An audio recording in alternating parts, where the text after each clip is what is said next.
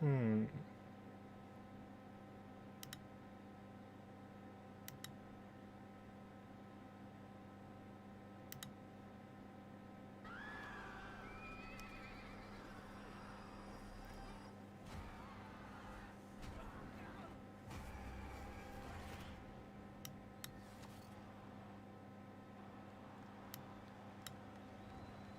Is this live?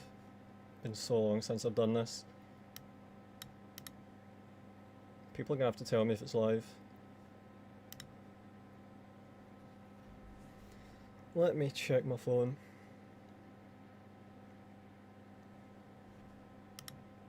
Oh wow, it's just put me on live immediately. Cool. Alright, well, it's been so long since I've done this. I was thinking about doing this. We did a stream about a week ago.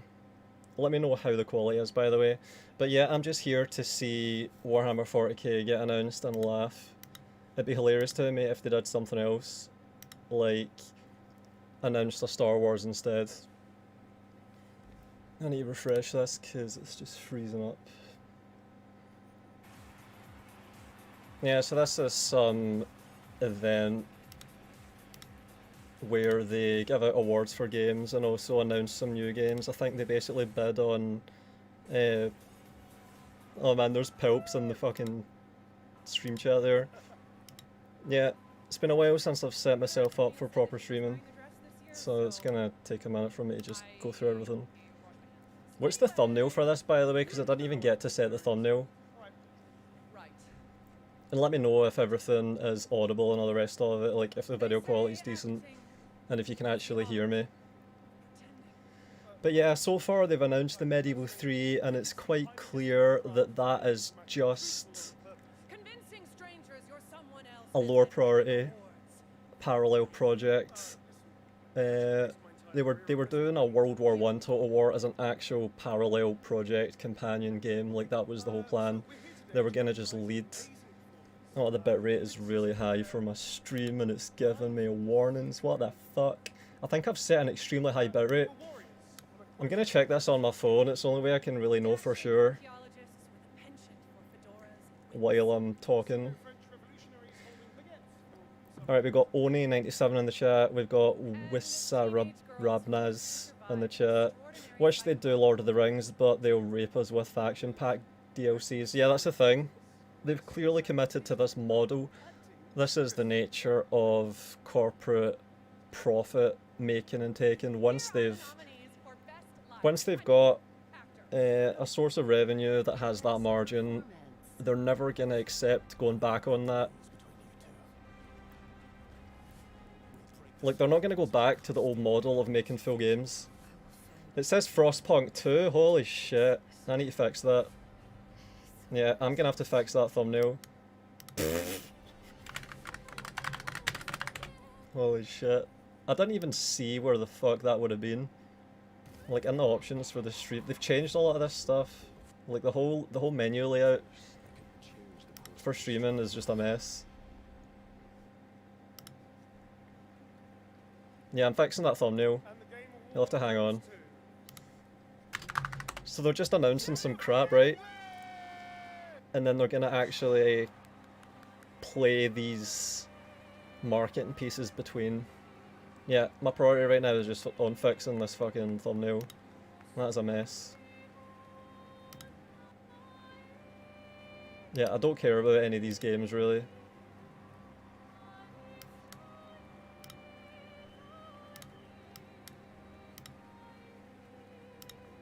Alright, I'm gonna just put a quick alternate thumbnail in if I can find the actual place for it. Because having a fucked thumbnail is no good. But yeah, they've changed all the menus for streaming. All this stuff is different. I wonder if I can do it by going to the actual stream on my channel. I'm on my second monitor right now, that's why it's probably lagging. And there's my audio. Yeah, I'm doing all this shit on my second monitor. Let's see if I can change this. Oh my god, I love my passionate, beautiful soul, artistic. Who the fuck is this? Beret-wearing village. Every single one of you, Guion Jen, Get off the fucking stage. Who has been my ride or die throughout all of this, my big brother. Thank you. Man, it's like Oscar performances, isn't it? They just copy them. I'll check the chat in a second. I'm still trying to just fix this. In this room, because I know there's probably quite a lot of you. And at home, to all of you that feel like life is stuck on hard mode, this one is for Alright, you. I'm gonna improvise this. I'm gonna... To the game's community and industry for giving us so many of us a home. For those who come I've after, almost got it. thank you. Man, I wish I knew where the place was to change thumbnail, because they moved it. I could have done this in about 5 seconds. Fuck's sake. Alright, this thumbnail is just rushed, but fuck it. I can finally check the chat again. Lesbian Smeagol Blato 4. Greetings, gents. The shitification shall continue until morale improves. Exactly. They show at the rewards because of the mainstream attention, exactly, and I think they even bid for it. And you've got that Geoff Keighley guy there who is...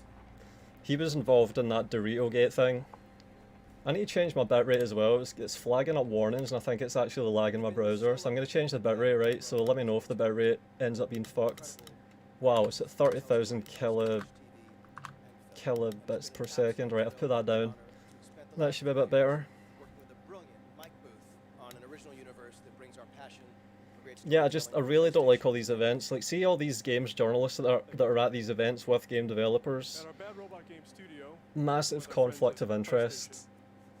These people shouldn't like each other. It's like YouTubers and game developers and game publishers. YouTubers and game publishers should not be working together. That should already be the case because of conflict of interest, right? But then when you think about games journalists, these are people who should be making their job difficult. All the publishers and marketers and all those people that they send to these events, they should not like each other. They should be at odds. They shouldn't be in bed with each other. It's just backwards. Encoding overloaded. Consider turning down video settings, for fuck's sake. Man. Alright, I'm gonna try putting the bitrate down a little bit more.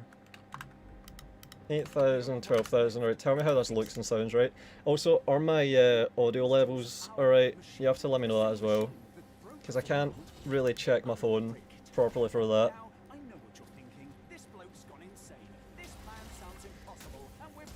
Games journalists have all the same problems as YouTubers, yep. Just mixed with the problems of corporate bullshit, yep. Oi oi Pilps! The worst is when the hosts pretend to be funny. Yeah. And wear the most outlandish clothings, and it's just one big circle jerk of pretentious, like it's video games, for fuck's sake, that's all it is. Yeah, it's kinda weird.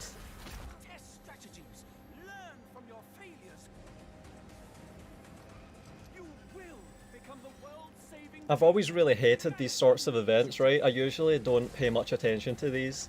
Like, see E3 and all that stuff when I was younger, I really didn't pay attention to it. Like, see this attitude that I've got right now of, I don't give a fuck about upcoming games, I don't give a fuck about games that aren't out yet. I've always been like that, that's not a recent thing. I just made some exceptions for it because of stuff like Rome 2, because we were all actually hopeful about it, and there was no way they could possibly fuck that up. But I've always had this attitude, and I'm only doing this right now because this is the next 10 years of Total War, by the way. Like, this, I'm not even exaggerating. This is Warhammer 40k, and if it's not, like, I'll just... Alright, there's no way that will happen. It's Warhammer 40k, it's just confirmed beyond all doubt. And when they announced Warhammer 40k, they've committed publicly to the next 10 years, which is going to just be 20, 30, 40 different DLCs. They're probably going to drop Medieval 3 like they did with Three Kingdoms, but 40k is going to just keep running and they're going to just make DLC for it for the next 10 years. Gonna have to resize my windows. Turn off that fucking preview so this doesn't lag. Yeah, I hope I can be heard clearly, by the way, and that there's still some background noise from this shit. That's not even live. Yeah, I think everything should be alright. I hate it when... Oh wait, Pulp said... Oh wait, I should go in order. Oni says, nah, there are more solid YouTubers than games journalists. All games journalists are shit, but some or most YouTubers are solid in my opinion. Yeah, I don't know how I would even quantify the YouTuber claim. I don't know how I would even quantify that. Like, when I think about YouTubers that I trust, there's really not that many.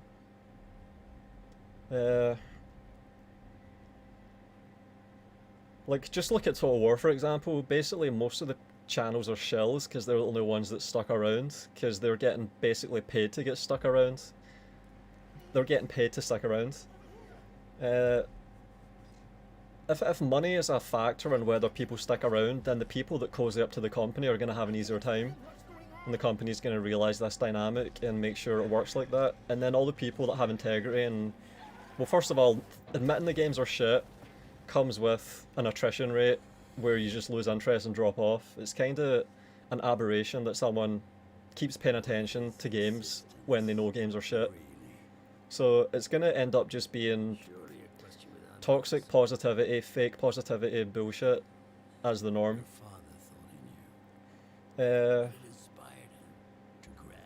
Pulp says, dude, when E3 got cancelled, I literally clapped. It was one of the best things to happen to gaming. Lol. Yeah, exactly. I was relieved because I just...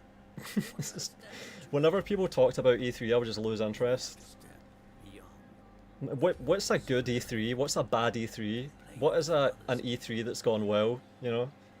That's just nonsense to me. Liberimer says, I hate it when they don't actually show gameplay in the cinematics. Yeah. Like, that's the thing, see when they're announcing games with trailers, they're never going to show gameplay because they don't have any at that point. They're doing the marketing that's part of the whole roadmap, you know, the whole trajectory, so they have nothing to show. Just look at fucking Medieval 3, they literally have nothing to show. See, if they had something to show, they would have showed it, but they don't. But Sega obviously wants them to announce it. They were given permission to do that, because they've got shareholders, and shareholders want to see return on invested capital. Like, they're putting money into CA every year to pay salaries, and they have to be producing games, and the games have to have a prospect of making a lot of money. They don't have to actually make a lot of money, they just have to have a prospect of making a lot of money. That's it. It's all, what's the term? Stochastic.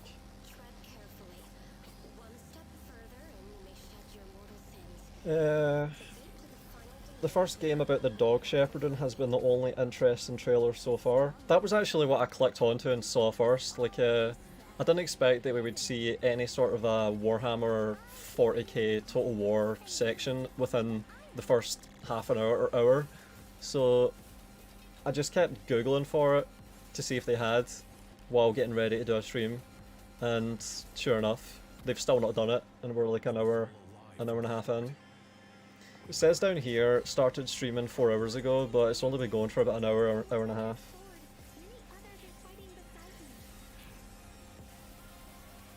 Can't wait for House Total War. What's that? House Total War? You mean domestic Total War? What the fuck, House Total War?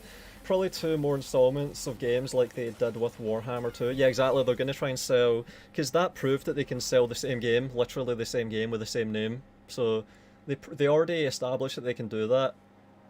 So they're going to try and do it again. If they can't do that again, they'll be disappointed. Sounds are good, stream is good too, thanks Popes. Flying Foam TV says, I'm not happy, just holding out hope for a Half-Life 3 announcement. At the same time, why do you even care about the ideas of games? Like, I still, like, more than ever, I don't understand getting excited at the idea of a game.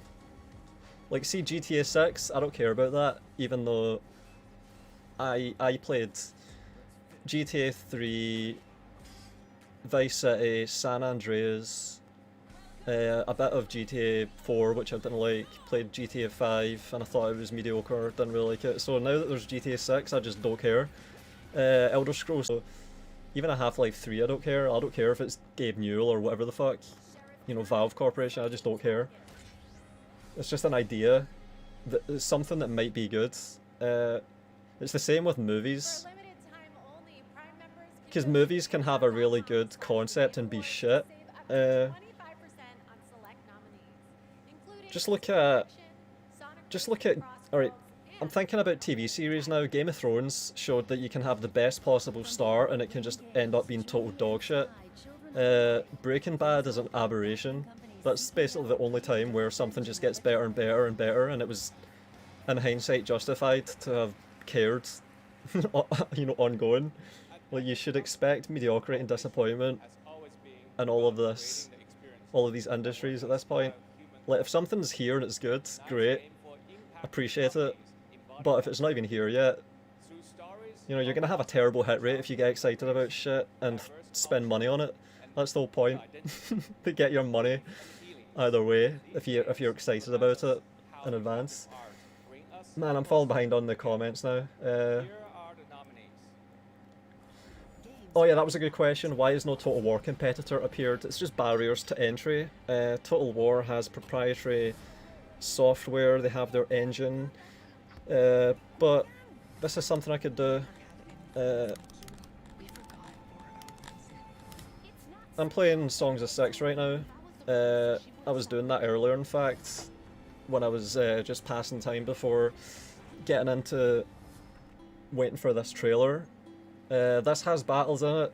I've already shouted this out in that video I made, but this is the city building side of the game.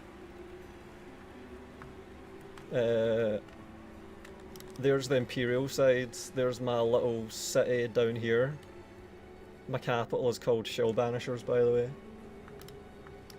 I've got my armies all over the place. Yeah, this has a battle side to it, and the battles are quite cool. It's tactical. So that's what I've been playing. So there are attempts to somehow surmount that barrier, and you get indie games that have really dignified attempts at tactical real-time tactics battles that are large scale. Like I said, you can have battles that have like 20 or 30,000 yeah, Pops. 20 or 30,000 soldiers on each side. Thought you were like that. So there are indie games, like smaller scale attempts, and Songs of Six is one of the strongest ones so far, and it also happens to be one of the strongest city builders, because like, I don't know how many hours I've put into this run right now. I only just started this, and I've already got a city that has 800 dwarves, 200 humans, 40 giants. There's all the resources on the right, there's all the rooms. These are houses, university, pottery, you know, like Caesar 3 style potters. There's my laboratories that do research, there's libraries. There's warehouses that are full of rations, which is what soldiers need. I've got 1 million denarii, or whatever the currency is. I've put down statues everywhere and torches and pillars to... There's my fighting pit down here, I tried to place it in between all the population centres. There's my ore mine with my slaves and some dwarves that are working in there. But yeah, just... A lot of people are really neophobic about fucking new games. Like, there's my coal mine with bugmen in it, mining the coal, and then it gets smelted in these smelters. And then my blacksmiths as you go out to the... Well, there's blacksmiths, there's a cluster of blacksmiths making all the different kinds of weapons. Like, there's a whole economy here. I'm basically importing all my food. And I'm playing on the hardest difficulty and I'm making it all work and everything's stable. And now I'm starting to expand, that's why I've got a little band of cities here. So, yeah, there's plenty of good games there, you just have to be able to tolerate some stuff that's different from Total War. Like, this is like Caesar 3 combined with Total War, so that's cool. I'm fine with that. Alright, have we got to it? Is that it? What the fuck is this? Nah, that's some horror. Yeah, fuck that. Oh, I need to check the chat again. Oh man, I've missed a lot of comments. I was just showing Songs of Six there, because like I said, I fucking, when I recommend a game, I mean it. I'm not taking money to recommend fucking games. I'm recommending games because I like them. So there you go, there's a game that I'm playing, and I've just proved how much I've fucking played it. Let's have a look, let's see if there's any... I was playing 22 hours ago, I was playing 6 hours ago, and then for the past like 2 hours I was playing this. There's my run before that, 2.5 months ago. I can't load these because there's a version mismatch, but yeah, I started playing this 5 days ago, and I've played it for the past 5 days on and off, and I've got a full city going. This is the game that I'm playing right now, so yeah, can't fake that.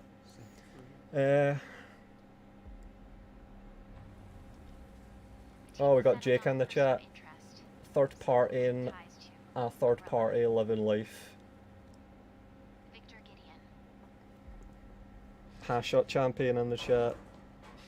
I'm just waiting for this fucking 40k trailer, because this is going to define the next 10 years of Total War. How do you feel about the new Total War engine? Alright, that's interesting, because... Okay, so... Creative Assembly obviously hit it on Warhammer 3. They managed to successfully huck off DLCs to fucking plastic collectors, right? That model worked, but they realised that they were only going to be able to do that for another few years, and already it's winding down, and you saw the problems starting in 2023. So they had to figure out, alright, what can we do next? And they hit on 40k, and they got permission to do that, but they didn't have an engine to do that. So the idea, the plan to get 40k going was to have a World War I Total War, and that would be the trial run at the engine. So they had to develop an engine and get World War I working on it before they did 40k. That was the plan. World War I Total War was to launch before 40k, so they tried to do that, but it ended up being that 40k sort of got a head start on the World War I, so the World War I became kind of pointless because it's no longer serving its purpose as a practice run at the engine. So you've got an engine that is coming together really badly. You've got a World War I that's a mess, just like the engine, but you've got 40k that has to go through. So they decided just to cancel the World War I, change to a Medieval 3, which people actually want. So the practice run is gone, but they can at least sort of try and sell a lot of base copies with a Medieval 3, and the 40k goes ahead as planned, and they hope that they can somehow pull it together. And that's basically the past 2 years of development. That's what they've been doing. This next game is a good example. It comes from a legendary name in the independent scene, someone I first met back in 2007. Nah. Alright, Shop Doritos Gate guy. How long till the announcement? I don't know. I skipped the first hour. I think they're gonna do most of that stuff in the second half or near the end. So we might have half an hour or an hour. I don't know. If you want my shit takes, let me know. Oh yeah, Jake. Yeah. So hang on. I need to. Is that working? Yeah. Right, now I can check Discord because it fucking closed itself.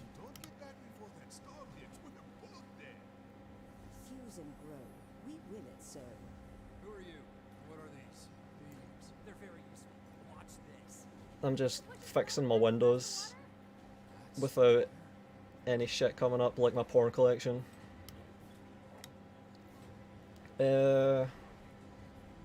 They will probably make it the last thing. What do you mean by that, Florida man? Will Legends of Total War quit altogether, or just Total War? I don't know, like once you've managed to turn YouTube into a job, why the fuck would you go back to a 9 to 5? I don't get that. He's got to just... I would be really surprised if he isn't just gonna keep being a YouTuber doing whatever. I'd be really surprised. Alright, fix my windows. Order of the Sinking Yeah. Stars, an amazing I had to puzzle fix a lot of adventure shit there. with 1,400 puzzles and a But yeah, big Jake, story I all don't know. around it. See, after this trailer, right, I'll get you in because I want to hear your reaction. But until then, I'm struggling just to keep up with the chat. I want to try and do all the chat interaction. I'm not good at pacing myself with chat yet because I've not done it in fucking ages.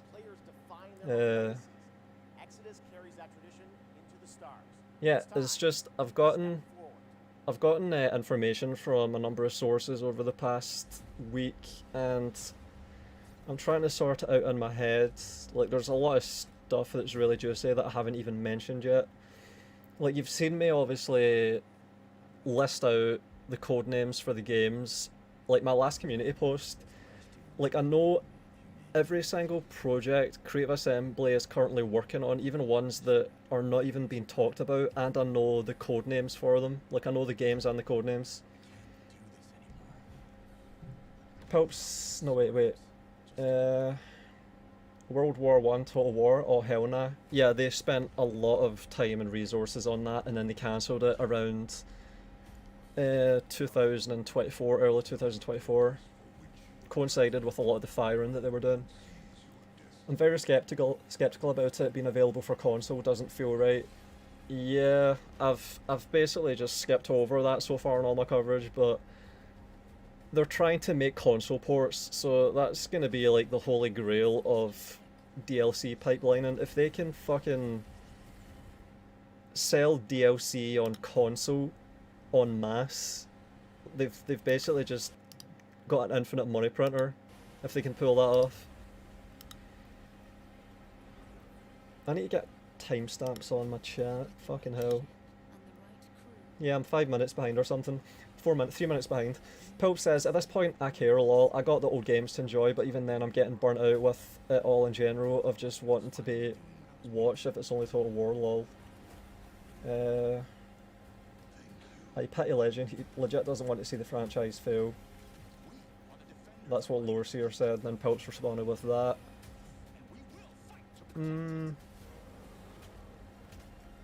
Yeah, I'm not really sure what you are saying there.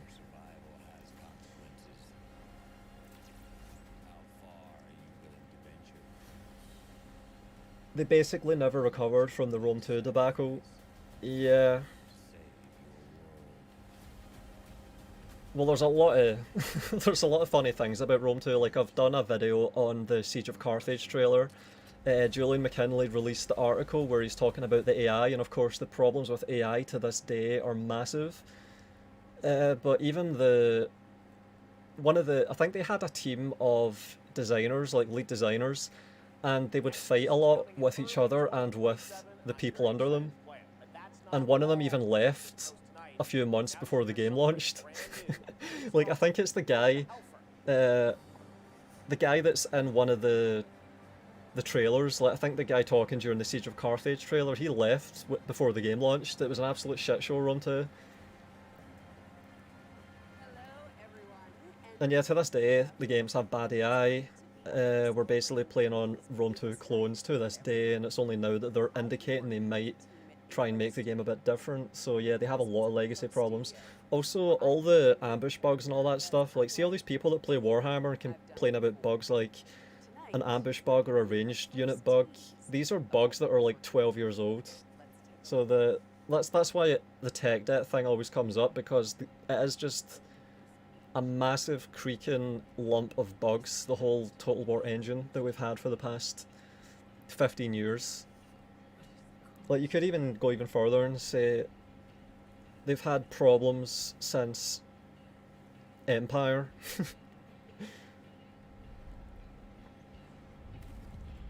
Alright, Jake. Yeah, I don't know when this fucking trailer's gonna be. Yeah, I'm catching up with the chat a bit, I think.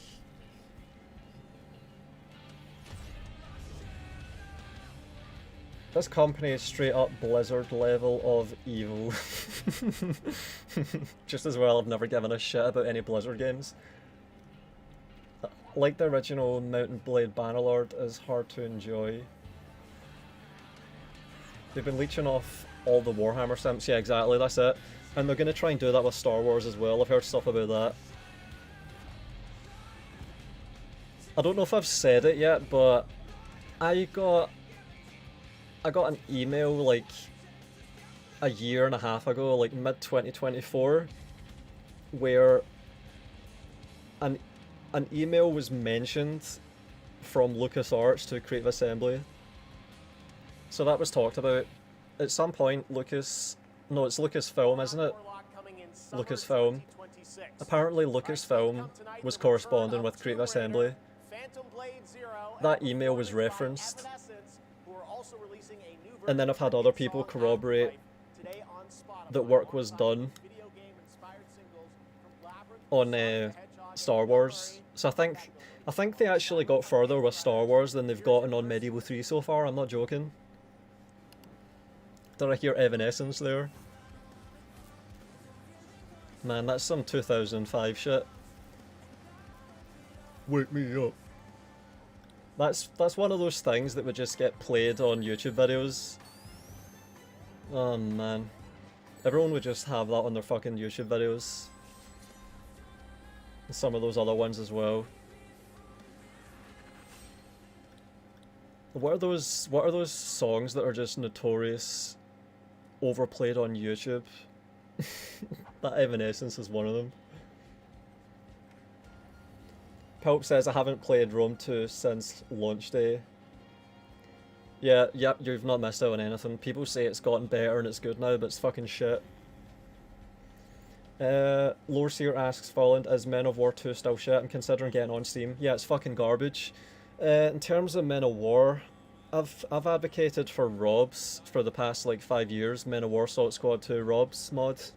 But that mod got handed off to some kids that have just messed it up, and me and my group don't like it anymore. So I can't really recommend Men of War Salt Squad 2 Robs anymore, and it's one of those things where you were either there or you weren't, and you've missed it, I think, in terms of Men of War. Because Men of War 2 is garbage. It's a fucking Company Heroes clone. It's crap. Gates of Hell is a shit attempt at Men of War Salt Squad 2. We're actually hoping that we get a Rob's mod equivalent for Gates of Hell, but no one's doing that yet. Like, see if there's an attempt at a Rob's mod for Gates of Hell, that'll be the best real-time tactics experience in all of gaming, but they're not doing it, no one's doing it, so yeah, you're just fucked. Like, see if you don't believe me about Rob's mods for Men of War Salt Squad 2, just go to my second channel, Voland Expounds, and search Rob's, and I've got literally hundreds of hours of PvP in that mod, and it's literally just the best real-time tactics gameplay there is, and you can't play that anymore because the mod got hijacked and fucked up by a bunch of kids. So yeah, you just missed it, I think, in terms of Men of War. I would say don't bother about Men of War at this point. Just don't bother about it. And do not buy Men of War 2 on Steam, holy shit, do not fucking buy that garbage. That is a dog shit Company Heroes clone. Fucking crap. Let's see what I can respond to, because the chat is keeping me alive here, man. This is great. Keep the questions and shit coming. I like thought-provoking questions. Oh, there was one from Dolphy there, I'm scrolling. I'm tracking issues since Rome Total War even. Intercept code seems to be causing issues for single entities chasing after units and not attacking. Yeah, I know, I've heard about that. Like, there are bugs that go back that far. But I really think it starts with Empire. That's when they really just totally fucked up a game's launch and never got around to fixing it by their own admission. The people at the company that worked on that game were ashamed that they couldn't get to fix it. They begged Sega to get permission to fix the game and they weren't allowed. And then Napoleon was their attempt at actually making an Empire. But of course, smaller scope. Oh,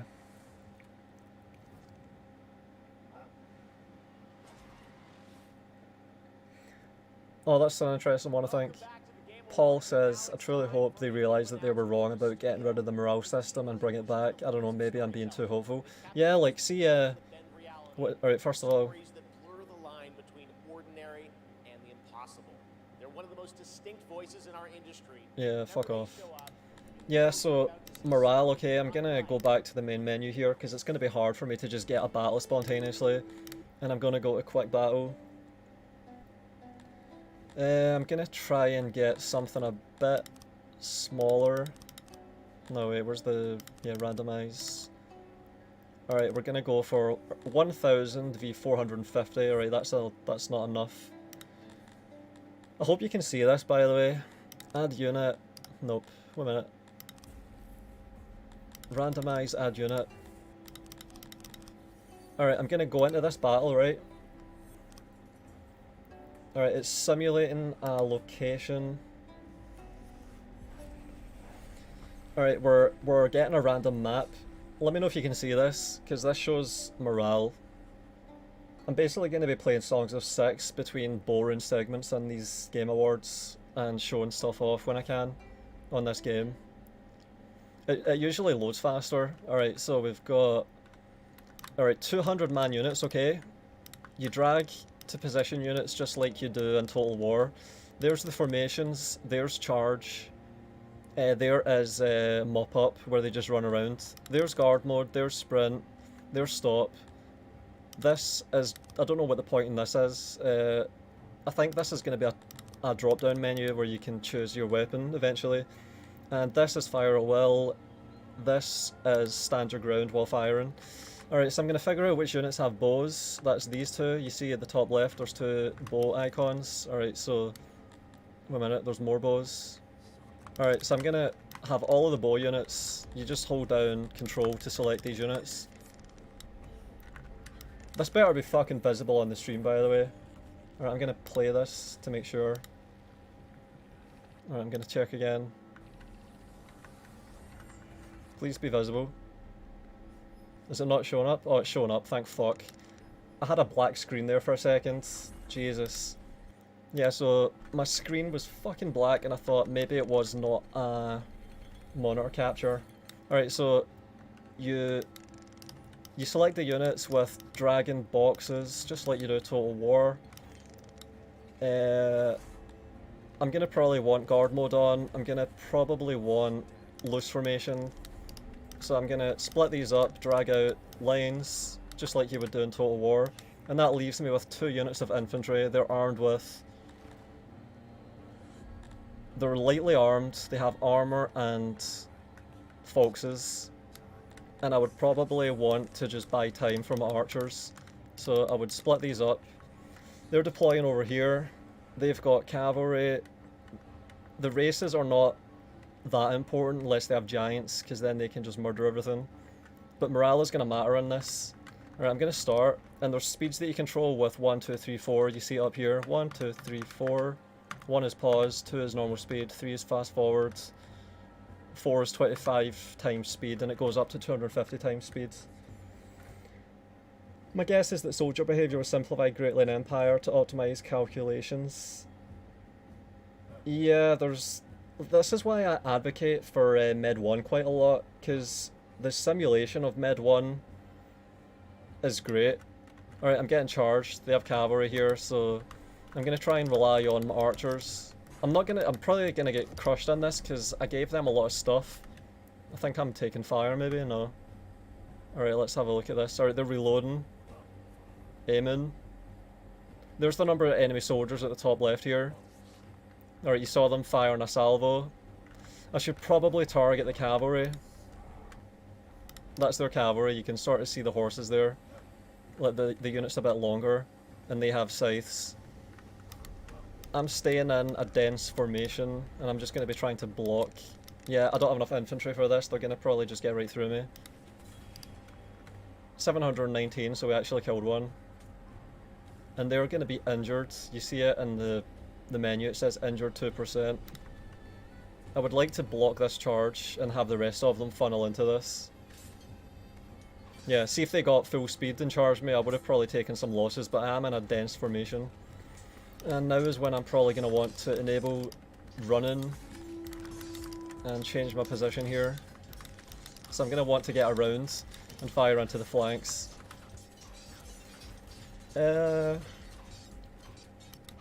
Oh fuck. See, if you have heavy armor, you go a lot slower. And you can probably see that a bit here, and they're actually getting around me now. Alright, I'm gonna tighten the formation up and try and get around. Combat in this is relatively slow if you're just talking about infantry that have spears and swords and have armor. Like, let's have a look at this. I've had no losses yet in this unit. I have injuries, but I've got no losses. And I'm actually running right now. You might not believe it, but we're running. But because we're wearing heavy... No. Where's the heavy armor? Is it here? Yeah, that's heavy armor there. So, I'm going to try and get around there. And fire right into the flanks. We should be firing at will this whole time. I could even take a position there and have it be sort of L-shaped. But yeah, morale is going to matter a lot. I could even commit these into the melee. Could probably route them if I do that, in fact. Sorry, which one would I want to lead with?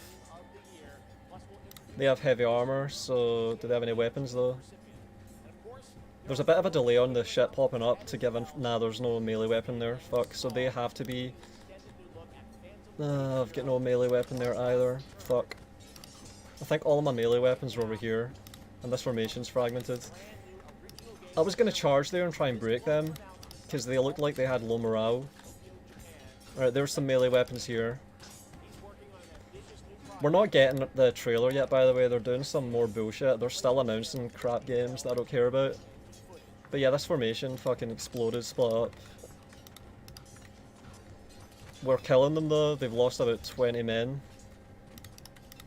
Could probably get closer and go over here. I'm gonna try and break this side, right? And you'll see how the morale works.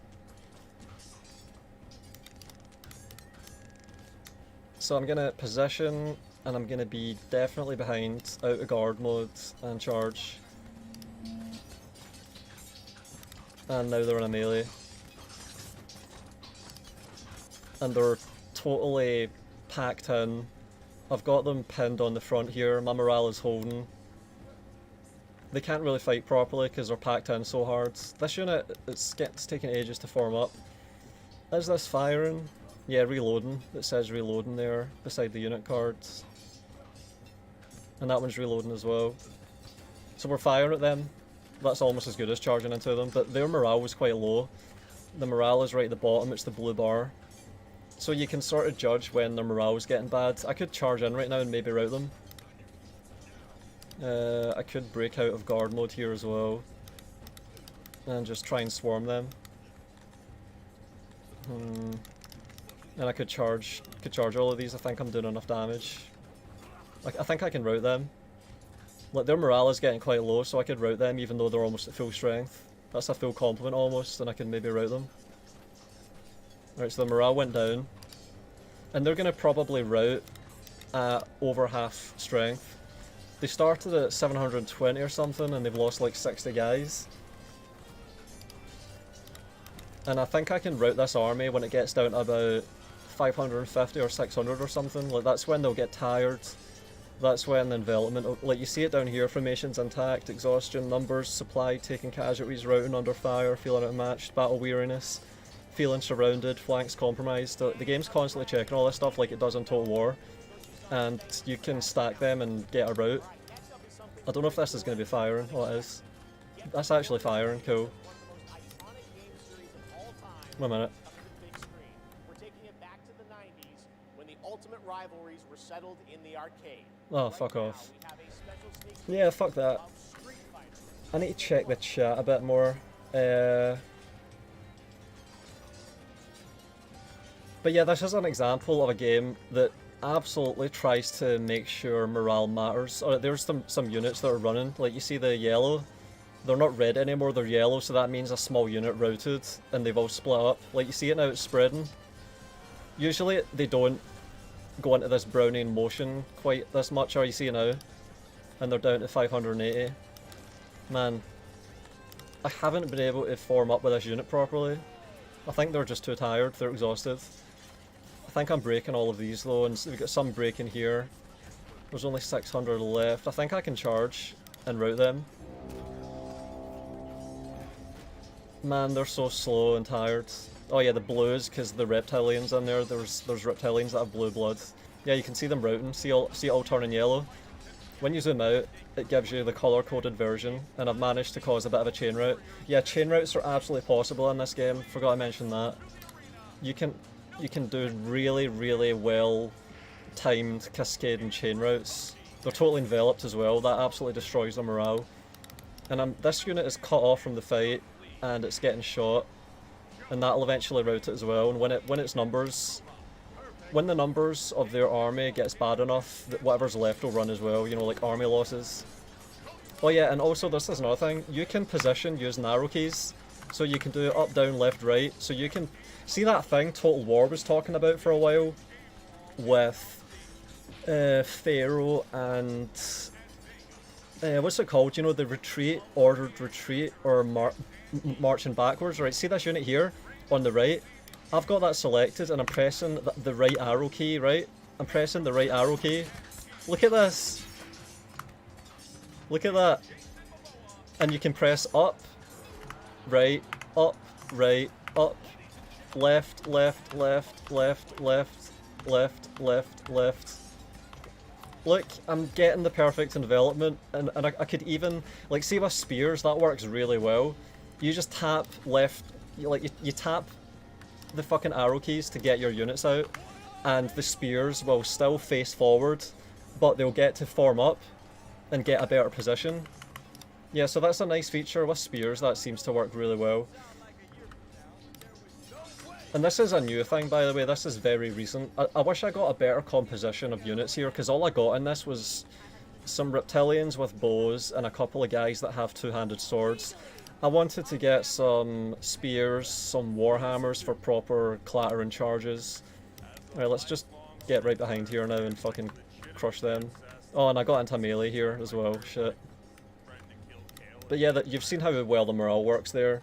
I don't even know how many losses I've taken. I want to finish this battle so I can see how my losses are looking, because I think I managed to avoid taking a lot of losses really well. Let's just keep crushing in here, like, get the crush. They're going to be totally surrounded. I think more units are routing right now. Yeah. They're all packed in there and they're getting really tired. It's like Battle of the Bastards on Game of Thrones, basically. That's what I've got going there. That wasn't planned. I wanted to have a more organised fight with more manoeuvring, but all I had is some bow units. I only had 2 units of infantry that I could commit to fights. And I'm just doing the arrow keys for this whole fight, basically, now.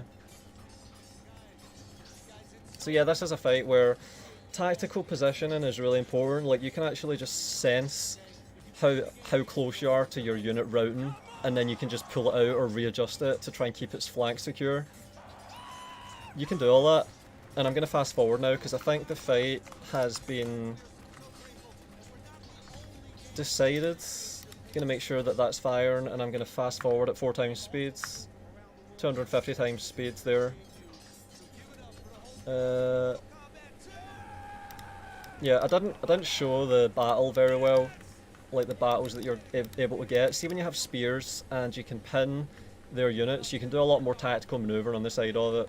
I wish I had some spears for this one. But that's that entire group surrendered. Most of them survived and they're just lying down. Like, they just run around for a while and then lie down. And then over here there's still some... They should rout. I'm gonna charge them and then they should rout. Yeah, come on, rout. They're still fighting down there, for fuck's sake.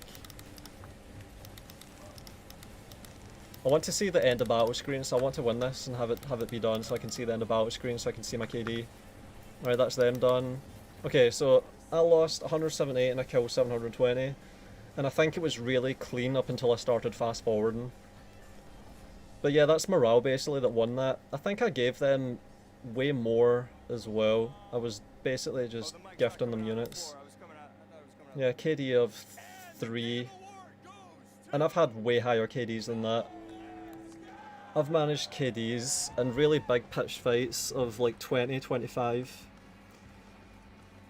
I didn't get to read the comments much there. I was trying to show the battles. I'm glad I got to show the slight position with arrow keys. That's quite cool. Total War would never have that. It looks like Total War combined with Dwarf Fortress, Flying Foam says. Yeah, exactly, that's it. I've heard it compared to Dwarf Fortress a lot, and of course it's primarily a city builder, but the battles are a lot like Total War, deliberately, and in a lot of ways it's better than Total War. It reminds me of Medieval 1 a bit, because it's just pure fundamentals of positioning, fatigue, morale. Equipment matters a lot though.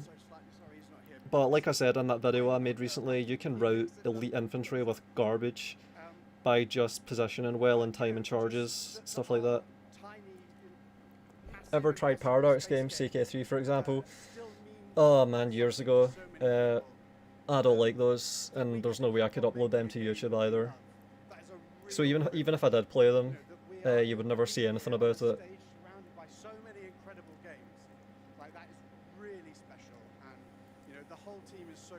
Yeah, I'm gonna have to check this game out, Paul says. Damn right.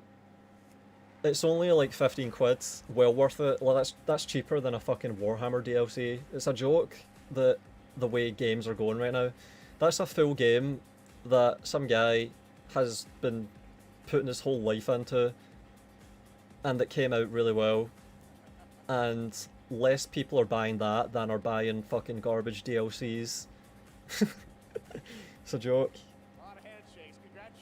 Did I miss the Slopper? The fuck is Slopper? There's a bug with the arrow keys causing units to run while idle with that arrow key movement. It's why I quit Shogun 2 and how to pseudos can run. Yeah, I know. I've tried using the arrow keys in games like Shogun 2, like especially in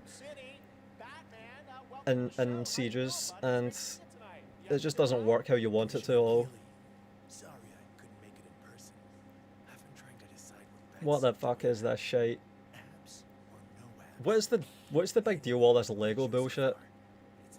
I'll never understand what the fuck is going on with this Lego shit either.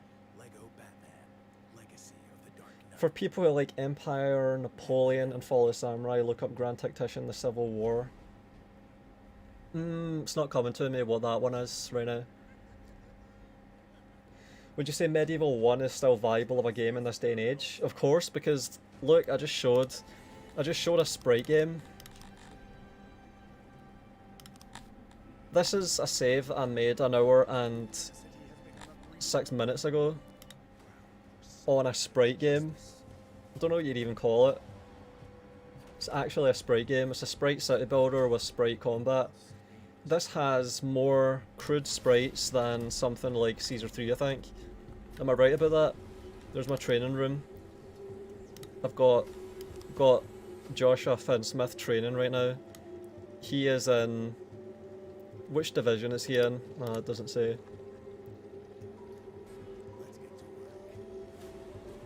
Where's the... Oh, soldier in Division 12. Alright, that's gonna be... Which division's he in?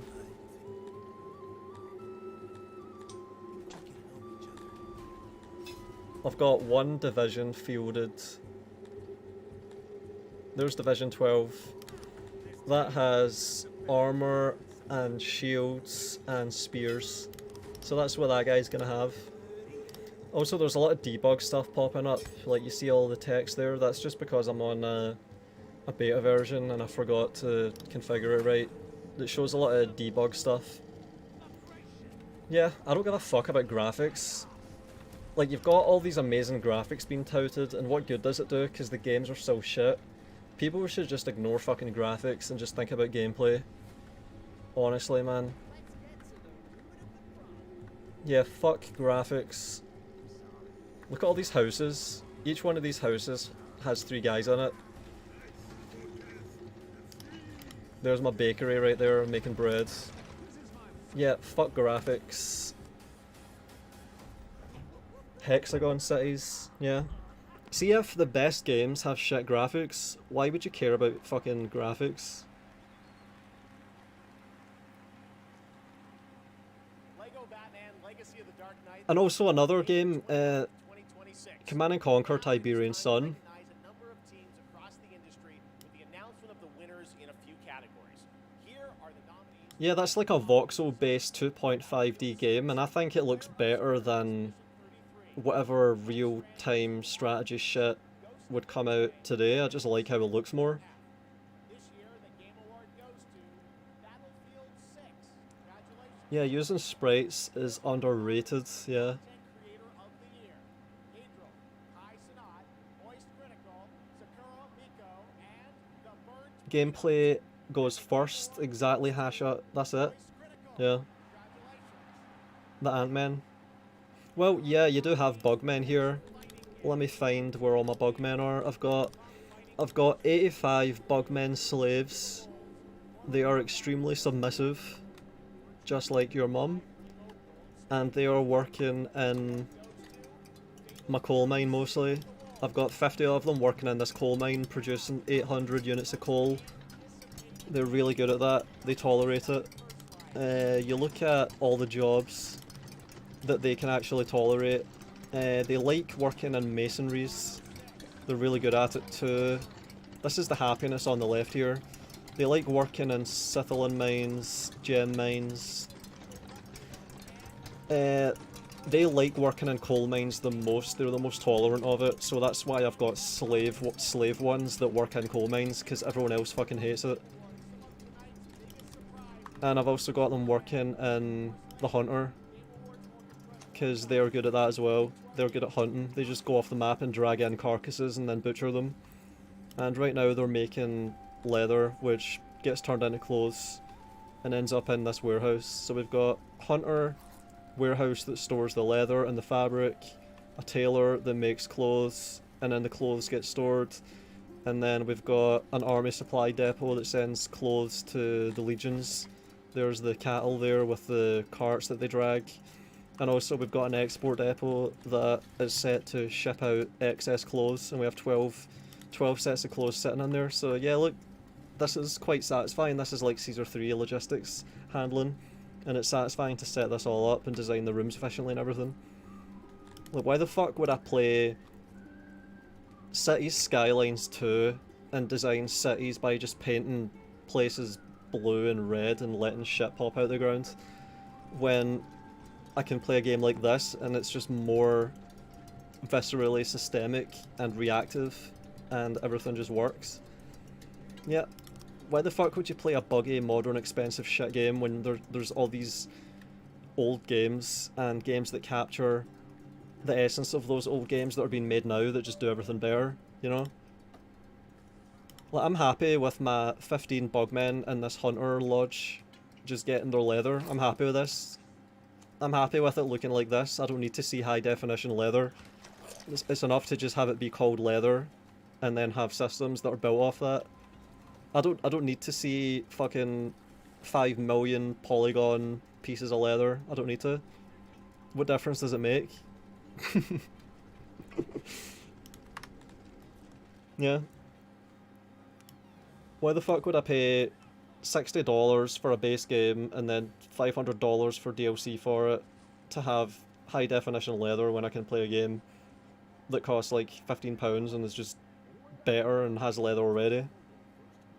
Who the fuck does this? Oh, I thought you were talking about Banish there, but you said if I need to banish you. Yeah, Banished is another game that's good. That's another game just like Songs of Six. Even Workers and Resources is good. That's a game that does actually have decent enough graphics. But the gameplay itself is great, just like in Songs of Six. Attila has the hit point system. Yeah, it just feels like Rome 2 to me. The autist must be very pleased. Or is that meant to say very? Easy pleased or easily? Can't decide if that's meant to say very pleased or easily pleased. No HD leather required. Yeah.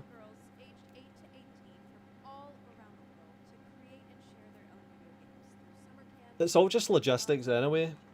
There's no fucking leather in either game, right? It's all abstracted, but it's all about how you organize the logistics. That's the same in all these city builders. It's just logistics, and how do you fuck that up?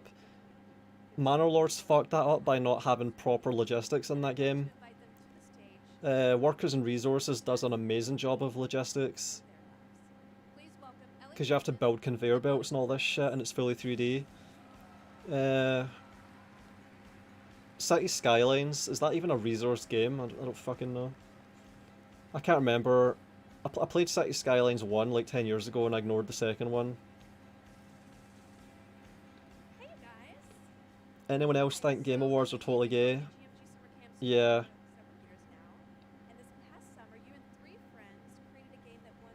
I don't know if you actually want to hear this. Our game is called Paper Trail, and the premise is you're a Minecraft kid stuck in a t-shirt. hospital with a broken arm. Attila was Rome 2 DLC. Yeah, exactly, that's where it was. Just like Napoleon was an Empire DLC, just like Pharaoh was a Troy DLC. It's weird with Pharaoh and Troy and, what is it, Babylon. There was basically meant to be a Mesopotamian Total War game called Babylon Total War, I think, that was going to be launched at some point in 2024, 2025, 2026, I don't know. But see the line between DLC and actual game, it's so blurred that it's just hilarious how blurred it is. You could actually say the World War 1 Total War game is 40k DLC, says Jake the Ripper, yeah.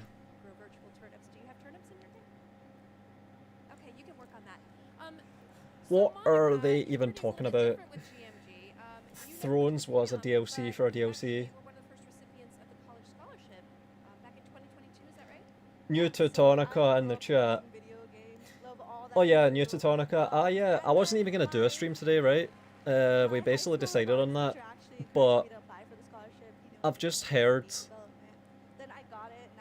from a lot of different leakers that a Warhammer 40k is absolutely confirmed, which I basically already knew, and I had some more details about other projects. I just wanted to be here to say I told you so, because believe it or not, there's people that are still saying they're not gonna do a 40k Total War, they wouldn't do that, that wouldn't even work in a Total War engine, all this stuff. So it's gonna be funny to see it happen live.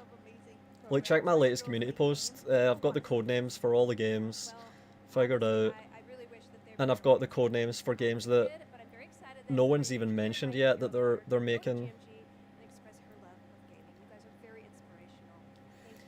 Oh my god, she's thick. Okay. It is my honor to present. Yeah, so what New Teutonica said was literally what is the point of this announcement? Yeah, it's weird. It's so obvious that it's 40k, but you've still got people that are fucking denying it. It's ridiculous, man. It was always obvious that they were going to do a 40k Total War. See, if you just have a mind for business and how companies chase after money, how the fuck could it be anything but? How could they possibly, like, just think of it in terms of you're running a business, you're making $100, right? Next year, how much money are you going to want to make? $107 or $110. So if you're making $100 with Warhammer 3 and you need to make $107 next year, what are you going to do? 40k? It's fucking obvious. How else are you going to get more than $100 next year if this year you're getting $100 with Warhammer 3? How are you going to do it? It's just the nature of publicly traded companies and their subsidiaries and what they do to chase money and continue to compete and exist in the market. Capital accumulation.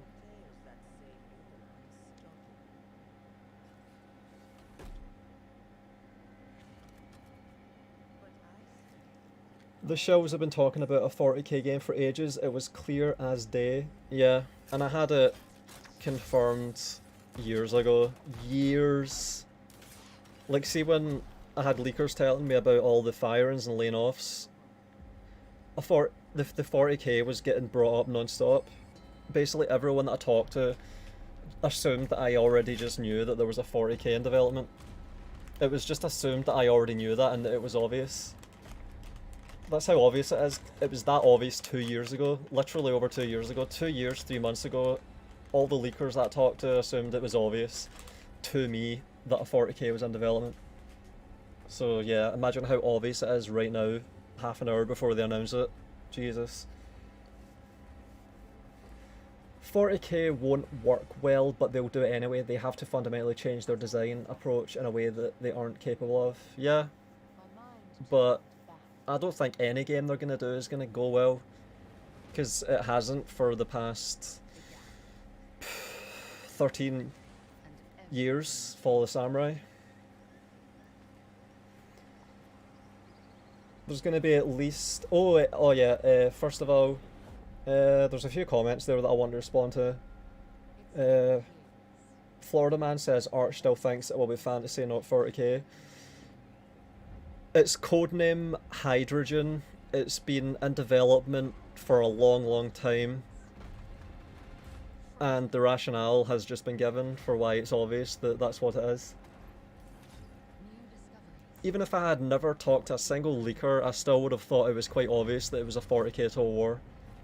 Lord of the Rings or Star Wars would make bank too.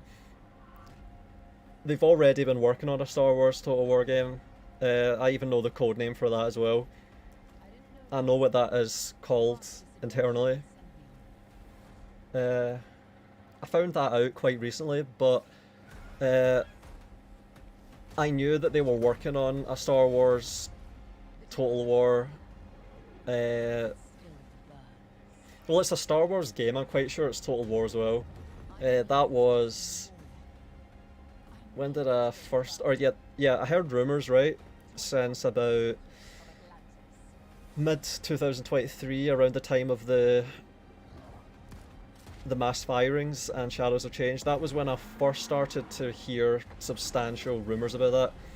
But then I was told about an email that was from Lucasfilm and sent to CA that the leaker I was talking to had seen, that showed that they were in negotiations to make a Star Wars Total War game.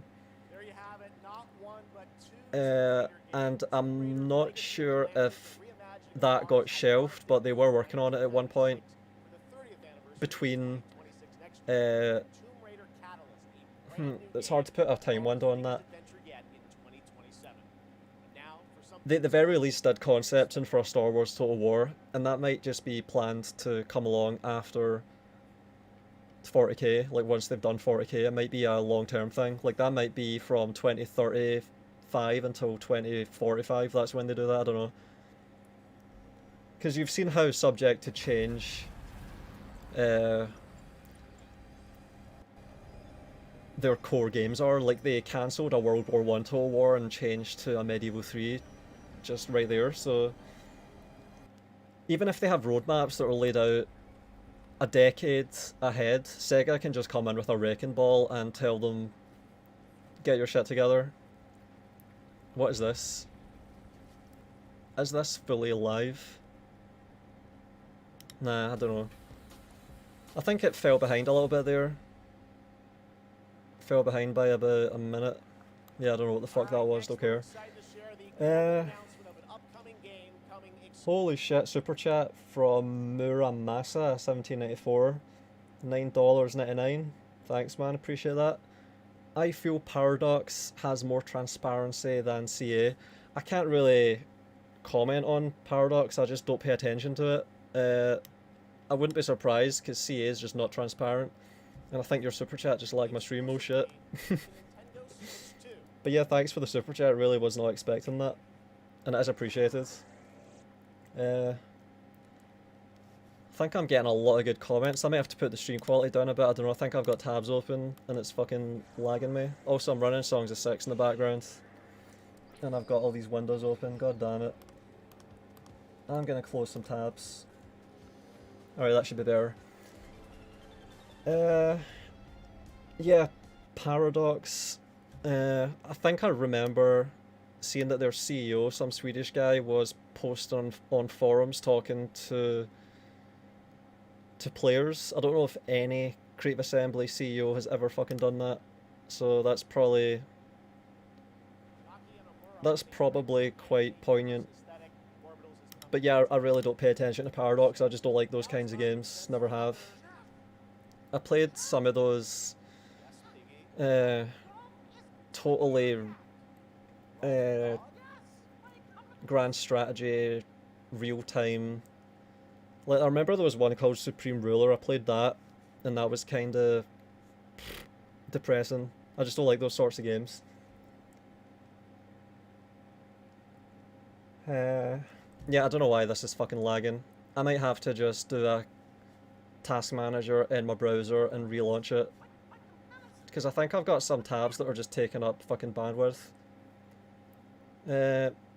My chat is taking up 2 gigabytes. I'm gonna refresh that.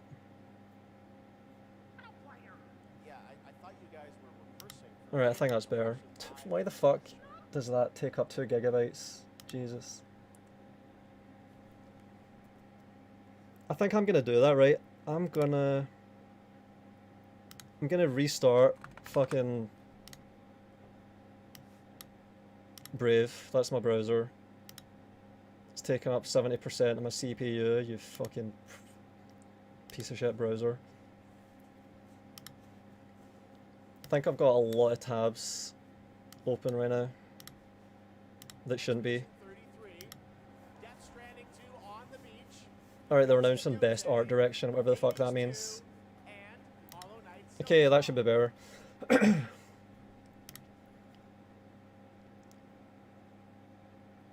3-month cooldown timer, what the fuck, Pelps? Yeah, I fell behind on the chat a little bit there. Yeah, someone mentioned that I'm Irish. Spiffy Gonzalez, Bollinger Irish, right? Weird how you dislike Sotek considering how much y'all love potatoes. I do like potatoes. I just boiled a pot of potatoes earlier today. Why the fuck is this lagging so much? What the fuck? I've got basically no tabs open. No tabs doing anything. Alright, close all tabs to the right. So I'm going to pin this one. Put it at the end. Close all tabs to the right. Nah. It's not going to let me do that. I hate when fucking browsers do this, man. Yeah, I'm genetically Irish and Scotland raised. Born in Scotland. Well, I'm half Scottish, half Irish. Unless you go way further back, then I'm probably more Irish than 50%. I think it might be my bitrate. It could be my internet shit in the bed, actually. That's fucking weird. Let me have a look here. Bitrate 8,000, max bitrate 12,000. I don't know, I think I might have just been... Did I add a 0 to the bitrate? Fuck's sake. I think my bitrate might have been 10 times too high for one of the settings as well. The fuck is going on with this? Holy shit, man.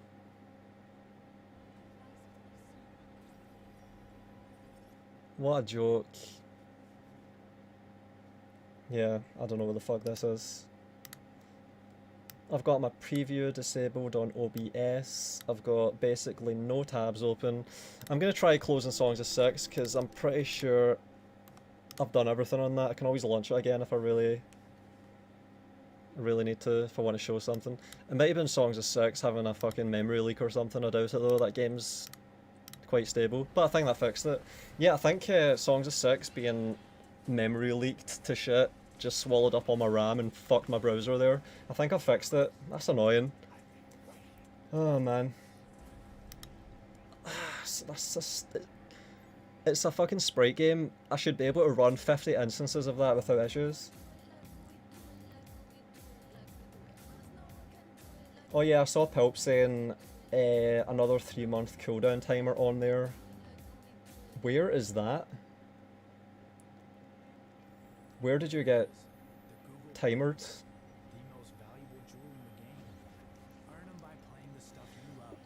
What do you think, this goes back 3 minutes, what do you think about machine learning in the context of AI for strategy games? Well, I remember having a lot of, like, see before all this AI shit over the past couple of years took over, I remember thinking, man, what would this game look like optimized? Like, see those games that have optimized the shit out of them, like, I'm trying to think. Caesar 3, for example, where you have optimized layouts down to the exact tile. I remember thinking, man, what would this map look like if it had the maximum possible population crammed onto it, around all the terrain details like mountains and stuff, and AI would be able to just brute force that, and it would be really fascinating and amazing to look at. I could even just get examples of that, like right now. I could probably just think of examples and illustrate them. Alright, so I'm gonna get a Caesar 3 very hard. Alright, Caesar 3 Lindum very hard with 11 by 11 housing blocks. Alright, yeah, we're gonna have more lag then. Alright, so this is a 4-hour run that I did in January of 24. 5,000 population. There's some maps I did. There's another map, Caesarea, I think, that was extremely optimized. Like, you've just seen me play one sprite city builder. There's, oh shit, that's not the playlist for that. Or there's the playlist. Caesar 3 very hard. Yeah, so like, see this here, this block. This is an optimized layout that can support a massive amount of population in a small area. What would it look like if the AI could just cram these up against the corners and, like, see the aqueducts that you need to find ways through with aqueducts. You need to have warehouses and granaries in range. Like, there's all these different variables, and AI could brute force that. But there's other examples as well. I'm gonna try and find one that's really that was really difficult. Tarsus. This is a really small map. This is a good example. I think this map ended up getting no, that's the wrong one. Where is it? Corinthus? Yeah, okay, so this got crammed, I think. Yeah, holy shit, I crammed the fuck out of this. This is just one road that goes all the way through the map. I crammed this. Imagine what it would look like if an AI did that, and you could do that for a lot of games. There's a lot of games that you could do that thought experiment with, and sometimes it's even a spur for ideas. Like, what would this look like if it was actually just fully optimized, and you go from first principles? It's an interesting thought experiment, and this is just a game that you can apply that to really easily because it's so, well, it's tile based for a start. It's not fully analog. Like, a house takes up a 2x2 tile, so I'm trying to think. There's definitely other games that I've had that thought about, like applying an AI to this and optimizing the fuck out of it. Yeah, that's a good question.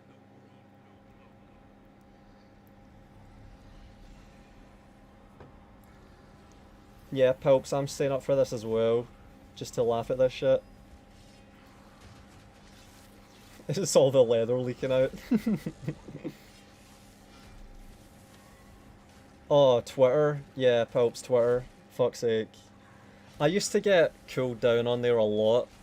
I would just call people fucking retarded or whatever, and I would get a warning, and I would get my account locked for like 5 days or a week. It pissed me off so much, but it doesn't happen as much anymore.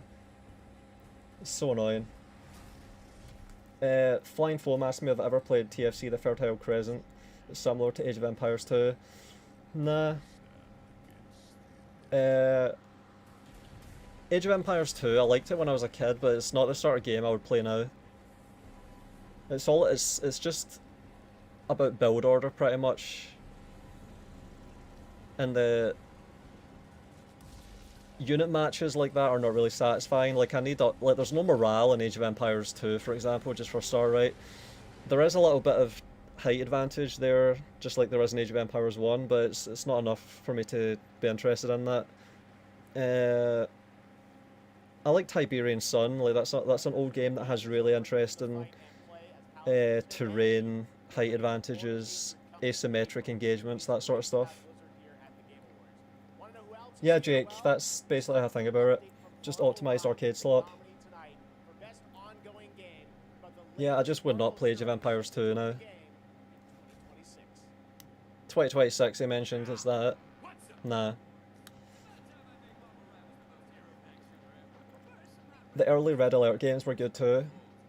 Yeah, I played Red Alert 2 way more than I played Tiberian Sun, but as an adult I much prefer Tiberian Sun. Tiberian Wars was one that I really liked as well. Well, that was the last good Command and Conquer game, Tiberian Wars. Yuri's Revenge, rest in peace, my man. Yeah, I saw that Udo Kier just died like a week ago. I uploaded some Yuri's Revenge challenge runs to my second channel a few days ago, coincidentally. Yeah, Udo Kier. I think he was doing stuff with Andy Warhol in the 70s as well. Like, he was eclectic. Yeah, I started with Red Alert 1 when I was like 5 years old, and Caesar 3 as well when I was 5 or 6. That's the first and the second game I ever played. Red Alert 1 and Caesar 3. So it's no surprise I ended up the way I did.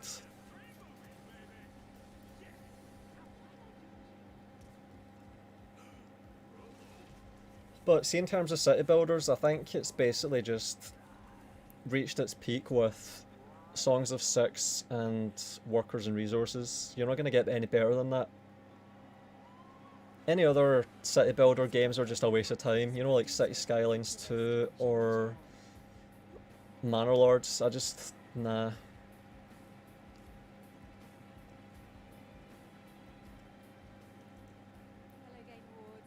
Red Alert and Cossacks were my first, then Command & Conquer Generals after the EA acquisition. Yeah, Generals was good.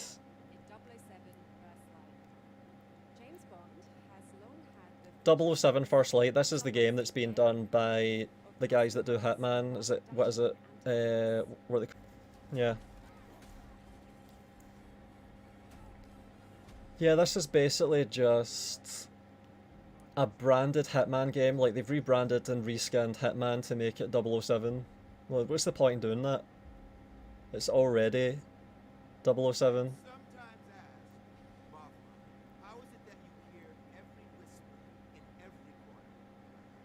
Yeah, this is where branding is just fucking... Oh yeah, another example of this.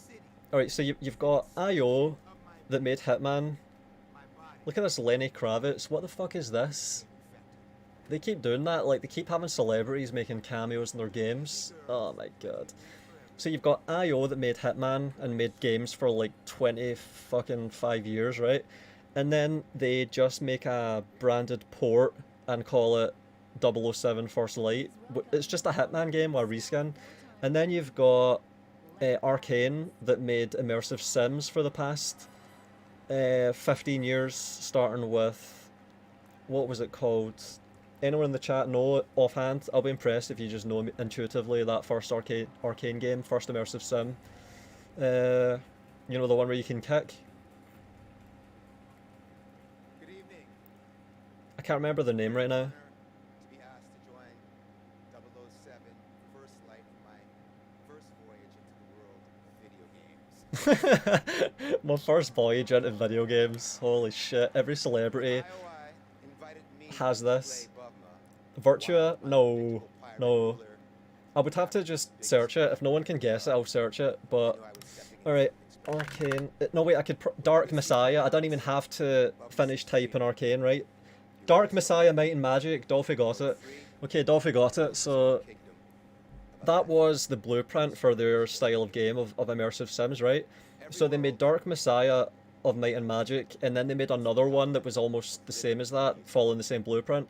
And then they made Dishonored, which was like their magnum opus, and then they made Dishonored 2, and then they made Deathloop. And now they're making Blade. What the fuck? So they made non-branded, non-IP, their own IP. They have their own creatives coming up with this stuff, building the universe, building the world, designing the characters.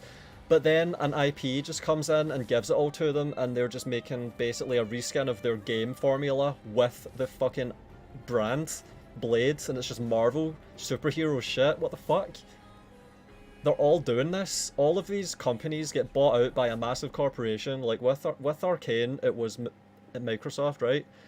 And with IO, who owns IO now? Did they get bought out as well? IO Interactive. Who owns them? They're no, they're not independent. No wait. They bought themselves out from Square Enix in 2017.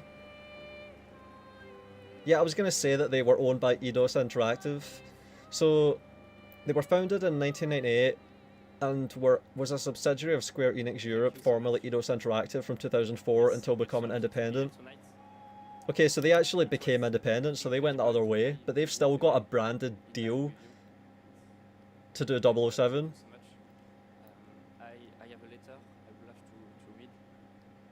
See, they're all basically just selling out to do fucking branded reskins. And what does that mean for the actual resources at the studio? Do they just immediately hire a lot of people to make a port, a reskin, or does the main team, like with Creative Assembly, with Warhammer, does the main team just stop making their own actual games and start making branded slop instead?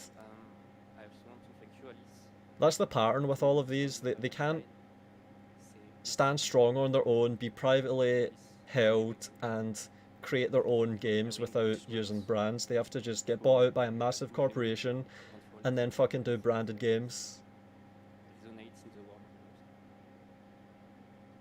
Thank you, Guillaume, for lingering on one of my songs on that night. When our story was alive. Guide me to your Yuri's Revenge content, Greg says. I think that's Greg.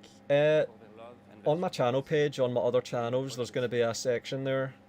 And you look for Vol and Expounds. It might be near the start of the list. It should be on my channel page. That's my second channel. That's where I upload all the miscellaneous stuff.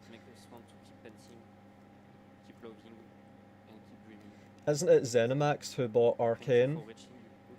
Yeah, well,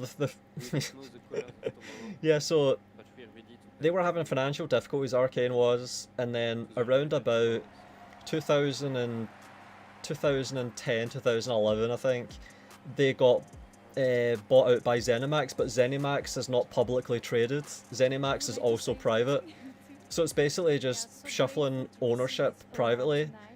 So it's still private, but then around 2021, I think it was, like maybe around the start of COVID, Microsoft buys out ZeniMax. So it's just the bigger fish just swallowing up the smaller fish until you have one of the Mag 7 with Microsoft buying out the fucking game studio.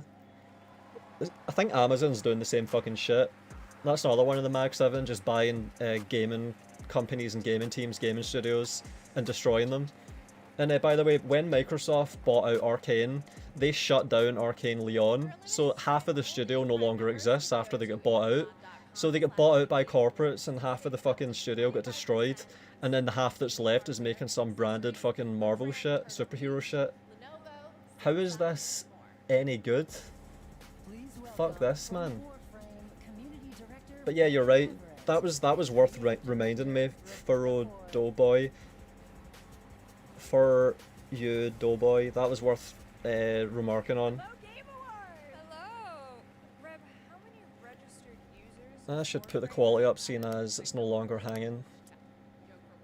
Not because I want to look at these people in high definition, but just so it doesn't look like shit. Everything's going downhill, not just games. Delicious, finally some good fucking food. Exactly, yeah. No, we're still in beta, 12 years, and, you know, in those 12 years, all we have learned is that... Still in beta, 12 years. I don't know what the fuck they're talking about, but it's probably a pile of shit. 12 years on beta, what the hell. Welcome to late stage capitalism, yeah, exactly. Envoys with Soulframe, and we truly wouldn't be here without them. So, Reb, why are we actually here? We are here to outsource the question of what is Warframe. We have completely given up answering it ourselves. Warframe was once ninjas and Don't forget tall popes. And we clung to the tagline, ninjas play free. But They already have Dawn of War, they don't need a Total War game. what is Warframe? Yeah, there's so many fucking Warhammer things, and I just don't care about any of them. Cursed to walk through this senseless universe in living metal, haunted by dreams But yeah, this is the trajectory. Like, see when I notice these patterns, I'm pointing them out because you can use that to predict what's going to happen anywhere else. Anywhere else you have a good thing going with a game studio that's making good games, you should expect it to just revert to the mean and have the same thing happen there as well. is long forgotten, and yet they wake, they stir. What drives them? The whole Warhammer 40k thing is funny because, alright, I've got to preface immediately by just saying I don't give a shit about this, but there are people that have said to me that these Warhammer 40k people are gonna get really angry at Creative Assembly if they make a mess of anything, right? So they're gonna insist on high standards, and any mistake that Creative Assembly makes with 40k, they're gonna punish them for it and just rage on the forums and you know, make bomb threats at the studio, all this retarded shit. So they're making out that these people actually give a shit about quality, and then on the other hand, these are people that have floated a company right up to the top of the FTSE 100, and they have tens of billions of market cap by selling overpriced plastic shit. So, you know, it kind of just doesn't make sense to me.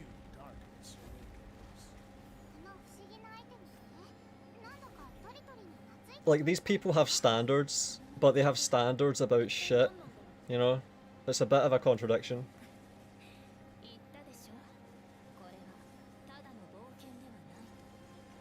Anime Goonslop, yeah. Destiny calls to us.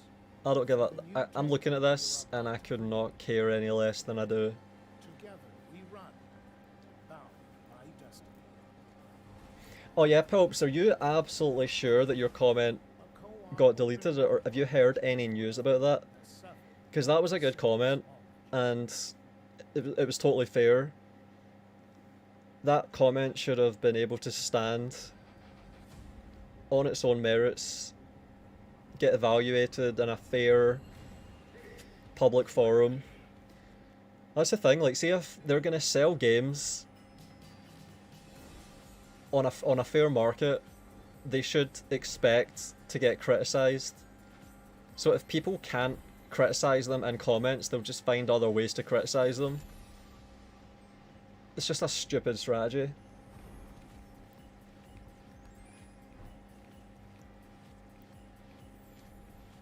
That's what caused all that shit in October of 23. People got frustrated that they couldn't criticise the company and criticise the games, and they started censoring, and it just made people even more angry. Yeah, they really just don't know what they're doing.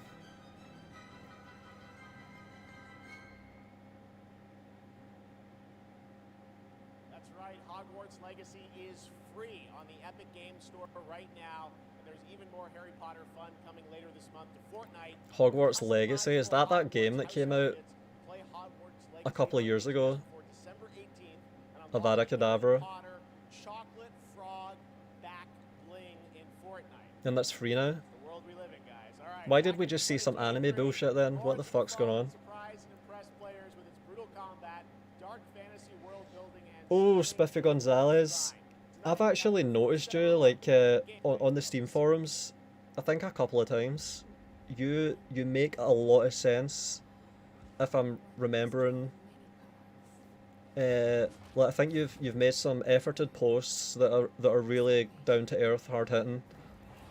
Yeah, it's see the whole history of Creative Assembly and their moderation and censorship. You'll probably like this, Spiffy Gonzalez. See the old forums that Creative Assembly had, totalwar.com, or what was it called? You know those old forums before they moved over to the new ones that are that are ticket based.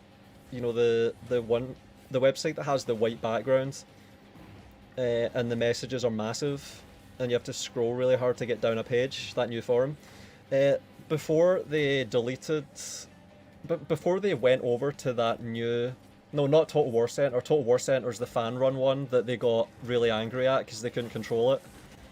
That's another thing. They got angry at the people that ran that because they wouldn't moderate it like CA wanted them to. So they had their own forums, right? Not Total War Center. No. Their own forums, not Total War Center. I think it was just totalwar.com or something. It's deleted now, right? But you would have come across it whenever you were Googling for Medieval 2 or some bug or some question about the game. You would either end up at Total War Center or you would end up at the official Creative Assembly forums. Those official forums were moderated by two pensioners in their 70s. I'm not joking. Creative Assembly trusted a couple of pensioners, I think one of them was a Vietnam veteran, to moderate their official forums. Obviously things have changed now. They've got the... I'm going to find the website, right? Total War forums. One minute.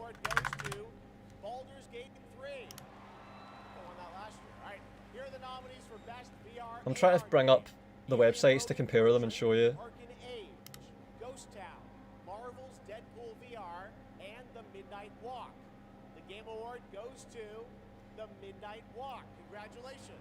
Now, the nominees for best role-playing game.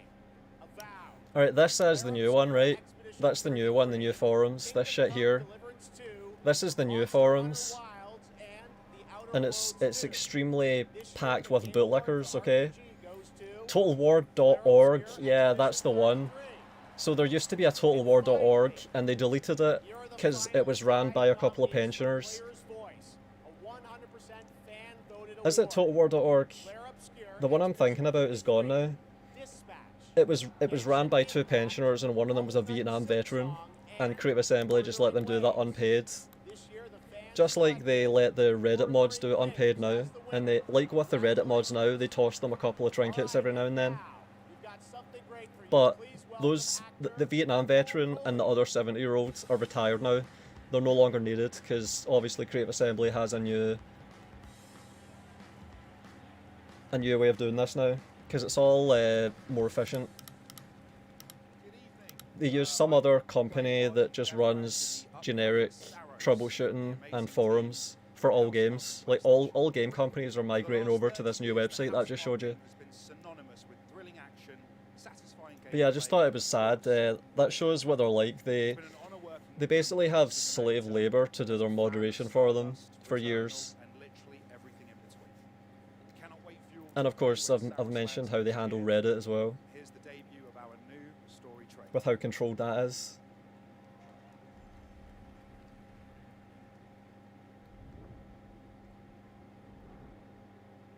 And yeah, now, and Spiffy Gonzalez mentioned the censorship on the Steam forums. That's something that they do have some control over.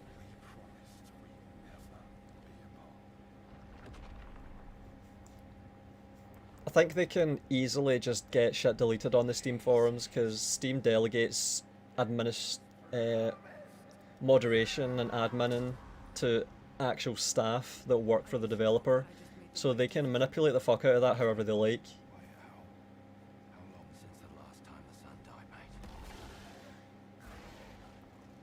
It took some work to get the Reddit under control because that was just, you know, r/Total War was just ran by random fans of the game, and they had to worm their way in there and get control of that and make sure that all the mods there were under their thumb, and occasionally toss them bribes to make sure that they're always going to be on hand to be able to do whatever Creative Assembly needs, but they have the plausible deniability of a layer of separation that insulates them whenever they do anything really scummy. Because obviously, like with the DMCA for example, there was no separation there between the action and me. So when they did that, I had the email that led right back to Creative Assembly, and I saw exactly what the moron typed into the form to file the fraudulent. Fraudulent is probably not the precise perfect word, but you know, there was no way Creative Assembly could fucking deny what they did in that case. Whereas if they have Reddit moderators as middlemen, you know, they can hide behind that.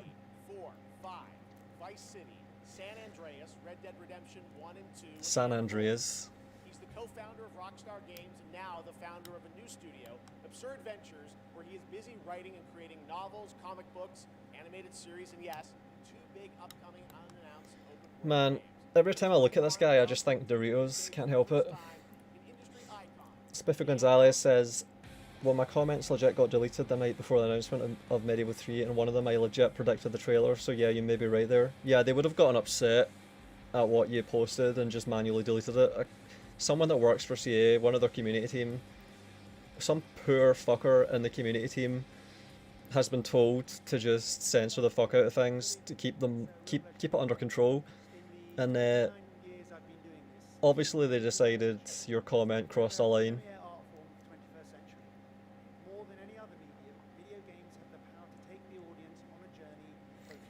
Yeah, this is one of the Rockstar guys. The story becomes the experience, driven and shared by the player's choices.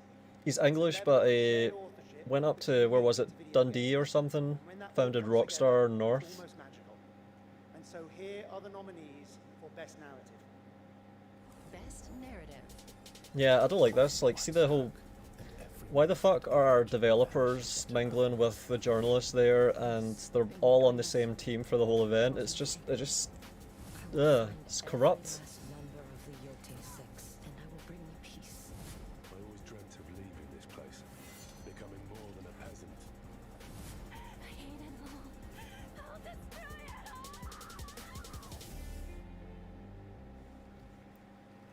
all. It just feels wrong, doesn't it? Goes to Claire Obscure, Expedition 33.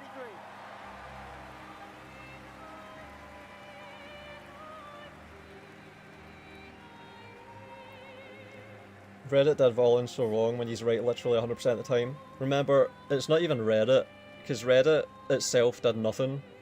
It was literally just Creative Assembly and their in the pocket, under the thumb, bootlicker, brown noser moderator, chosen, hand-picked moderator losers, and all the consumer fucking... Wow, there are a lot of people here. Hi. Yeah, all the gimps that buy the plastic, that defend companies, like that's it. So many people to thank. Yeah, but appreciate the sentiment. Totally agree with the sentiment of what you said. is my light in the darkness. It's- Thank yeah, it's you just to bullshit. Our beautiful player community. Thank you for welcoming our characters into your hearts. In games, a story is a shared creation. It starts. Haven't heard of any of these games. Yeah, I don't care about any of them. I got a glance of them there. Like, see when it listed them all before the winner was announced, and it showed the cameras of each of their faces, and they were all looking around. I think I saw that Hideo Kojima guy there, is that who it was? And then a bunch of randoms, as far as I'm concerned, and I didn't care about any of the games. Gonna rewind and find the fucking... because she's just waffling, so we're not missing anything. None of you that are listening to this care what she's saying right now. Right, let's find it again. Clear Obscure, Expedition 33. I've heard of Expedition 33, but I don't know what the hell Clear Obscure is. I've never heard those two words before. Death Stranding 2, that is that Hideo Kojima guy, isn't it? Yeah. That's the game with the Norman Reedus face on it, isn't it? Yeah, I don't give a fuck about Norman Reedus or the games. Ghost of Yote, don't know anything about that, but I've heard of it. Kingdom Come Deliverance 2. It's like a Elder Scrolls sort of copy, isn't it? Jake in the chat's played that on stream a couple of times, I think. And then Silent Hill F. I haven't really heard much about Silent Hill since I was like 10 and I got it on demo CDs. Yeah, I just don't care about any of those games. I honestly do not care at all. I think there were some films made for Silent Hill and I watched one of them, but nah. Even the antagonist, like, see the most memorable thing about Silent Hill, because I think I played the demo for one of the early games and that's it. The most memorable thing about it is the design of the antagonist. Like, I think you have, you know, like Freddy Krueger and Chainsaw Massacre guy, all these people that are in that game where you're running away and hiding from all those murderers. I think they probably appear in that. Like the big triangle-headed guy. I think that's one of the Silent Hill antagonists. Oh, my stream's fucking lagging and it's because I got a super chat. Greg says, thanks for making this slop tolerable. Honestly, you're the voice of reason in a world of sparks.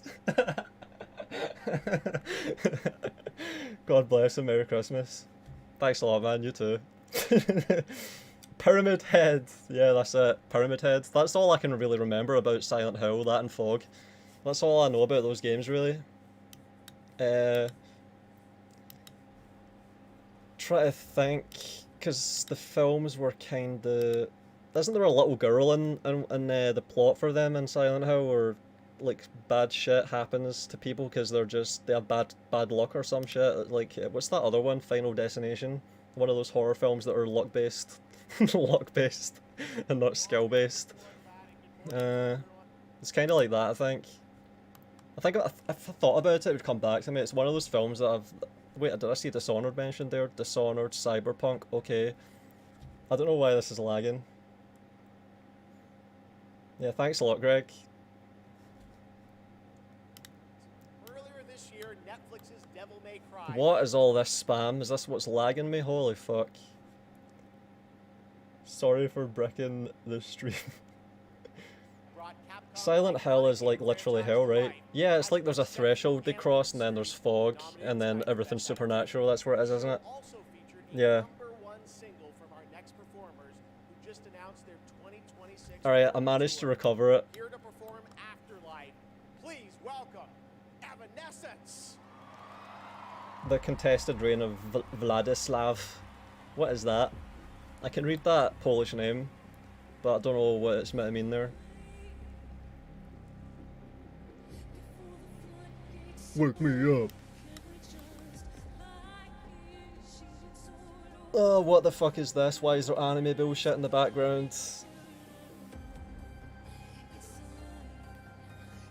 Isn't she meant to be a dark, goth, hard rock type thing, and then there's anime shit? It's a weird juxtaposition. Oh my god, this is gonna be fucking copyright matched, isn't it? Fuck off.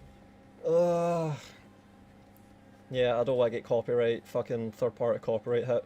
Fuck off, man. I'm donating my NHS benefits to crash this stream. NHS benefits? Fuck no. Don't do that, man. Bro, the Dorito man introducing Evanescence. I'm back in 2007. Yeah. Like, see, when I think Evanescence, I think just after the MTV era,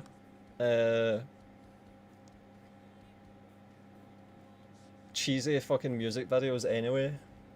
Like, see, I think I said this earlier, right? But see when YouTube was first starting to get big in around 2006, 2007, and people were uploading videos of whatever, like they would upload videos of Call of Duty 4, right? And there was no third-party copyright matching back then. There was no enabling ads and getting money for your videos, so everyone would just put music on everything, alright? And Evanescence would be one of those fucking tracks that would just get put on everything, along with a few other tracks that were popularized by like Call of Duty montages and stuff. It was like these 10 tracks that all just got fucking spammed on every video, and it's like what's that, Soundscape or something? I'm gonna try and find that. The YouTube anthem. Well, Evanescence was another one of these, right? This is just early YouTube. Oh my god, I think I found it. Hang on, I'm gonna make sure this is it. What's it called? National Anthem of YouTube. Man, Evanescence was definitely one of these though, fuck's sake. I'm gonna try and find it. Unregistered Hypercam 2. Like, there you go. That should immediately just bring that fucking shit right back. Jesus. Let's have a look. Yeah, that shit. This fucking garbage. Jesus. And Evanescence is just another one of them. What the fuck is this doing at some game announcement thing in 2025, honestly? Dreamscape, yeah, okay, yeah, Dreamscape. Holy shit. Trans 009 sound system, Dreamscape, yeah, Jesus.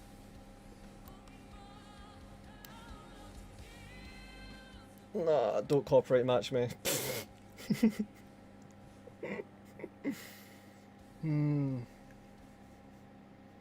Papa Roach montages and Breaking Benjamin montages. Yeah, that sounds right. Fuck's sake. A lot of emo shit as well, because it was all edgy teenagers that were doing YouTube back then.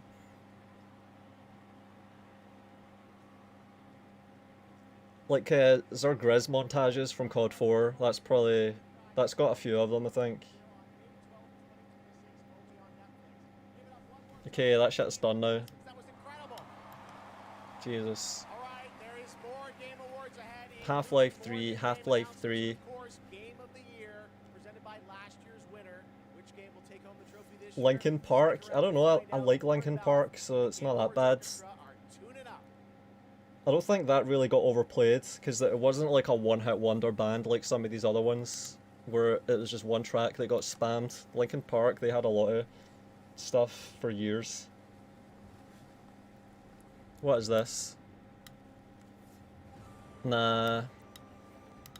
Are they ever gonna fucking get to it? Holy shit, I did not expect to be here this long. This has been about 2 hours already. My god, I skipped the first hour as well because I didn't expect they would have it in the first hour. Fuck's sake.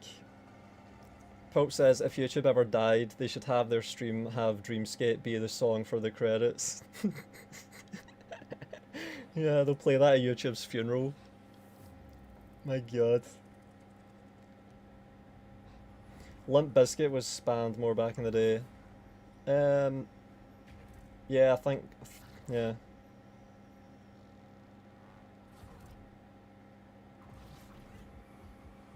Weep shite.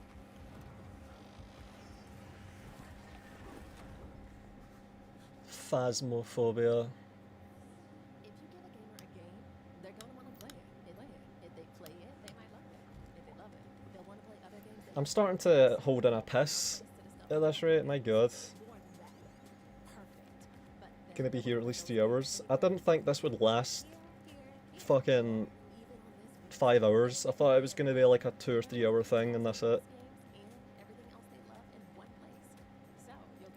Popes has got to go fucking Christmas shop in a couple of hours.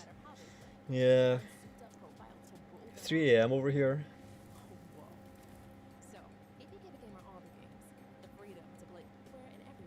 Previous streams were like 3 hours long, like what the fuck? Yeah, I thought they would have been.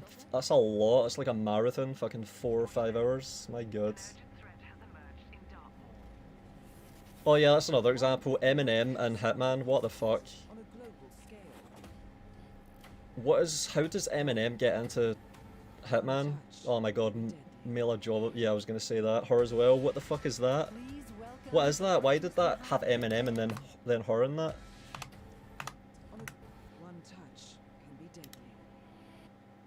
So you've got Hitman there and Resident Evil Woman over there, and it had Eminem a minute ago. What the fuck's going on? Eminem? What the fuck? What is going on with Hitman, honestly, man? And hello to gaming fans. Oh my god, she's on the fucking stage as well now. Thrilled to be making my debut in a video game as the next elusive target in Hitman World. Ah, such a gimmicky load of shite. Turn it up? Yeah, right, I'll turn it up. February 2026. Now, I'm happy to present the Game Award for Best Multiplayer. Modern multiplayer represents a monstrous challenge in game design. I mean, imagine having to develop games that account for the absolute unpredictability. What was that film called with Bruce Willis? Fifth Element or something? Or even worse, the persistent She's in that as well. dumbness of a human teammate. She's never played a game in her life. Yeah, exactly. And tonight's nominees These all people pull it don't care off about in games. their They're own never gonna inspired play way. the game Here that they they're featuring in. Best multiplayer. It's all just marketing bullshit. anything to avoid actually just making good games and marketing them on that. Like they've tried every other fucking gimmick there is. Oh yeah, I didn't care about Battlefield 6 either. I was surprised by how little I cared about that, because I started with Battlefield 2, I played that a lot, played Battlefield 3, played Battlefield 4, started not caring by the time of Battlefield 5 and then that World War 1 Battlefield, and I felt like I was missing out a little bit possibly. But with Battlefield 6, I just did not give a shit, full stop. I did not care. Alright. I got it right here. And the Game Award goes to... Arc Raiders! Don't know what that is. It's funny when a game wins an award and you don't even know where it is. I don't know what that is. Oh my god. So far none of the games showed off in this entire show have me remotely interested. Your Songs of Six demonstration was far more compelling. Exactly. Because I've just shown the game and the gameplay. Incredible. Like, what the fuck are YouTubers for if not that? I just don't get it. Thank you all. And on behalf of the Arc Raiders team, this incredible team. Do these people know what this game is? Arc what? Yeah, Arc what? Along the way. Embark Studios as a whole, because as we all know, it takes a village for the fearless leadership of our dear. It takes a village. The whole, because as we all know, it takes a village for the fearless leadership of our dear Patrick Sutherland. What is he saying? Partners in Nexon. It takes a village to raise a child, not to make a fucking game. It takes one guy to make a game, I already showed it in this stream. We'd like to thank our loved ones for supporting us and cheering us on along the way. Embark Studios as a whole, because as we all know, it takes a village for the fearless leadership of our What the dear fuck? He's talking absolute shite. Talking the, total bollocks. Partners in Nexon, whose unwavering trust. I'm gonna have to fast forward through this now because I rewinded to get back to that to figure out what the fuck he was And of saying. course the players, And it literally is nonsense. whose love and engagement just means the world to us. Thank you all. Alright, skip through the clapping, skip through the walking. Cinematic universe There we and go. Stranger Back to Things. Doritos, man. Please welcome to the Game Awards, David Harbour.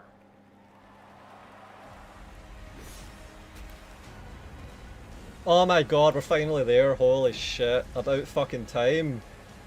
Well done if you actually made it this long. Jesus Christ. That's the guy that had the Hawaiian shirt, isn't it? Yeah, it is. He looks different now. Oh my god. For 25 years, Creative Assembly has entertained millions of people all around the world with the Total War franchise. Medieval Today, 2 right out in the I'm front. here to help announce where Total War is going next. And it'll be in a universe that is so close to my heart.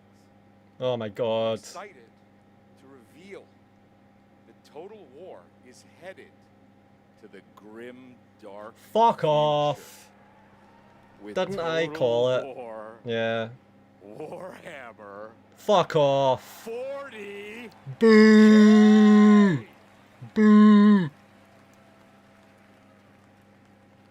Some of you may know this, but I am a huge fan of tabletop gaming. I've painted miniatures, spent a crazy amount of time dropping dice under a table.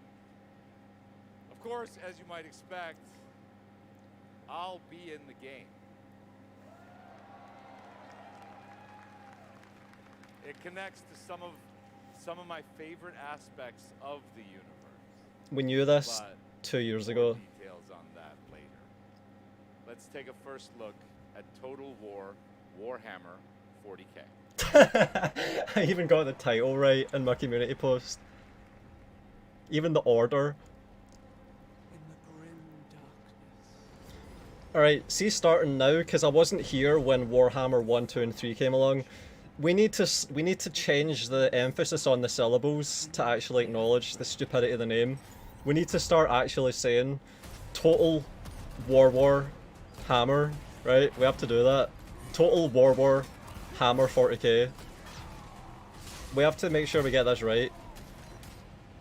Total War Hammer 40k. Endless tides of aliens, traitors, and demons.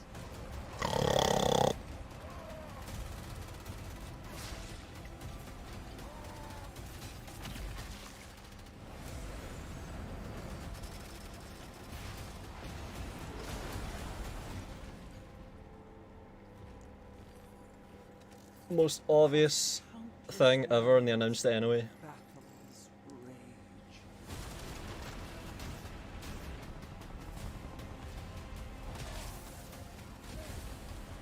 Yep, yet another told you so from me.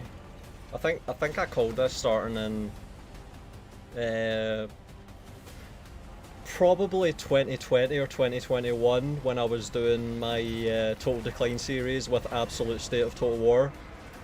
I didn't just call this after all the shadows of change and the leaking. I was calling this years ago. Years. It's just markets and profit taking. As the galaxy burns. Finding sources of further profits. Finding more profits. Peace amongst the stars. There is only war. I think I called this 4.5 or 5. No, wait. Total Decline series started in late 2020. Critiquing got really going in 2021. By the time of mid 2021, late 2021, I'd called it all. What the fuck is this? What is this? What is this? What the fuck is this? It looks so bad. Oh my god, it's shit. Oh my god, it's worse than I thought. They've not even done anything. Oh my god. Like a mobile game flying foam says in the chat. Oh my god, is this gonna get cancelled? Holy shit. Oh my god, it's gonna get hyenas. Holy fuck. Oh my god, we can do a live fucking analysis of this shit. Oh my god. I know nothing about this Warhammer fucking shit, but I know all about Total War, and I can just analyze it on that basis. Holy shit. What a sight to behold. What is this?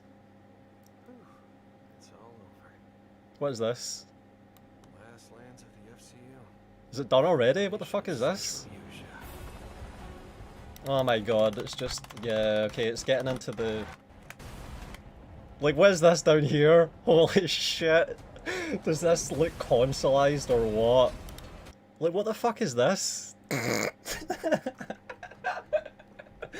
1, 2, 3, 4, 8, 12.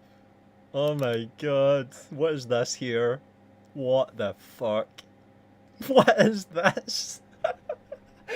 Oh my god. There's no unit card, there's just... oh my god, it's Company Heroes Total War. And what is this here? This is like a rally point button or a waypoint button. What are these? Are these just special ability slots? Stop. What the fuck is that? It looks like Company Heroes, like that looks like Attack Ground. What is this? What is that? What the fuck is that shit, honestly? And then look at this, this is a map. It's got blue over here, blue over there, red there. And then it's got the same style of unit icons as Three Kingdoms or Troy, where it's just a little logo above the unit. There's hardly anything here as well.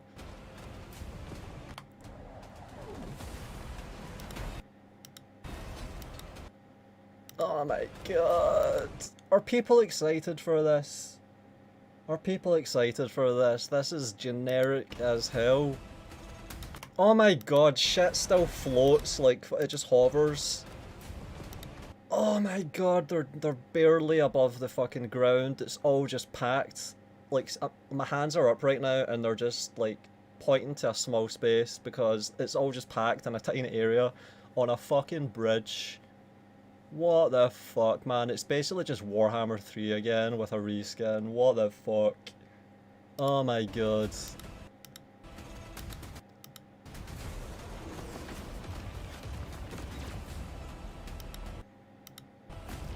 How many are in these units? It doesn't even say on the unit cards. I don't know if this is even real. Is this just fucking photoshopped on top of this as an overlay? Oh man, I need to start reading the chat because I'm gonna be...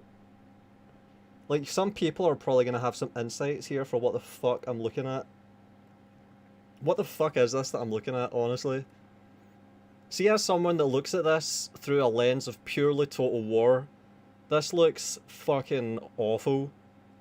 Like, see if your brain's been melted by fanboying over this setting for the past 20 years. Does this actually look good to you? It looks fucking awful, what the fuck? Nah, that can't be gameplay. That looks so bad. What the fuck is this here? Man, this looks like Anno or something. You know, Anno... You know that really shit Anno game, Anno 2205, where you switch menus with a sort of a screen change and there's resources? What the fuck even is this? Are you fighting? Alright, so we've got different planets here. Is this gonna be like some sort of a... Is this like Starfield? Is that what they're trying to do here?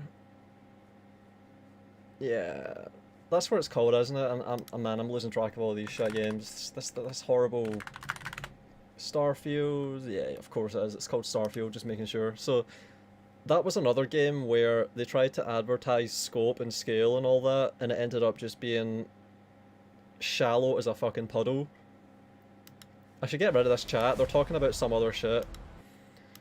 Wishlist now. Oh my god. There you go. That's why they announced it, because they can have a lot of people wishlist it, and that'll be an indication of interest that they can take to the board.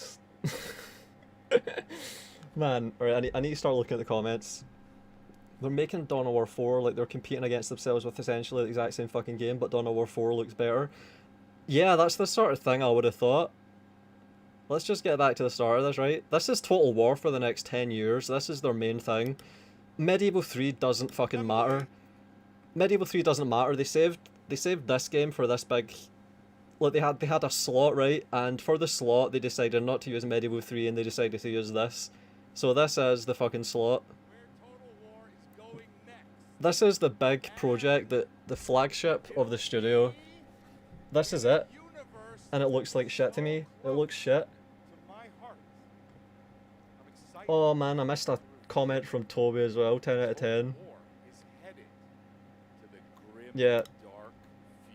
Jake, are you still fucking there? Yeah, you're fucking... Alright. I'm gonna get you in, I think, Jake.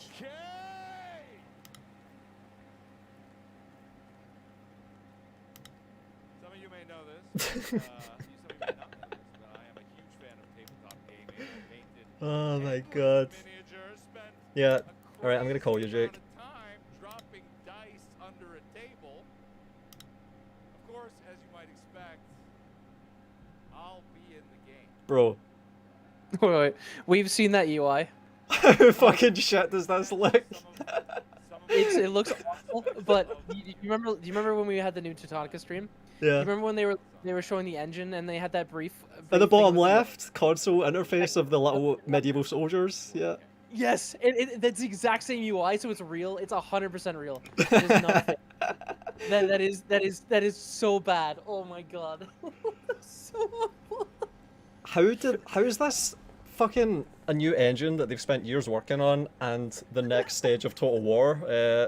It looks so fucking shit. It looks like Company Heroes or some generic RTS. Some small scope generic RTS. Like there's no scale or anything. Like they have like I think it was like 10 seconds of actual gameplay, and everything was just like a rehash of what they showed barely of the actual like their stream they did the other day, which was just really shitty UI, floaty units, and sprites. That's all it was. It says here Oh my gameplay and God. footage captured in engine from a pre-alpha build. Did you notice that just before it starts with the actual? Yeah. That's because they haven't finished it yet. It's still like if they're still building their engine, they haven't even built this game yet. Like, this is just fake. What like if they're not even close, like look at that, pause that UI. Oh my god, that's awful. Yeah, pause on the UI. That's fucking terrible. Yeah, Jesus. So I can only assume, as I said before, that one of them is disable orders, one looks like attack move, then you have attack, defend, and then one looks like scan or something like that. But oh my god, that looks terrible. Very slow bullets. Oh my god, yeah. See, when I'm Yeah. looking at company heroes or whatever the fuck, I'm just laughing at how slow the bullets are. And look at this, they're barely moving. It's just an arcade game. See, if you like Warhammer 40k and you think this is cool. This is so gay. This is gay Do you as notice how fuck. the actual guys, the military units, they aren't on the unit cards. It's just the Space Marines that are on the unit cards. So you have guys firing who aren't even on the cards. So you don't even get to control those guys. They're just there. Yeah. You know? And what is this camera angle? Like, are you ever going to be commanding a battle from this? This literally looks like a mobile game. That guy. Look at these Like- little fucking grunts just standing there, just shooting Yeah. half-heartedly. It looks so bad. Holy shit! Look at them. They don't give a fuck.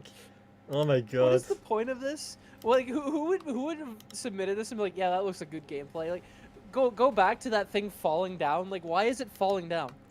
Why is that yellow thing just keeling over? I don't get it. But it's just being shot with a little bit of flame and then it's dying. Like, Also, they get out of that thing. Like, I don't know if you're talking about the same thing, but there's these pods that come down, right, and they step out, and they just get out and they Yeah. just turn and look around like they don't give a fuck. Like they're just going for a garden they're- stroll. They're Oh my so God. blocky. Like, what is that? No, but look at the yellow thing that's being flamed a little bit. Oh, like, yeah, yeah. in front of those blue guys. It just keels over randomly. Like, what is that? It falls over backwards like it just got fucking suplexed. There's nothing there though. Holy shit. Oh man. Oh, this is way worse than I thought it was gonna be. You can kind of still see the pathfinding reminiscent of Warhammer 3 though too, with the flying units. You Yeah. have like a little bit of flying units come in and they seem like they're like kind of fucking up when they go around. Yeah, I can't wait for some people that know about 40k and care about 40k and aren't afraid to call a turd or turd and that just rip this apart for these and all whatever other reasons, because as someone that just plays Total War and cares about gameplay, this looks like my worst nightmare. This is like a Company Heroes clone that's Yeah. gonna have all the They're- Total War's problems. They are doing what everybody wanted them to do though, which was have an army painter. They had that brief second where they showed all of those different colors Yeah, the on skins. the units. So. Yeah. Yeah, they're just re-uploading Avatar Conquest though, so it's not a big deal. But you know, it's just the same again, but less. It's so funny though, the idea that these bullets could actually kill anything. I'm pretty sure if I get hit by one of these, it wouldn't even hurt me. Look how slow they're going. Yeah. That's so bad. You could catch one of those, throw it back. Yeah. It's like tossing a fucking sprinkler. No, what do you call it? A sparkler. Yeah. Bonfire night sparkler. That's what it is. Oh my god. What do we else do we see? Okay, so we see a pause and a play button up top. We don't even see like a fast forward in the UI as well. Oh yeah. You just see what else we have. The mini map looks like Medieval 2's mini map, to be honest with you. There's not much else to say really about this game other than it looks crap already. Like they have a shit UI. Everything looks floaty. The flying units on the bridge that are coming over, they look like they're bouncing off ground units. I was So- trying to get the flying units right there so I could pause it, because they are just Warhammer 3 flying units where they're not even flying, they're just Z offsetted by 10 meters and they just hover around like fucking potatoes. Yeah. They're just goofy 'Cause that's fucking what's shit. easy. That's what they know. That's what's easy. They all just Like, look so goofy. why would they find a new engine from the ground up when they would just take the Warscape engine and make it somewhat better to them? And when that could be worse, you know. Yeah. And what's with like the 2D AI, so the UI that always is facing you? It's so strange. I wish I could just get a loop that plays, because I'm having to just rewind it and play it again to look for shit. It's so annoying. The icons as well are an absolute eyesore. It just takes me right out of it. I'm just like, what the fuck? What is all this shit everywhere? Some of it has icons and some of it doesn't. It's just a fucking mess. Like, why is there an icon over all that shit but not over this on the foreground? Exactly. That's because it's not real. It's not real. It's not part of your actual forces. It's just there being background prop shit. Yeah. But rewind this little like this street battle sequence. You can actually see some melee in the center there. Alright. Yeah, I saw a little orc guy just running like a potato. Yeah. Yeah. You see guys just fall over and then they're like right in front of them, but they get burnt. They stay still to get burnt. Yeah. They're swinging, but it's 5 feet away from the unit, so they're not even connecting. You can see it. Like, what the? What is that? And we should look at the shit that's breaking in the background as well. That's all totally fake. Like, why is there a building collapsing and like a pod hits a building, just goes right through it? Is that their new destruction tech in action? Look at that. Because it looks like big pieces of the building just go through the floor, so they're not real. Look, Yeah. see the first bits hit the ground, the big chunks, the first ones hit the ground just disappear. Does the UI kind of remind you of Homeworld 3? Or am I just tripping balls? Yeah, and that was crap as well. Yeah, absolutely. Yeah. It does. That's I was probably trying to think that there. Like, where have I seen this before? It really does remind me of Homeworld 3, where the ships are just these giant icons that take up half your fucking screen and tell you nothing. Yeah, it's also interesting following up, like Dolphy said the other day, that it was either Rome 2 or one of the early Total War games had Homeworld images in their game files. So it's interesting that like they look like they're borrowing a little bit of that design for this, and they've been looking at that since the beginning. Yeah. This is interesting to note. The original Homeworld was a fucking classic. I think the devs have obviously played it. Taking inspiration from that would not be a bad thing, but they're just not. I don't see any of the good stuff from Homeworld and any of the design for any of this or any other fucking game that they've made. It just looks like a mess. And you know what, actually, like the scene where it's you can see the bridge, it almost reminds me of a reskin of the Warhammer 3 Siege rework like, tier bullshit. 5 cities. Yeah. Because you can see, like, there's obvious paths you can defend. There's, like, little ramps and ridges in places that are, like, predetermined, so you can't actually work around them in your own way. You're just forced to. So, as someone that's been playing Rob's mod, from Men of War Solid Squad 2, and fighting at sort of believable but still scaled down distances, whenever I see loads of shit all retardedly clumped into a tiny space, I just think this looks absolutely fucking retarded. This is like a baby ass fucking game. Like, this is childish. Yeah. How the fuck Like, am I meant to have fun with this? Even in Warhammer Tabletop, you don't have to get that close. Like, the fuck? This is so... Yeah. Can they not shoot unless they're point blank? What is going on? I know, yeah, that's the Company Heroes thing right there. I'm gonna bring that up as well and look at that, because that is fucking awful. Alright, thanks, Toby. Toby linked me another fucking... Is this the same shit? Or is it different? I think it's different. Alright, there's another one here.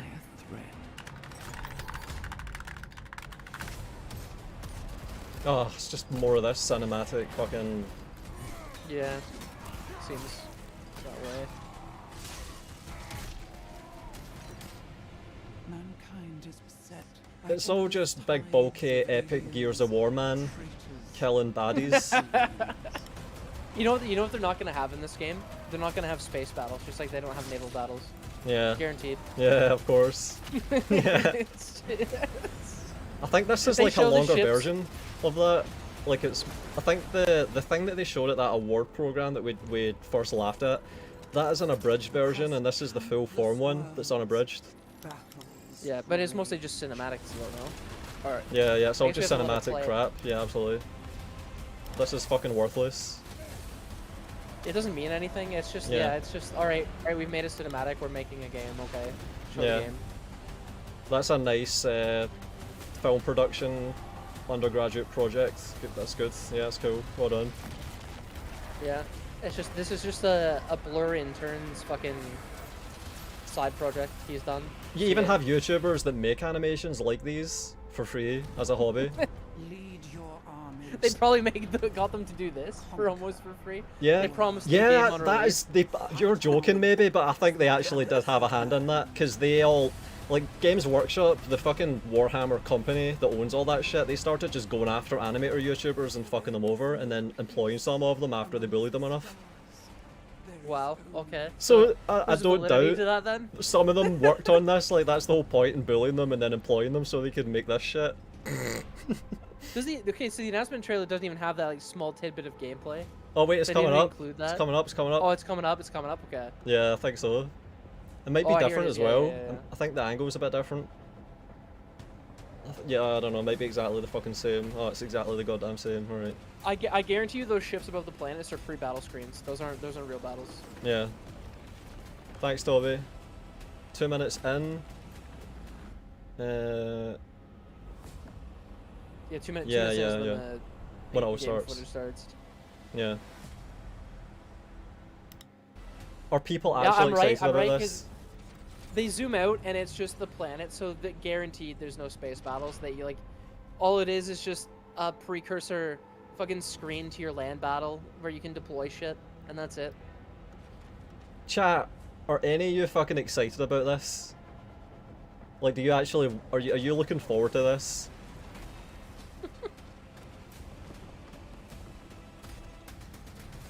I just don't get it. I don't get it at all. How is this not? Why would you fucking? Even the decision I to haven't show this sounds like a mistake to me. Yeah, I haven't seen a single thing that would even it was like story-wise. There's no story thing that would excite me. There's no gameplay that's excited me. It's just IP brand. It's IP Yeah. and just slop. You know, here's a cinematic and then here's some fake gameplay that we have from our engine that's not even fully built yet. That we've admitted in a live stream a week ago that's not done. Yeah. So what are we doing here? You know, what does this game come out? Did it say at the end of the No, trailer there? they've not even got a date. No way they've got a fucking date. No way, Oh. man. Yeah, Right. so another 5 years away. This reminds me But yeah, of this shit here for Company Heroes 3, where you've got the same low velocity fucking projectiles, and it's just horrible and it's embarrassing to look at. And this was getting criticized like fuck. And I'm gonna try and get it to play without lagging. Oh wait, I got a super chat. Yeah. Muramasa1 says, not Total War, but Hazard, Dawn of War and Stellaris feel, although Stellaris is way more complex. I didn't play either of those, but I've seen. I think I understand what you're talking about there. You know what view it looks like the most? It looks like Star Wars Empire at War. I think somebody already said that, but it has the exact same layout of the campaign map. It's very similar. A game that came out in like the early 2000s that I used to play with like my very first laptop ever. It still looks like that.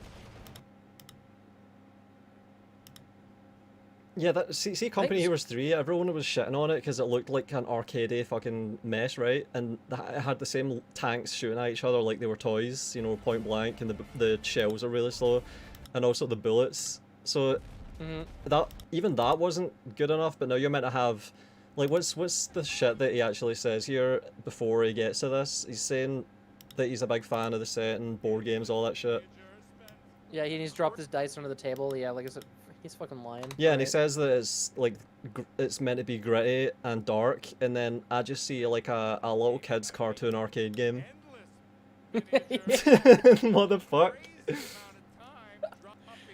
It's a joke. You know why they do the slow projectiles though? Because they see the success of like Battlefield games, and they think that because you can see the tracer rounds in those games, that you need to make slower projectiles for people to have fun. But that's not the case. You just need to properly model your bullets. That's all you need.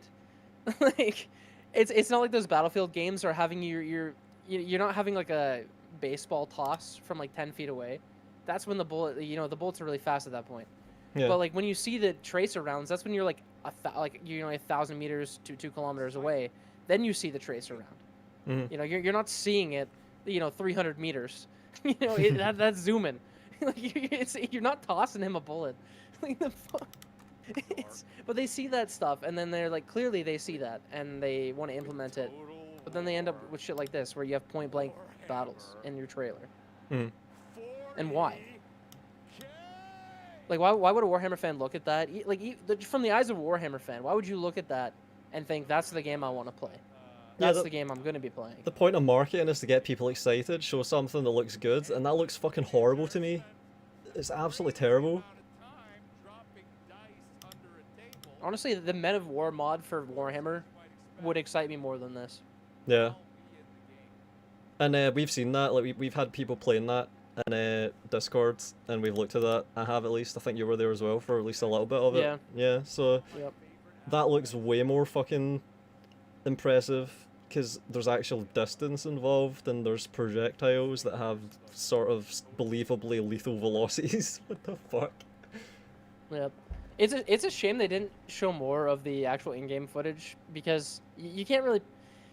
I can kind of see the resemblance in the engine, though, mainly from the UI, but the shitty sprites in the background, I can definitely see that, and their bad LODs resurfacing. So this might be a really unoptimized game on release, but this is also still very early, right? Like, there's no way this is even close. Yeah, they don't build. have a finished build ready to show. They've not actually got a game yet. That was just like well, you know, you've seen it with Siege of Carthage.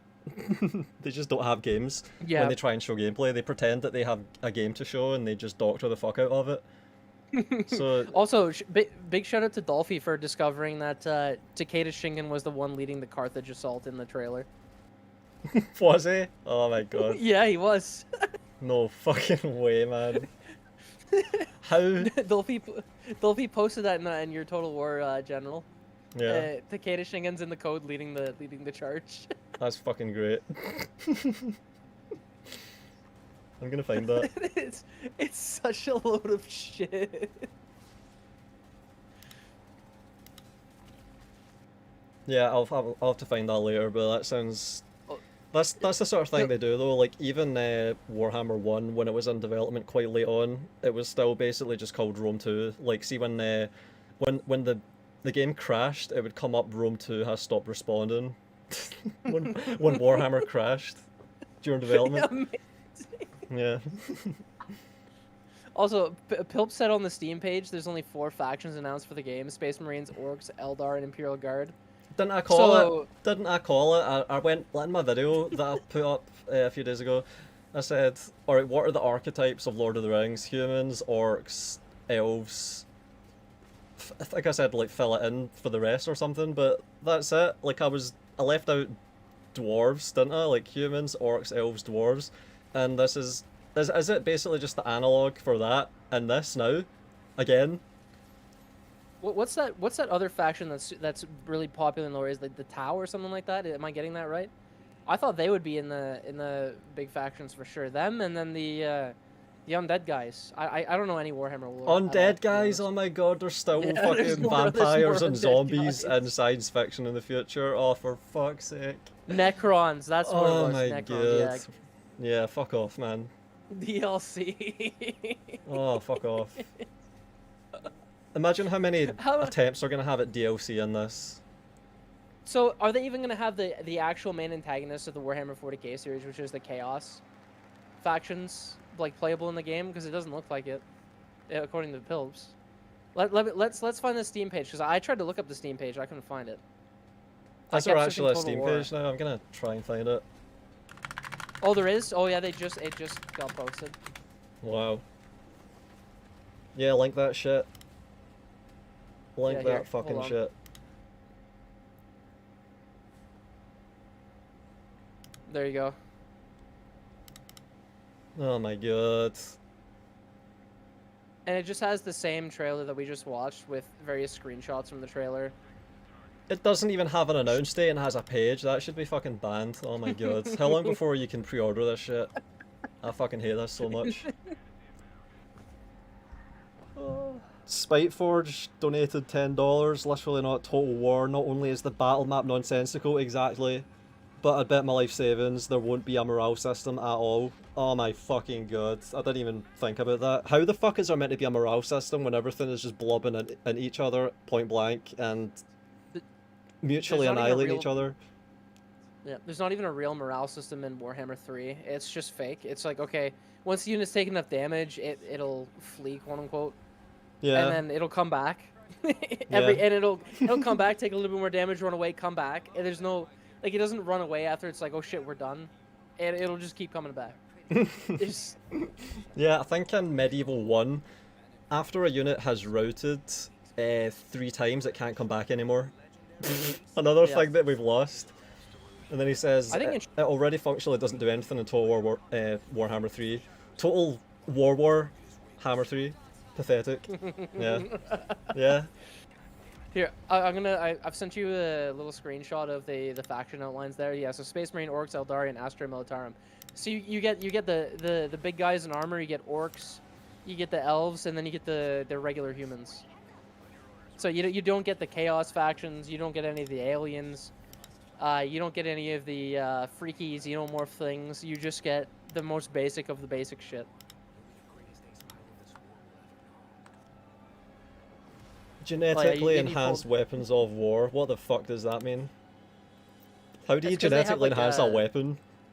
They have like 2 hearts or some shit, and they're like that's how they're so strong. Something Oh like my that. god. Pope says this game's launching with less factions than the first ever Dawn of War that released in 2004. That's because they gotta make their money, right? They gotta get their shekels. They gotta fleece their. Okay, but they do have this section about personalizing your army. So yeah, there's the name your warman, choose its sacred colors, and emblazon its regiments with an array of iconography that strikes fear into the hearts of enemies. And you can modify your warriors, so you can change the look of your guys. Who cares? You know, gameplay should be first. But war on a galactic scale with four different factions in a universe with like shitloads. Embarrassing. It's because the game is so bloated, and they're trying to do. Look, there's a lot of emphasis on the graphics first of all, even if the game looks like shit, because that's the case with Warhammer 1, 2, 3. They spend a lot of time modeling stuff, and yet the game still looks like shit. So that's gonna happen again, and they're like they spend a lot of time modeling stuff, and there's just not really anything gained by doing that. That's what I'm trying to say. So yeah, someone says you can paint your guys in Dawn of War as well. You can do the same shit in 2004. Wow. Yeah.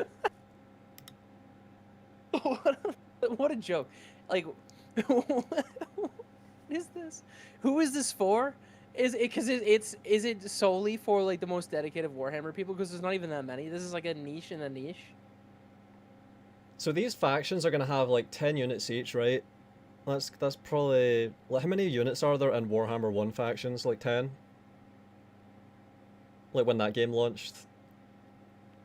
Like how much? I couldn't tell you. I never touched the first Warhammer game. Yeah, I've heard that the game launched and it was quite barren and didn't really sell and it was shit. Warhammer 1.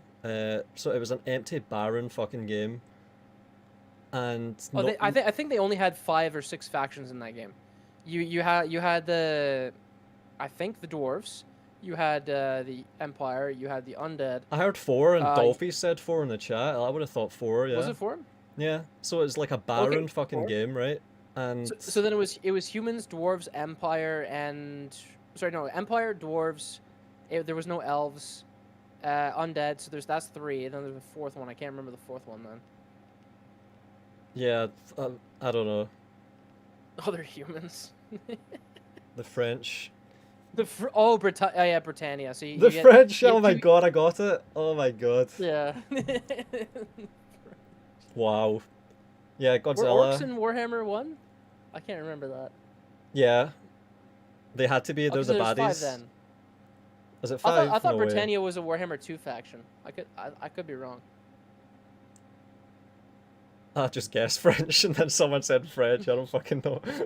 French were free LC? Okay, yeah. Alright, yeah, that's what I was gonna say. They just launched with like 4 factions, and then they added loads more in with fucking DLC that you had to pay for. So the game launches as overpriced, empty shit, and then it's all about the DLC.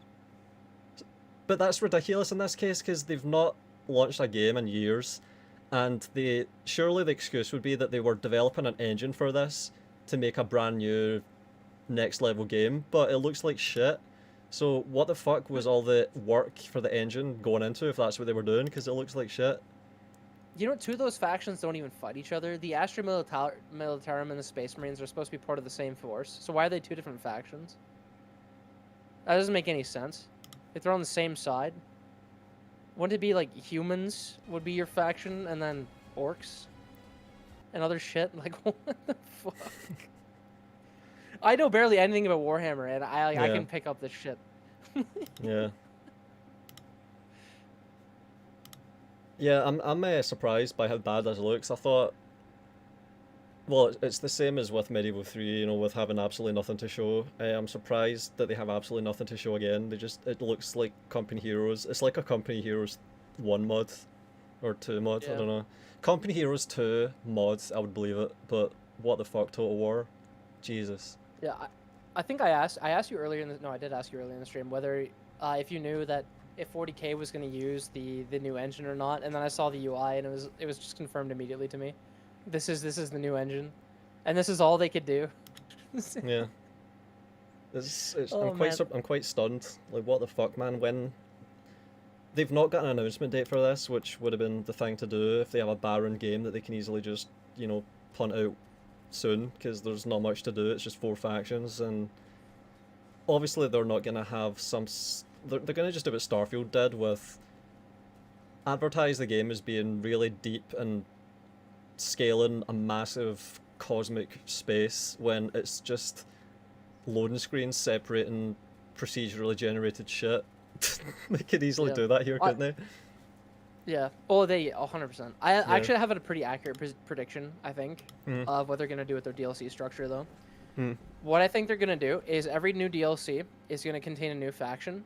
However, that DLC is gonna contain units for the existing factions. So if you want to play as your existing factions and, you know, keep up, you have to buy the DLC, guaranteed, 100%. Because that's what they do with their DLC practices sort of now. They'll proactively add more units to other factions, but you need the new DLC to get those. So they're gonna continue the same cycle with this. They're gonna add chaos factions, but then to use the new units that might be for your faction that you play in the base game, you're gonna have to buy that new DLC to get those. Yeah. What do you think the DLC is gonna end up costing for this? Is it gonna be more than Warhammer 1? Are they gonna sell this as 3 games? Costs are up, so I'm guessing $30 a DLC. $30 a DLC for 1 faction and a couple units, guaranteed.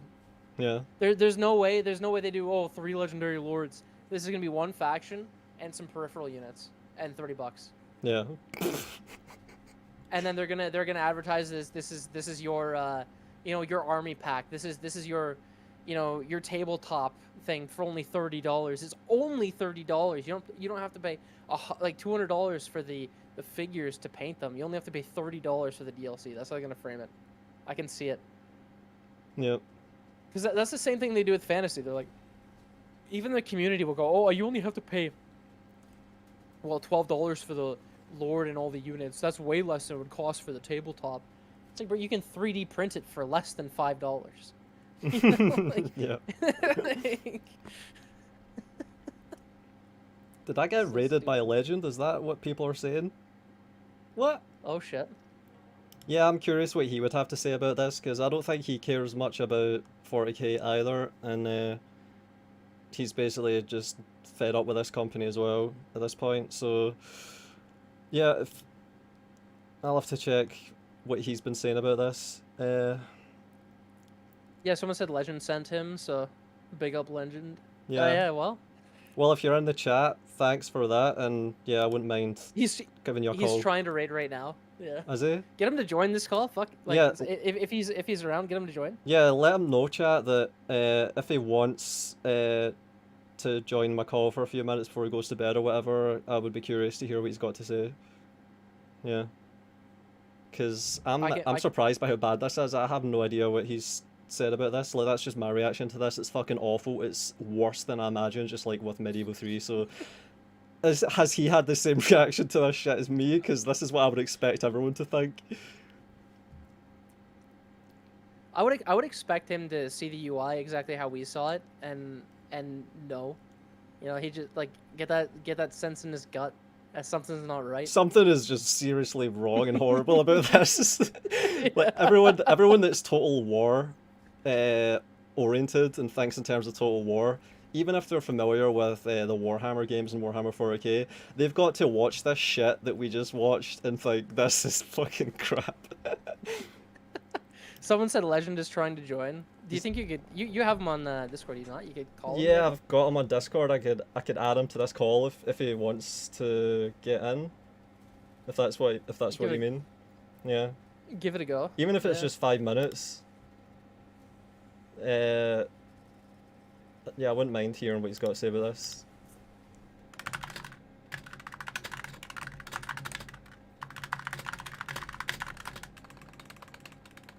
What a time to be alive in this day. We get to see the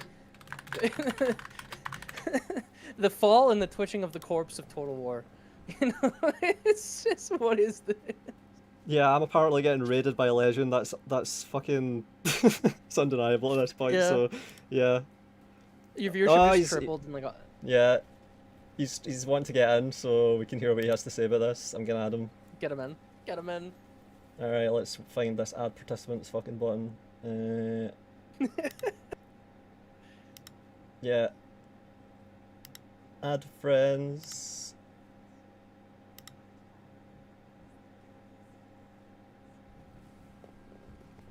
Oi oi. Oi oi. Oi oi. Oi oi. How's everyone doing today? Alright, Legend, what is your reaction to this? Okay, it was 40k game. Is that good or bad? Is that good or bad? Oh god, I don't know. Because I reckon 40k fans are gonna love it because it's 40k. But is it Total War? It does not look like Total War. My immediate reaction was, this is Company Heroes or some shit. This does not look like Total War whatsoever.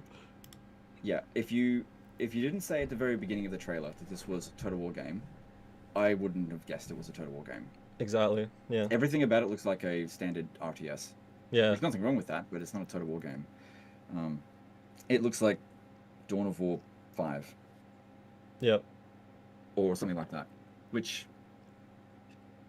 that could work, I guess. But it's also possible that they really have not shown much of what they have to offer. But that being said, it would be silly to just assume that there is a lot on offer. I'd bet at it being bare bones at launch. Yeah, that's what I was saying. Have you seen the Steam page with the 4 factions? No, I haven't looked at that yet. I'll do that right now.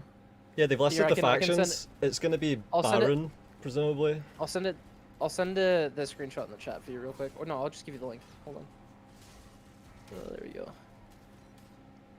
There you go. I don't think they have a playable game yet. I think they basically faked it, because that's quite typical at this stage. They don't even have an announcement date. So I think that they just put together some scripted... the stuff that we've seen here, this is not in-game. They would have like Julian McKinley explained how they do this stuff. Exactly. The game doesn't come together until the very end, and this is probably like a year away. So they've just like cobbled together whatever resources they've had in like a separate program where they can show it off. But the game is not going to look anything like this. Guys, this is pre-alpha. The game's going to look way better than this. Yeah. And they slapped a UI over it as We promise. We really mean it this time. Are you sure it's going to be a year out? Because I'm fairly certain during their live stream they were saying that they haven't finished building their new engine. That they just announced that they built the engine, but they haven't finished it yet. So they haven't actually built fully built the proprietary engine that they need for this game. Yeah, I don't think they have. You could be right, but from information that I got as rumors, they said that this was originally slated for May of 2026. So I would expect delays, That's just TA. But I wouldn't say it was like 2020, like late 2027. That would be 4 years without a game release. I don't know if Warhammer Fantasy can carry them for that long. But Well, they're going to end it with the next DLC, are they not? I thought that was the purpose of the next Warhammer 3 DLC. They announced that there's going to be more DLC after that. So you could be right, but I don't know. I thought they would end it with the End Times DLC, but apparently there's going to be more after that. More after the end. That's what I thought. That's what I thought. Yeah, more after the end. Yeah, there'll be the Lords of the Epilogue. Lords of the Epilogue pack. Yeah, they're scraping the cents after the dollars are gone. Yeah, it's normal for CA. The Star Wars thing is real, by the way. Yeah, I'm sure Star Wars is real. Star Wars Total War, but it's not this one. Not yet. Yeah, that's next after this, I think. 4 factions. That's exactly what I expected to see. Yeah. Yeah, this is very similar to the blog that I read out. I have a question about that Star Wars shit. Do you know anything about what they're doing with that other than that it's confirmed? My guess is this. This got leaked way too soon, basically, where 40K was the game they were working on, and what they would do, because this is this typical CA MO, they would make Warhammer 40K, and then when they're almost done with Warhammer 40K, they just reskin everything Star Wars, and it functions exactly the same. It's the same game, but it's like Rome 2 is Warhammer Fantasy. So like Troy and Pharaoh, right? You know, it's just a reskin, same game. Yeah, I mean, in the case of Troy and Pharaoh, it's like literally the same game. But anyway, basically it would function exactly the same, but just instead of playing as a Space Marine, you're playing as a Stormtrooper. Well, yeah, they can do the same thing. They just take the Astra Militarum, make them the Imperial Navy. They take the Space Marines, make them the Dark Troopers and the Stormtroopers, and there you go, done. They just color them white, and then they slim them down a little bit. Easy. Yeah. Yeah, basically. That's why this is so generic looking. Like it could just be a Company Heroes mod, because they are just making a generic game on purpose that they can repurpose towards other sci-fi settings in the future, I think. Think about what they did with Rome 2. They made Rome 2 the way that it was, so they could just basically make Warhammer. Okay, so this game, we're just going to copy and paste different settings on top of it. And that's probably what we're seeing here with this. This is the game that they will copy and paste all their space games that they intend to make from future. So 40K, Star Wars, Star Trek, I don't know what they've got planned in the future, but Star Trek. Yeah, it's probably just like template so that they can just take out the 40K stuff and put in the Star Wars stuff, and it function basically identically. But it looks kind of similar to that game Empire at War to an extent. It does seem very arcade sort of RTS rather than Total War, because Total War's had a very unique style to it, especially when it comes to morale and like flanking, and even though a lot of Total War games flanking barely even works properly, it doesn't seem like there's any real collision. Like you're not seeing any sort of melee combat. That being said, they're not zoomed in on it. It seems very ranged heavy, and they're all just sort of hanging back and shooting with each other. Again, and the health bars is going to be a big thing, because it's like a really arcadey, low velocity projectiles at the point blank combat. One thing we're seeing, like I've just got the screen open, is like none of the orc units are routing. They're just all dying. It's, I don't think morale is a thing. It doesn't seem like it's a thing. And it seems like they've got the capture the flag, which I don't know why they thought that would work. It didn't work in Rome 2. I don't know why they're doing that again in the center. Look at all the units pulling around the center. Is that what that is? Capture the flag. I fucking capture the flag. Whoever wins the flag wins the battle. Oh my god. Oh, so that's why they're all point blank around that beam then? Alright, interesting. They're just blobbing onto the flag. It's like Rome 2 on launch. Basically, they have a central point which filled with like bridges and stuff that everyone is trying to get to, and then give both sides so much exploding power through area effect abilities that basically you have to shove as many units in that spot in order to win, but also you're going to take such horrendous casualties because of everyone's ion beams that they're going to use constantly. So it's like kind of forcing a type of gameplay that causes ridiculous amounts of attrition of units in every battle, rather than actually using tactics to to hide your units in cover so that you take minimal casualties. It seems like it's not a total war game where both battles go up against each other and lose 99% of their forces, regardless of what ends up happening. Yeah, so a horrible game for Warhammer us. 3 if you play it. Yeah, Warhammer 3 if you play it in a balanced way. There you go. And the maps look similar as well. Like even just the shot that Valen's got on his stream right now, sort of held there. That looks like your standard Warhammer 3 siege map. You know, you've got tons. You've got your central bridges. You've got your raised platforms on either side. Then you've got your capture point, and then coming towards there, you do have like, you know, central streets and things like that. And I guarantee you, there's multiple areas that you come to this point from. So if this is just a siege map or something like that, or whatever the style is in this game, it's gonna be like just a reskin Warhammer 3 map that they just poured in, because that's what it looks like. Yeah, you could actually argue the layout is very similar to the Cathay maps in Total War Warhammer. Here's the key difference, I think, is that there is no distinguished side that one side is the defender is starting on. And also the capture point is in the center of the map, and it looks as though units are dropping in from the sky, so from anywhere. So there's not going to be any sort of defined lines. Like defined position that you start in, because everyone starts everywhere, basically. Yeah, it's just a clusterfuck all over the place. You don't want to drop one unit. Do you think they'll take it as? Do you think they'll take it a step further and make it like even more like Empire at War, where they have, you know, you have like drop zones and capture points where you can, once you capture that, you can spawn more men in? Do you think that's what they're going for, or are they just gonna let you spawn men anywhere and just, you know, give up on any sort of semblance of strategy? Yeah, it's hard to say. I mean, it's just off the limited amount of stuff that we've seen so far, but it does look very. This is meant to release on console, isn't it? Yes. So it's going to be on PS5 and Xbox, and apparently controller will be supported as well. Yeah. Oh god. It does look very minimal UI. Yeah. But it does look like the kind of game where you just bring your army, you throw them at the enemy, and most of them will die, and then you just recruit a new one. Isn't this really, really fucking soulless and depressing in late stage Total War? Yeah, if that is the case. Yeah. Like if this is the kind of game where tactics mean nothing and you are going to lose 99% of your forces in every battle, I can't think of any less reason for me to not purchase this. Like if I can't with a serious amount of effort overcome an overwhelming opponent by using cover and trying to really protect my troops and, you know, cheesing and all that kind of stuff. Do you see any cover in this at all? Any use of cover? Is there any terrain that actually plays any part in this whatsoever, or is it just a fucking... Not from what's seen. Yeah, other than the weird fakery, but... That the buildings being destroyed will provide cover, but how that actually plays out, we don't know if there's going to be like friendly fire. Like how are the units going to fire from each other? Is the units behind the other Space Marines, are they not going to be able to shoot because they're going to shoot into the fronts of the first ones? Or is it just going to have, like, bullets are immune to friendly fire?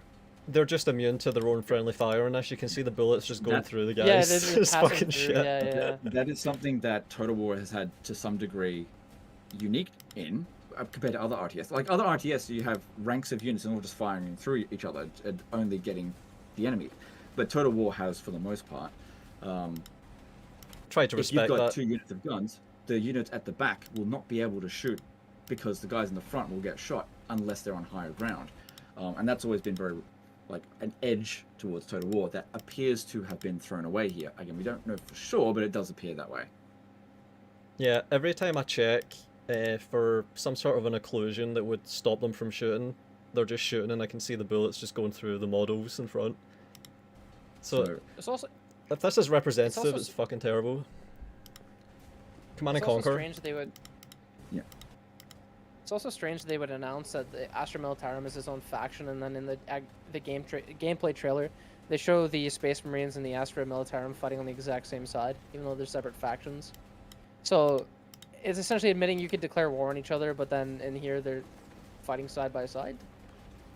Yeah, Two different, like... Yeah, but... weird. What the I don't fuck know, is I this just don't get it. steamroller? has done that. What is this fucking steamroller thing? Holy shit, a tractor. The fuck is that?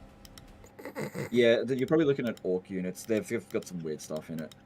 I wouldn't think that. Like, that's just war-friendly orc stuff. Can you look at those units that are running in from the orcs right there? They look janky.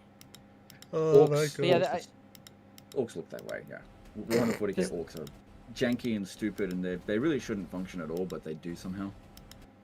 Does that beam even kill anybody? That giant one coming from the sky? Does anybody actually die from that? It's just a visual effect. Don't see the health bars. You need to see the health bars. You need to see the health bars. Yeah.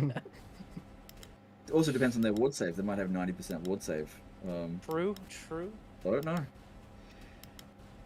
You know, maybe people are going to drop in with their 20 stack of 90% ward save tanks. I don't know. That somehow block, you know, 70% of missile fire from the front, but not the back. You know, it's gonna have all that shit, isn't it? It might even get even worse than the Warhammer 1, 2, 3 games had with all that stuff. It's probably gonna lean even more. It's all in Warhammer, so they'll just do it again. They'll just. But I think it'll be. I kind of expected it to be like Warhammer, like Warhammer Fantasy. But I think it's going to be like that, except less. There'll be less tactical edge in it than what Warhammer Fantasy has. And already, Warhammer Fantasy is very heavily gimmick focused. And this just seems to be more of that, where your tactics don't matter. It's a case of how big's your gimmick. Who's got the bigger gimmick? Yeah. You know, my big gimmick is that I can explode everyone around me, or my big gimmick is that I can make everyone invincible. And then the type of units you bring is irrelevant. It just depends on what gimmick you bring. This portends really badly for Medieval 3 as well, I think, because they're basically sharing a lot of the same architecture with the engine. And so far what I'm seeing is not encouraging whatsoever. So people are going to see this that want a good historical, and they're going to get really depressed and think, fuck sake, what is going on? Oh, at least we've got a Medieval 3 coming, and then they're going to be disappointed because it'll probably end up just being really quite close to this. Like 3K was to Warhammer 1, 2, 3. Like 3K basically just feels like Warhammer 1, 2, 3 to me. Yeah, well, we'll have to wait and see for that. I mean, it's so far in the future that right now, I don't think they've done any development on Medieval 3 whatsoever, because they're still in the fan fiction stage. They're sitting there imagining all the things that basically what they appear to be doing is playing Crusader Kings 3 and be like, oh yeah, we're going to be able to do this in Medieval 3. Anyway, guys, should we do some work today? Nah. Okay, let's just keep watching. Let's keep playing Medieval 3. You know, I'm just going to write up a blog about all my Crusader King 3 campaigns. That building that falls on the orcs, does that actually kill anybody, or is that just like that disappears? Well? All the big pieces just sink to the ground and do nothing. They all just go through the ground. Oh wait! I actually saw a bunch of blood splatters. Hold on. Oh wait! Yeah. There's some shit that get pushed up. Okay, CA, I praise you for apologize. This. That's fucking cool. Apologize. That's fucking cool. Yeah, that is cool. I saw the big blocks go through the ground, and then I just looked away. But if you keep looking, you see some shit all flying up with the same animation at the same time with their legs in the air, and there we go. Yeah. There we go. Yeah, that is sick. Okay, that is cool. Everything else sucks. That is nice. I like that. That's good. Environmental destruction that also helps death of units. I approve. It would be nice though if they're dying and flying up into the air when something falls on them wasn't all synchronized. Like when a wall gets destroyed in Rome Total War, where they all just fall off at the exact same time and hit the ground at the exact same time. It looks like they're just bursting into pink mist. Like they're not actually being crushed. Yeah, I thought they were getting gibleted. Yeah, that was what I was going to say. It's like they were gibleted. In Rome Total War, specifically, units can actually be thrown off the wall before they've been killed, and they would fall to their death and die. Yeah. And that would just be part of the engine. And yeah, a piece of the wall could fall off on them and they would die. So this isn't stuff that is like groundbreaking for Total War. It's even on bridges, they could get crushed on bridges, and dozens of them just get chucked into the river if the crush is hard enough. Yeah, they would. Yeah, they couldn't swim, and if they fell into the river due to bad pathfinding, or if they get charged hard enough into the river, yeah, they would die that way. Yeah. But in more recent Total Wars, you see guys die on walls from being blown up, but you don't see guys dying from the walls coming down and crushing them. So No, I well, like the way that the walls fall down in the newer Total War games is like a controlled demolition. They fall straight down into the ground and then leave no rubble around whatsoever. Whereas in like Rome Total War, specifically, there's actually rubble left from that was actually part of the wall beforehand. Yep. Interesting. Man, so it's going to be a console port. It's going to... There's so many things that are really discouraging. Like, if you were... Not that I ever did, but if you're someone that has been playing Total War, wants a good Total War game, and then was hopeful about this, like, every single thing on the bingo card of ominous shit is getting ticked off. This is what I think. I think if you're a historical Total War fan, you're probably going to give this a pass. But if you're a Warhammer 40k fan, probably going to buy it. But are there really historical Total War fans, or are they just fans of good games? You know, like I don't care. I don't care where this game is set. I just want a game to be good. That's all I care about. I'm sure more, people feel the same way.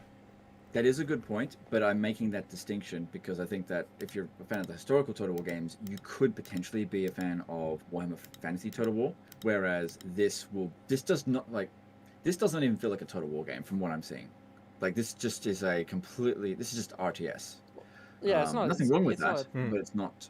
It doesn't feel like it fits the Total War formula, at least in terms of the battles, how I'm seeing things. But it's so early. It doesn't inspire a hell of a lot of confidence on that front. It seems like the battles are going to be very stupid. I think this is it, though, for the next 10 years. Seriously, like, I've already reported on quite a lot, actually, of what I've heard from leakers, and I'm sure we have some of the same sources, potentially, and you've got your own sources, and there's strong concordance between our sources whenever we report on what our leakers are saying. And I'm sure you've already heard that this was the main project that thrusted them into the future. World War I was basically a companion side game that was convenient to develop alongside that, and that got cancelled, and then Medieval 3 took over, and they've been trying to just sort of continue on with that as like a secondary project, but the main priority absolutely is this. Just like it has been for Warhammer 1, 2, 3 for the past, like, 2000... Well, basically after Rome 2, that's when Warhammer started to be the priority, because they got the deal in 2012. So from 2013 until 2025, it's been Warhammer 1, 2, 3 as the main priority. 3K is like tossing some crumbs. Troy and Pharaoh are just fucking piss. And now we've basically got the next 10 years in front of us. Like, we have the previous 10 years behind us to look at. And 3K was trying to break into the Chinese market, was it not? I thought that was the whole purpose of that game. Yeah. Yeah. Yeah. But it's the closest we've had since Attila to something that resembles the older Total War games. That's how I got tricked into actually buying it. Yeah. Serious attempt at a historical Total War game. Was it serious though? I feel like it was really half-hearted. To be honest, because Warhammer 3 is essentially just a 3K reskin. But this is the lesson. If you play both the games. launch of Three Kingdoms is possibly one of the better launches for a Total War game. The half-heartedness was the DLC, the handling post-launch. Buy a DLC from a period of time that's 100 years after the Three Kingdoms period.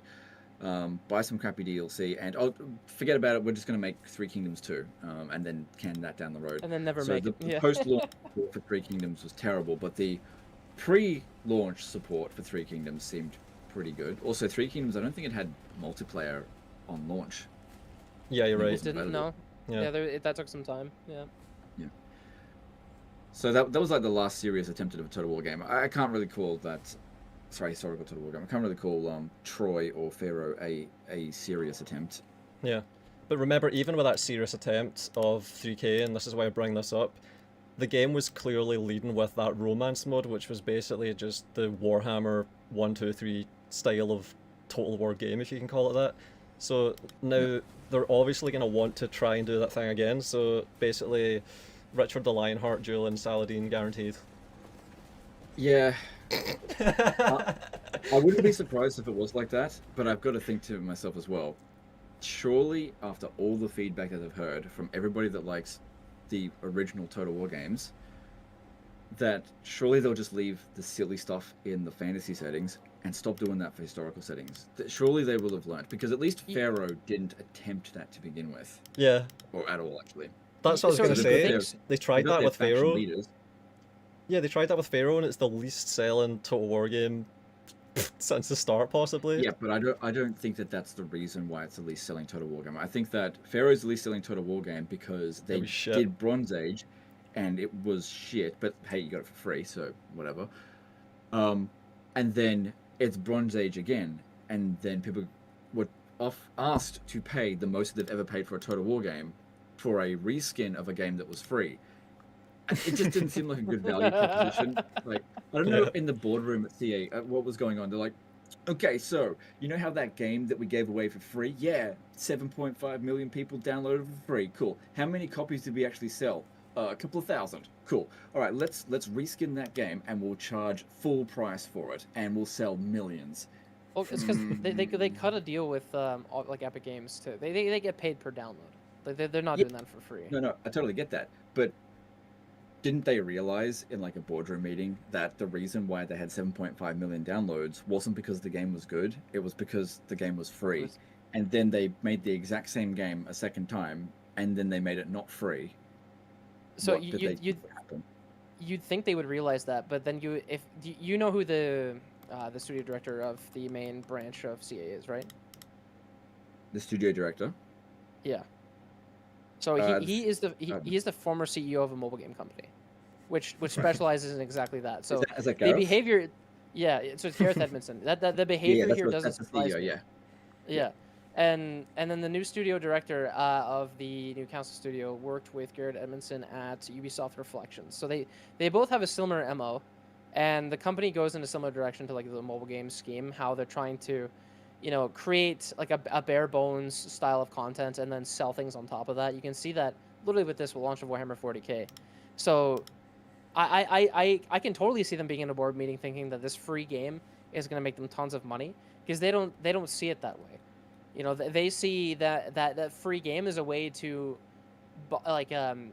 charge people or it's like nickel and dime people who get the game for free afterwards into giving them more money than the full price of an actual game. So that was clearly what they wanted to go for that, but because it wasn't as popular, they canned it.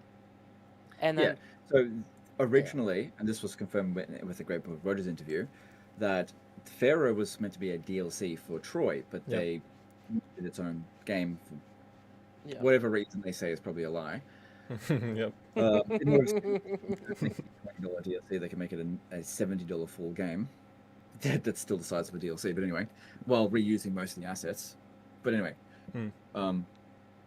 they didn't look at the player retention at all. Like, Troy's player retention was trash. Like, the game fell off so quickly. So a lot of people downloaded it and never actually played it. But they don't look at things. But you can look at data and read it however you want. So you can say, oh, this downloaded 7.5 million, therefore it must have been good. But they didn't look at I don't think they looked at the player retention, where it was fell off to a cliff straight away, and didn't realize, this wasn't actually a good game. If you do that, they should have just been fine with Troy as a standalone thing. They probably made an absolute killing off that with the deal with Epic.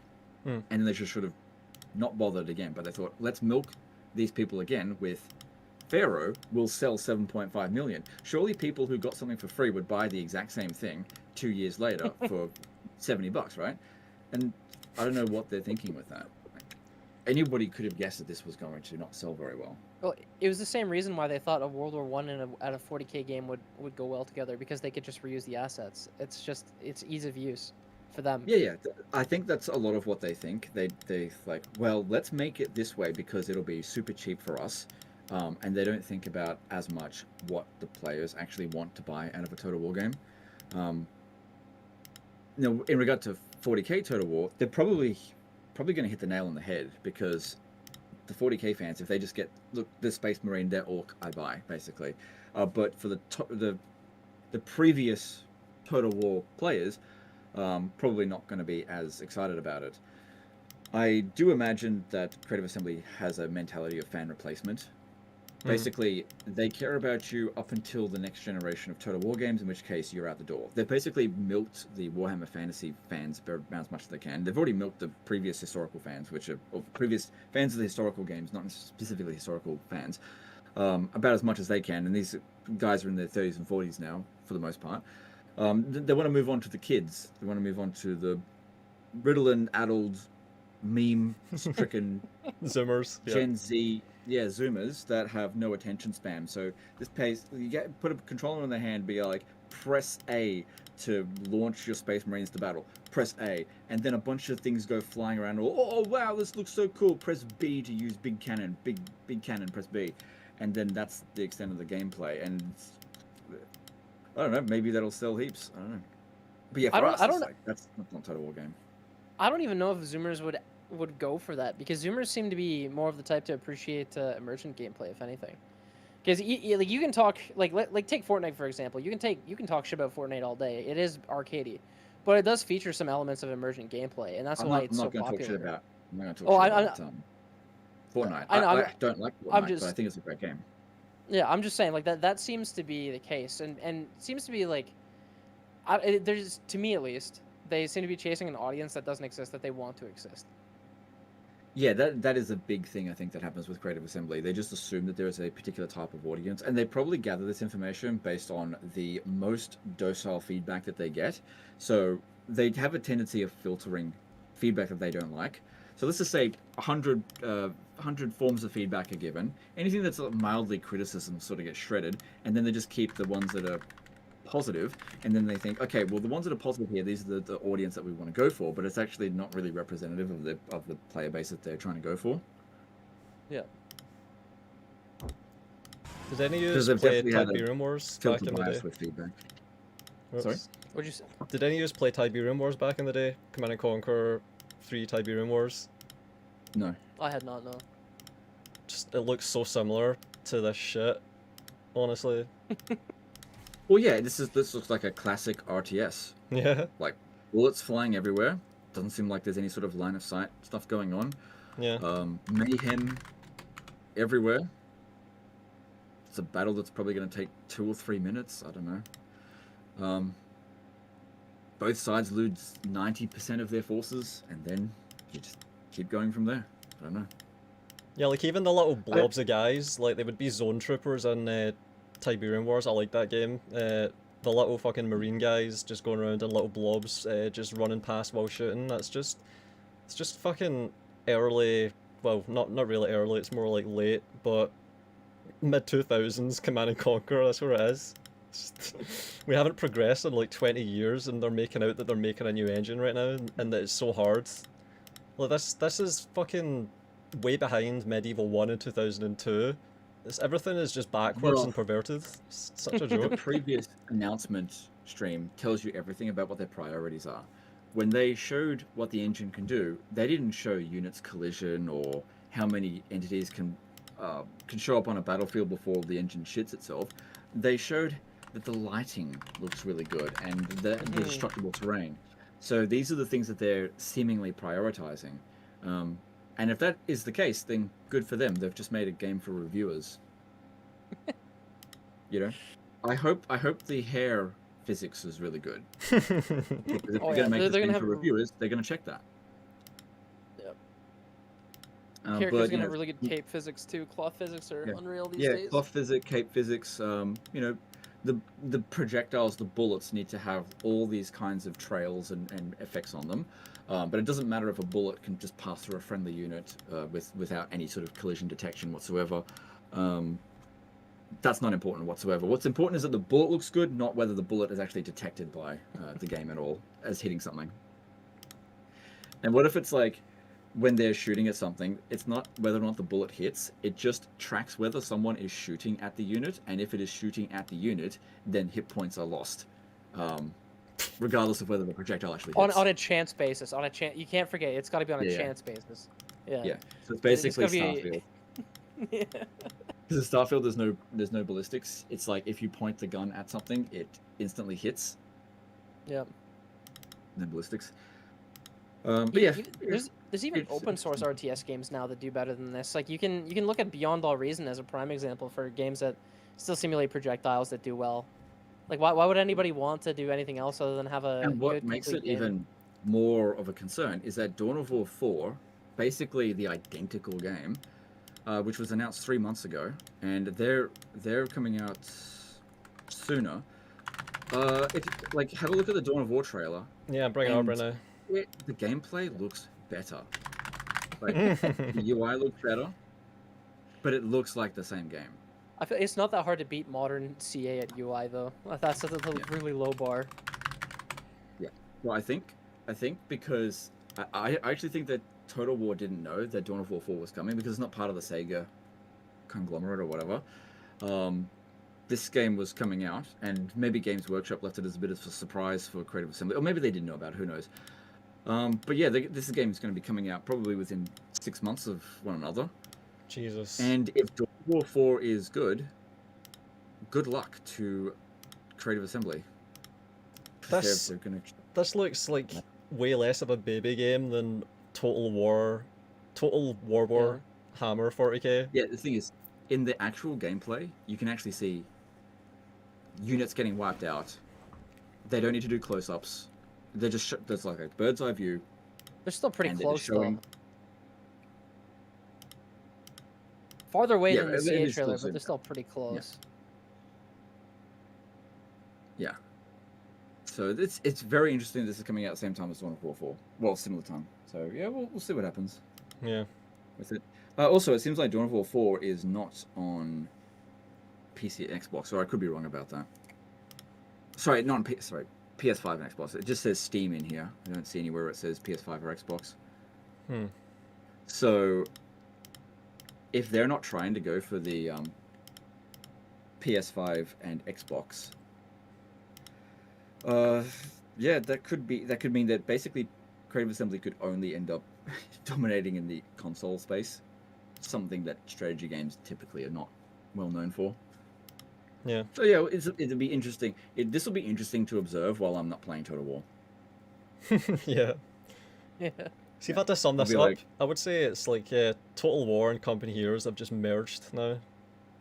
That's my summarizing thoughts on this whole thing. It's depressing.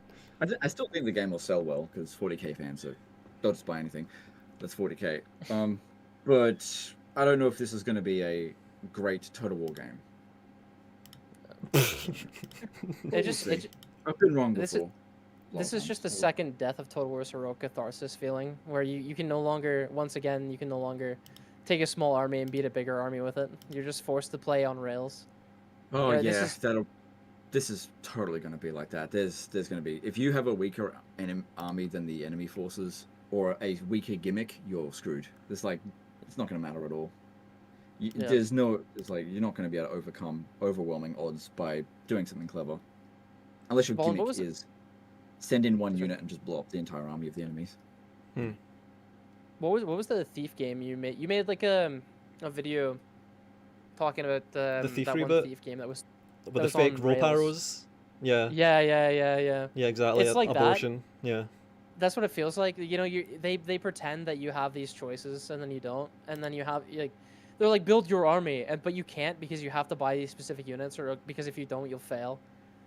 Or they'll make it so that the units are like there's no real, like, the differences between each unit is cosmetic. Be like, this unit here is a flamethrower, and this unit here uses kinetic bullets, and their effects are the same. Just like this one has 5 damage, this one has 10 damage. Yeah. No, interesting that you bring that up, because they did have a dev talk that Dolphy was talking about where they discussed the unit variety as an aesthetic rather than an actual gameplay variety. So basically, like, a tacit admission that all along they've thought it was purely an aesthetic choice to have unit variety rather than meaningful gameplay. Skins and stats, that's their design philosophy since Rome 2. Yeah. Well, since Medieval 2. Well, like Medieval 2, every faction had the same roster. Yeah. CA is known for taking the path of least resistance. They are fundamentally resistant to friction. It's like any degree of like conflict, friction, trying to improve, they're so resilient to it that they have to have the most non-frictional systems in place in order to do their stuff. So yeah, just it's easy to just put numbers into a spreadsheet, be like, well, this one's a tier 2 unit that has 10 damage, and as opposed to the tactical advantage this unit has is that it wipes out infantry really quickly, but it's terrible against tanks. This unit is really good against tanks, but it's terrible against infantry. And it's not just based on a number, but based on how the actual, like, the projectiles actually perform. Mm. Yeah. Even bonus Which is versus actually large something that is just an abstracted number when it used to be done and they even dimensionally. do this in Total War Warhammer. They mark a unit with anti-infantry, but there's nothing that actually makes it anti-infantry. They just ban this unit's anti-infantry. But Yeah, what's even that modifier? What does that modifier even give them? It's like what, +4? They didn't even have a modifier. They're just being marked as anti-infantry. Really? Some of them. I thought there was There's a some like I cavalry thought units. that tag gave them like a increased attack to infantry. No. units or It's something completely like separate to it. So a unit can be marked with anti-infantry but have no anti-infantry bonus, and a unit can Really? be not marked with anti-infantry and have an anti-infantry bonus. that. And what game? This is Warhammer 3, right? You're talking about Warhammer 1, 2, or 3. 1, 2. It's Oh the same shit. unit. Because the stats of the unit is not representative of the things that the unit card actually says. They're separate. So somebody basically just writes in, this unit got big balls, basically, but it doesn't actually mean anything. Okay. Then the UI display isn't even connected to the actual tags itself. It's just completely irrelevant. disconnected to the stats of things. It's in most cases it is pretty close, but it's actually disconnected. It's not one-to-one. Someone has to manually go in and like write it in. So it's just a flag that they switch arbitrarily, and it's not a derived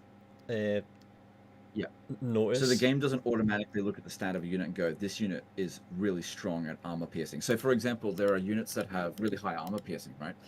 And if you give them a stat boost that suddenly makes their non-armor piercing disproportionately higher than their armor piercing, in their UI they'll lose the armor piercing icon, but in their like unit description it'll still say armor piercing,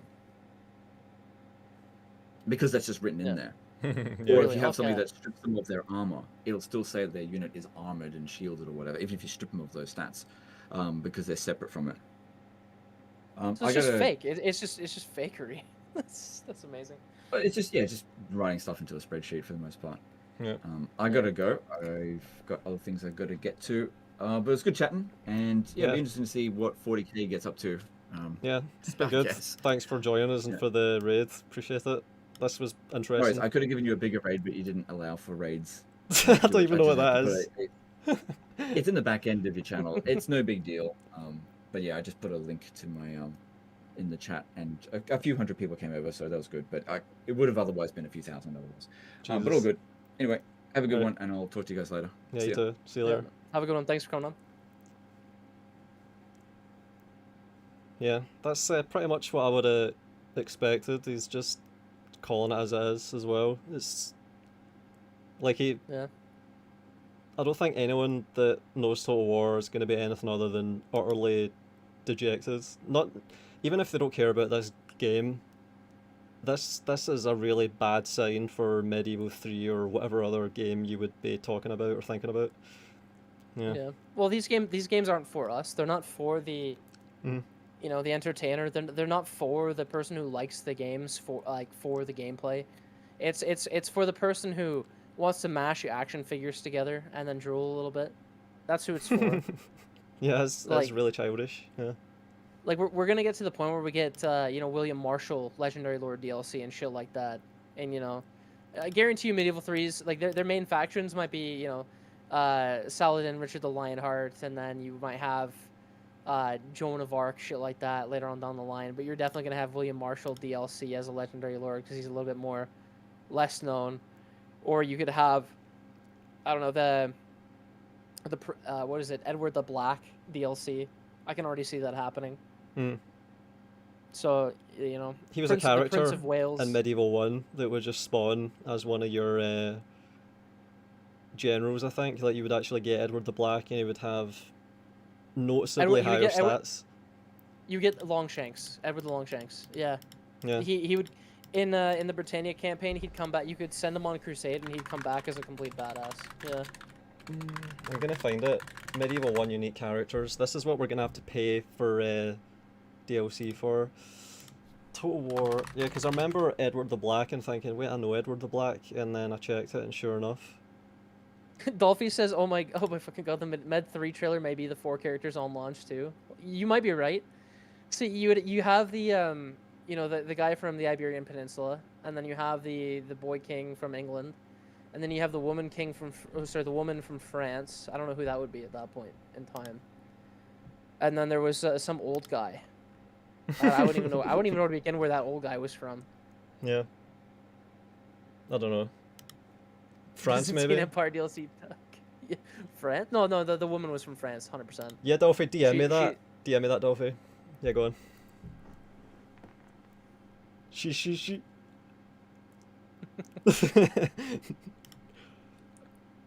What a why is this just? It's just an insane milking of wallets. That's all this is, and it's so obvious. Yeah. It's the most blatant it's ever been. This is clearly just going to be targeted at kids to sell DLCs. It's like the horse armor for Oblivion. Like, give me your credit card, Mum. I want to buy the DLC for the thing. Oh yeah, Pope's got woken up by the trauma of what he just experienced through the day and said, I just woke up as I was about to sleep because I had the horrible realization, when they milk this, you know for a fact they're going to do the Horus Heresy pre to 40k as a separate game to milk it even more. Oh, yeah, you're right. Popes is right. Popes is right. No, it's not. It's gonna be a separate. It's gonna be an expansion, quote unquote, but it's just a separate timeline in the game where they repurpose half the faction and add like 3 new ones. That's all it is. They'll charge you triple the price. Yeah. Guaranteed. And here's the list. It's gonna be on stream right now because I set the latency down to really low. It's got Odon de Bayeux, a bishop, so it's not just generals. You get bishops and stuff as well. Thomas Becket. Tancred de Normandie, I remember seeing him all the time. Like, see these ones at the top, you see them all the time because they're super early and you always get like 50 turns in a campaign and then something goes wrong and you think, fuck this. So you never see these ones at the bottom, but they're there as well. And these guys have higher stats, like they have higher what's the stat that gives you tax? There's William Marshall right there. There's William Marshall right there. Yeah. Yeah. So there you go, all of these that are now going to be DLCs on Medieval 3, you just got them on launch in Medieval 1, not even Medieval 2, Medieval 1, 2002. And you have Richard Neville at the bottom there, so that's a guy I'm pretty sure that was, that's probably him pre-War of the Roses, but that's a guy straight from the War of the Roses as well, so we can probably expect the same list to appear. Or at least a good chunk of these names will appear in the new Medieval game, guaranteed. Yeah, and look at this, hard sums. That gives him admin, so he's great for putting in a city that has a lot of money to get more taxes. Like, he's like a Metsuke. There you go, look at that. That's it. He's a Metsuke. Yeah. That's it. You make him the, what do you call it? Because you basically pair cities to generals, so they serve as Metsukes, but you can then just send them around wherever you want on the map. Like, you can have a governor of fucking London and send him to Jerusalem, and he's still the governor of London. Yeah. Man. That sounds like how it would work in Warhammer 3. You know, your titles mean nothing, your tags mean nothing. It's just flavor. That's there's titles as well. There's unique ones that England has, like Chancellor of the Exchequer or whatever, and it gives you a bonus to admin. So this Tancred de Normandie would get that and stack it with hard sums. You know, you could do all this stuff. Some regions on the map have special titles, and in addition to a governor, there would be some other thing, and you just drag it onto the guy and it gives him it. I think Jerusalem, you know, the cities near there that you go on crusade to get have a lot of these, so... Yep. Yeah, that's what I mean when I say Medieval 2, even Medieval 2 felt gutted compared to Medieval 1. I mean stuff like that you would just forget about, but whenever you play Medieval 1, it's like, oh, I immediately have to just figure this out and wrestle with it and optimize it, because it's part of the game. But it's just not there in Medieval 2. All you care about in Medieval 2 is just getting a general that has 10 dread so you can route things. Yeah, and even then, like, he just dies to a very hard AI assassin that appears out of nowhere. So you can't even account for that shit. Like, I streamed yesterday, and I was playing the campaign. I only had one general die in battle. My bad. but the rest of my generals were being killed to like France's assassins just being spammed all over my lands. Like, and they were good too. One of my nephews like fought an amazing escape battle just to get killed by an assassin 3 feet away, like, you know, not even 3 kilometers away from where he fought the battle. It's just shit. There's all the French ones, by the way. Look at all that. Another faction that has like 20 named, defined, unique characters. Look at that shit. Oh, there's Joan of Arc right there, 1412. Yeah, look at that. Look at that. Okay, so William Marshall, Joan of Arc. We've already got names that have been used before, so. Yeah. Shadow Reaper wanted to see Medieval 2 instead. All right, so just Medieval 2 again. Medieval 2 remastered is what everyone asks for usually. But yeah, thanks for the super chat, Shadow Reaper. Do you want Feral to do that for you? No, I don't want anything. I don't want anything from anyone. I've got my songs of 6. Oh man, I missed some super chats. Fuck's sake. There's quite a few there. How the fuck do I find the ones that I've missed? Oh wait. You go to fan funding on your chat list. Oh Jesus! All right, I'm gonna probably have to go through all these at the end. Yeah, your chat is lagging me out. I had to refresh my page. Holy shit! Oh, that happens to you as well. Fuck's sake! It's not only me then. Yeah. Jesus. No, it's YouTube. I said it earlier in your chat, but it's YouTube's really bad AI code. My because God. they've recently implemented their AI and it scans and stores shit into bad memory. As far as I'm aware, but too much. Yeah, that was annoying as fuck. Joan of Arc has to be $70 at least because she's a woman. That's funny, Scruffy. Also, all these, like, see in Rome 1 and Mid 2, you had a really nice system of traits, and that was the thing for all of us back in the day that was really cool. Yeah. Like, I would remember for months a general that I got when I was playing as Carthage that would get an epithet and have 10 commands and would live to the age of 90 and win like 20 battles. I still remember that general to this day. Like, what am I saying? Like, for months, I still remember him. I must have done that in like 2007 or 2008 and I still remember it like 15 years later. And that was only because of the trait system. Yeah. Those are the kind of systems we want. Like, those are sick. Those are amazing. Like, you know, the emergent gameplay that comes out of those traits. You know, like... The stuff that you do on the battlefield actually affects your guy. Yeah. Like, you suicide a bunch of your family members, your guy gets the mad trait or something like that, and then he just fucking talks nonsense at the start of a battle. Shit like that, that's cool. You know, yeah, they would never do pre-battle speeches again. There's no way they're going to bother to do that. No fucking way. They do pre-battle speeches in Warhammer 3, but they don't have the cinematic camera or anything like that. They just have the voice actor for the general unit just yell something. They're just one-off set pieces whenever they have those. It's part of a DLC, isn't it? That's the only way they'll make any of those sorts of speeches. If it's a fucking DLC and it's just a one-off and it's scripted, it's not got a like there's no there's lines that are matched to traits, and that's what you're talking about with the mad thing. But if he hates the French or something, and you have an English king, he's going to scream a set of lines that are recorded shitting on the French. Yeah, and that's awesome. I wish Shogun 2 had more of that shit, because they do kind of have like the interfaction banter. You can kind of, like, when a faction comes up against the Hattori, they always call them like you know like cowards who hide in the dark, shit like that. Or Oda, they always say that they're just peasant brained, things like that. Mm. That's cool. You know, it's dynamic. You read a speech and you're like, oh, it fits the situation. It's nice. And then to base it off the traits as well, that adds another layer of depth to it. That's just fucking awesome. Mm. Have you seen my wife? Bloody ugly woman. That's a Medieval 2 quote right there. Yeah.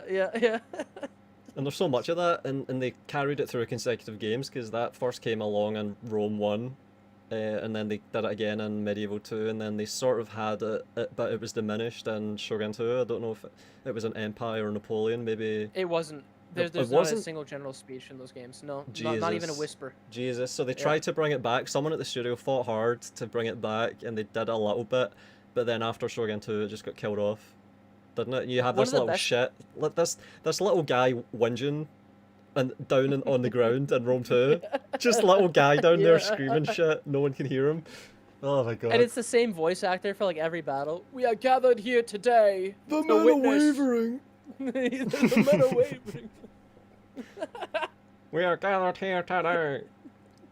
And it never changes no matter what faction you are. You can be the Seleucids at the other side of the map and there's some Roman guy. The men are wavering. Yeah. It's just a waste, man. The games are getting gutted, and now we have Company Heroes basically. That's fucking. That's depressing, isn't it? Company of Heroes 4, yeah. Yeah. That's where we're at. Total War Company Heroes 4, fuck's sake. That's where we always headed to, though. Ever since the first iteration of Warscape, that's where we've been headed. Yeah.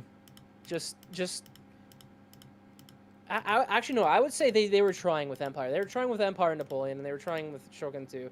Even though I've said it before, I think Shogun 2 is a freak accident. Mm-hmm. I think Rome 2 is legitimate when they stopped giving a shit. And they're like, all right, we'll just put out whatever.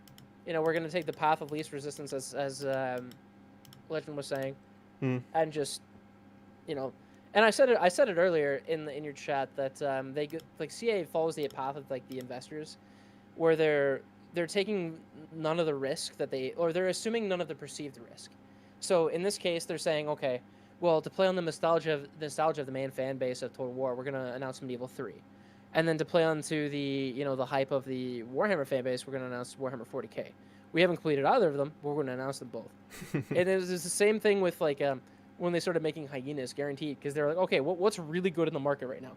Oh, well, there's Fortnite, there's PUBG. Overwatch. Oh, we gotta have our own of that. You know, there's Overwatch, there's CS:GO. Or what if we have our own version of that? That's like a mixture of all of them, but gay. You know, Yeah. it's just, it's, and I don't even mean that in the derogatory sense. That sounds like what they had it in the board meeting. Fucking lame. Yeah. Yeah. Like we also, it's just a hero shooter is what it was. It was a hero shooter, same as Overwatch, same as Concord. It would have failed like Concord, you know, and they gutted it and they canned it. But they were making the safe choice to them at the time, and which is typical, as I've said before, of CS current leadership. It makes sense. That is something that makes so much sense. See, this game, Mid-Dawn of War, am I right in thinking that is basically just developed in parallel to Company Heroes by the same company? It's just a Company Heroes mod, Dawn of War, from the start? All these games play the same. Company of Heroes, Dawn of War, they're all very similar. Like, it plays the same... Like, you could say Dawn of War is the same as Company of Heroes is the same as... It's Relic? You even point to Relic? It's Relic, isn't it? That's... Why does that name sound familiar? Who? There it is! It's right there! It's Company of Heroes right there! Yeah. Dawn of War, Company Are they making Heroes. Dawn of War? Yeah, it's the same company. Yeah, look at that. I thought so. Holy shit, I didn't even know that. And they split from Sega. So that's why there's no Wow. conflict of interest there, and they can compete for the same shit. And Games Workshop can just pit them against each other and go with the winner. Right? Yeah, because they don't even give a shit. They're just loaning out their IP. Like, they get paid regardless, so why not? The only thing that they wouldn't tolerate is the game not being perceived super well, so if the game was universally hated, so they're probably just overseeing, like, lore. That's all it is. What the Homeworld 2, fuck? look at that. Homeworld 2 is shit. So Dawn of War, 40k Dawn of War, was September 2004, and then they made Company Heroes in 2006. Aren't these... Isn't Company Heroes a mod of fucking Dawn of War then? Probably What the is. hell? And then they just kept spamming Company Heroes, Dawn of War. I'm right, Amina? Like, this is just Company Heroes. Like, this is Company Heroes right here, and this is Company What was Heroes the as well. What was the first game Relic Entertainment made? Go back to that Homeworld. wiki Homeworld. page. Oh, so the original... Okay, so they were good. They were a good studio at some point. Yeah. But all the guys that made Homeworld left, I think, and went to Gearbox. And then they fucked up Homeworld 3. So with the Homeworld remaster, do you think that's up to snuff with like the original Homeworld, or is the original Homeworld better? Homeworld Remastered is just Homeworld 2. Like, they've just rammed Homeworld 1 into Homeworld 2's engine, so they can be played at the same time. Okay. And it's garbage. The remaster's garbage. So it doesn't even have any of the physics at all or the collision at all in the remaster. That's why I used it in my videos, because I had to get modded to try and simulate some of that again. Like, you needed community mods. The community patch? Yeah. Yeah. I remember that was like the first thing before I even played the game. I heard, I was either you or someone else had said that you need the community mod or patch to play this game, and that was the first thing I did, and I liked it with the mod. I don't like it without the mod. Yeah, it's all you can really do is play Homeworld 1. The remaster shit. Homeworld 2 is kind of shit as well. The story and all that is the only thing that matters with Homeworld 2, and the increased scope and size of the endgame ships like the Sajuk and the battle cruisers. Things just get bigger, but the actual gameplay, the ship interactions, the design, the physics, the projectiles, it's all crap compared to Homeworld 1, which is now 26 years old. Jesus. Yeah. Man, it's funny how we just go backwards, man. And it's all the same companies too doing this apparently. Yeah, I think you said it earlier, but why do companies default to IP slop? Like why? When you have your own? Yeah. Like not that Company of Heroes can be your own IP because it's literally just World War II, but they just sell Relic out. had Homeworld. Who made Homeworld 3? Was it Relic? Yeah, it had to be, didn't it? Who the fuck else? Yeah. 2023, goddamn. Oh, no, it was Blackbird Interactive made Homeworld 3. What the fuck? Is this just the publisher section then? Let me see. No, they did make it. Relic publisher? Entertainment made it. Sega published it. That was before they broke away from Sega. For Homeworld 3? Homeworld 3? Yeah, that's what I'm not saying Company of Heroes 3, I'm saying Homeworld 3. Oh, it was Blackbird. Yeah. Yeah. Okay. Yeah. So not even the original developer of Homeworld 3. It's just some random fucking. Oh, it is. They're Canadian. Great. I can shit on them. Yeah, they did pull a Nice. lot of the people away from Relic so they could be there to make Homeworld 3, but they still just fucked it up. Yeah. Completely. An absolute abortion. Worse, you know. Yeah. Like Well, this, I like this. I saw. I don't even need to play a Company of Heroes 3 or Homeworld 3. I saw you play Homeworld 3 and I'm Yeah, not gonna I bother. bought it just to critique it, and it's one of the worst games I've ever played. Biggest insult to a franchise ever, I think. It looks miserable, and I even saw your short where you see the wing of that big ship sort of just like pushing the other ships up instead of hitting them. Really, they just sort of float in the way of it, and then it pushes them instead of causing any actual damage. Yeah, it's horrific. That's why I did so many side-by-sides. I did at least a few of them there in the shorts, just to show and try and get it to get traction in the algorithm and show people how bad this game is. Yeah. Yeah. It's terrible. All right. Well, I gotta go as well. Thank you for having me on, though. Appreciate you, man. Yep. Had to have you in here after you offered and after we saw what we did, and then getting Legend in here as well was great. And that was a pretty decent get together for this. What the fuck? It was. It As keeps soon me as I saw the sane. UI. As soon as I saw the UI, I started spamming you. I'm like, call me, man. Call me. Yeah. Shit, we've seen it. Yeah, I'm gonna be laughing for months or years at this shit. I'm gonna see if people actually let this fly and pretend it's good. I'm gonna be annoyed though. Gonna be really annoyed. Yeah. We should document the shows who cover this game as well. Yeah, and see You what know, they do. The Total War guys who are closely following this with, their shilly breath. But Yeah. all right, man. Well, have a good night. Enjoy the rest of your stream. Yeah. Thanks for having me on. Yep. Anytime. All right. Later. Peace.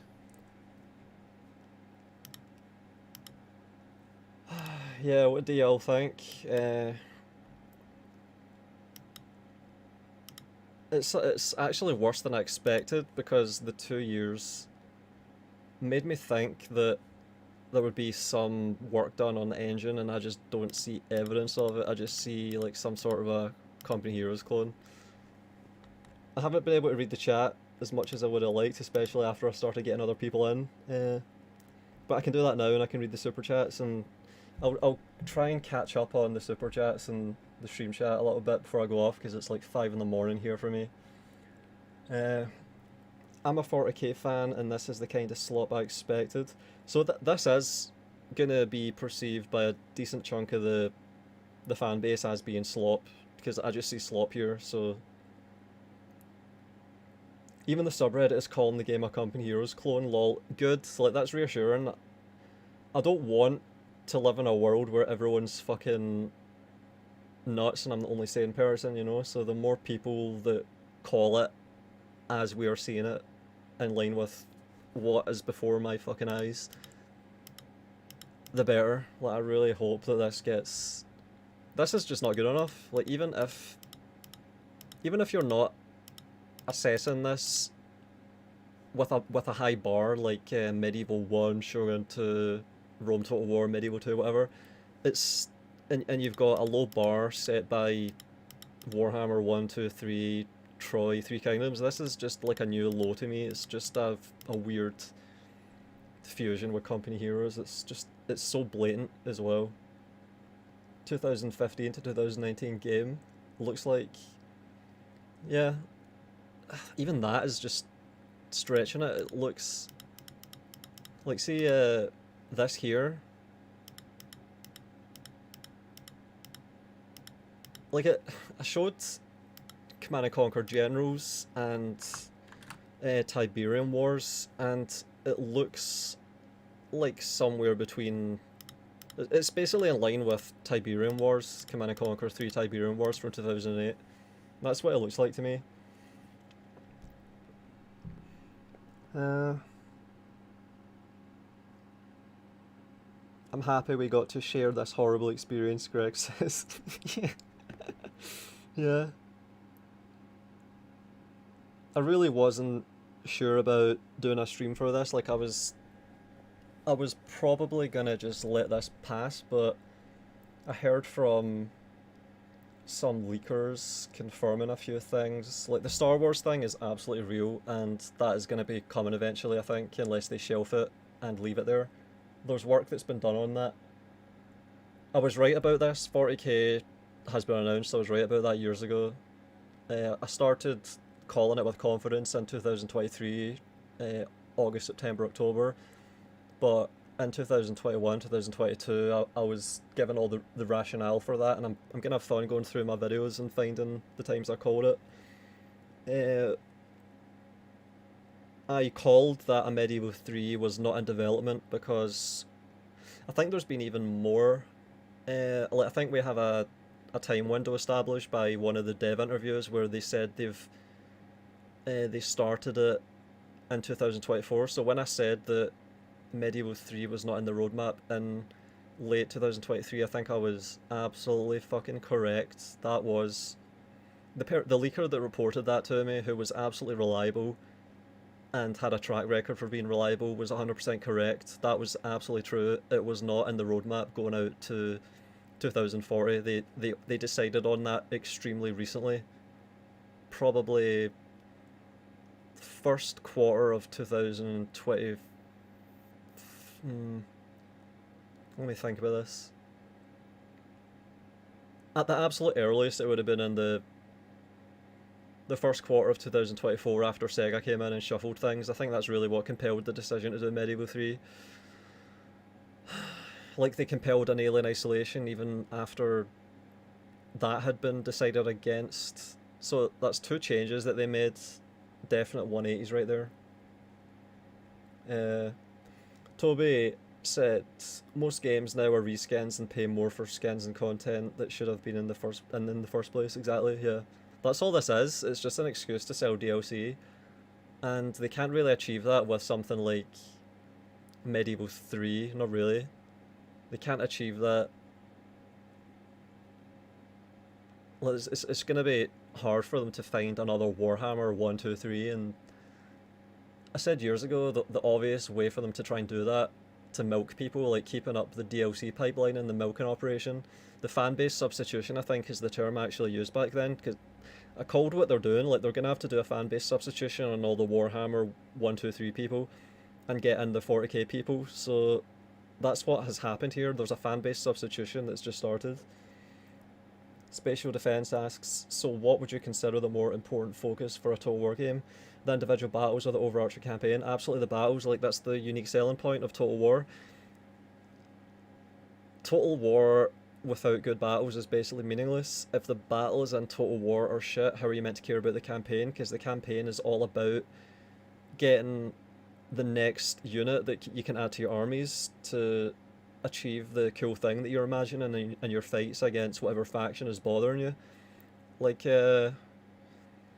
when I'm playing a Shogun 2 campaign as the... What's one I've done recently, just as an experiment? Well, I'm doing a co-op right now with Jake the Ripper on his channel, the guy that was just in here. I'll link his channel in the description after the stream. We're basically just trying to unlock units and give them to each other in the co-op to be able to fight more effectively against the armies that we're dealing with. Like, we're trying to get guns for a start, that's the obvious one. We're trying to get Matchlock Ashigaru from Nanban ports. We're trying to get ninjas, like he's playing as the Hattori, and he's trying to get ninjas so he can donate units to me and I can distribute them amongst my armies so that I can have another tool in the belt of, you know, another tool on the Swiss Army knife to dismantle armies. That's the whole point. That's what makes the campaigns something you feel invested in. Oh, I got a super chat from Heinrich B. €10. Blackbird Interactive are people who left Relic after Homeworld 1, if memory serves. That was entirely why there was some hope for Homeworld 3. Yeah, exactly. That's what I thought as well. Since they also made Deserts of Karak, which began as a non-Homeworld game. Yeah. Deserts of Karak was decent. I've made some videos of that on my second channel. That was another sort of Command and Conquer or Company Heroes style RTS, but it had the Homeworld theme and the soundtrack and all that was really good. Like the sand physics, all that stuff, it felt like a Homeworld universe game. It was really cool. Another fucking €5 from Heinrich B. The problem is that people think that companies retain the same staff for years. Relic of 1999 is not Relic of even 2008, let alone now. Yeah, and the people themselves change, and people don't just change over time as they get older, they also change as they stay at the company and get promoted up and have different responsibilities. Like someone working in a lower position doing some sort of a graphic design job, once they get promoted up to being a middle manager or something, they don't have the same function at the company anymore, so their input drastically changes. Yeah, thanks for the super chats, that's totally right, yeah. But yeah, there's massive turnover at game companies, especially after cataclysmic periods like what Creative Assembly's just had in 2023 and 2024. They had another round of layoffs in 2024, so yeah, absolutely. Peter principle, yeah, the principle that people get promoted to just above their level of competency, so they start being useless and then they get stuck there. I think that term might have even been used by one of the leakers describing some of the management at Creative Assembly as well, yeah, absolutely.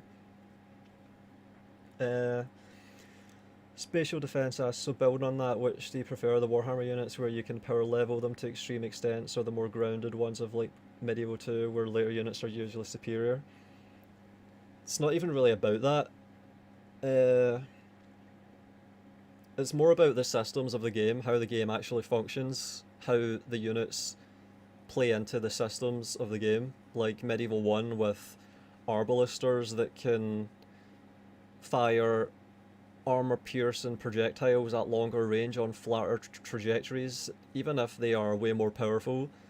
There's something to be said about high-velocity bolts that have a flat trajectory,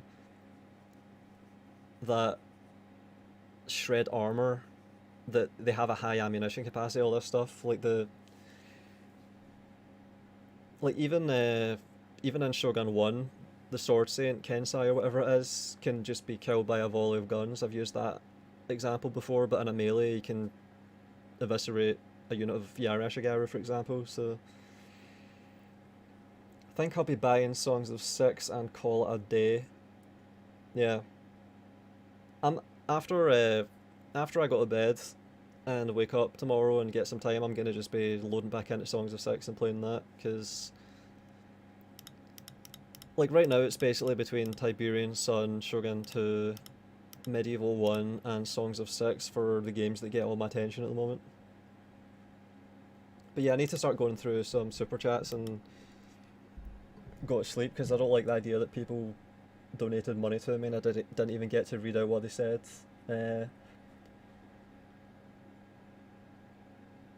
I'll need to go back. Alright, I think I've got it.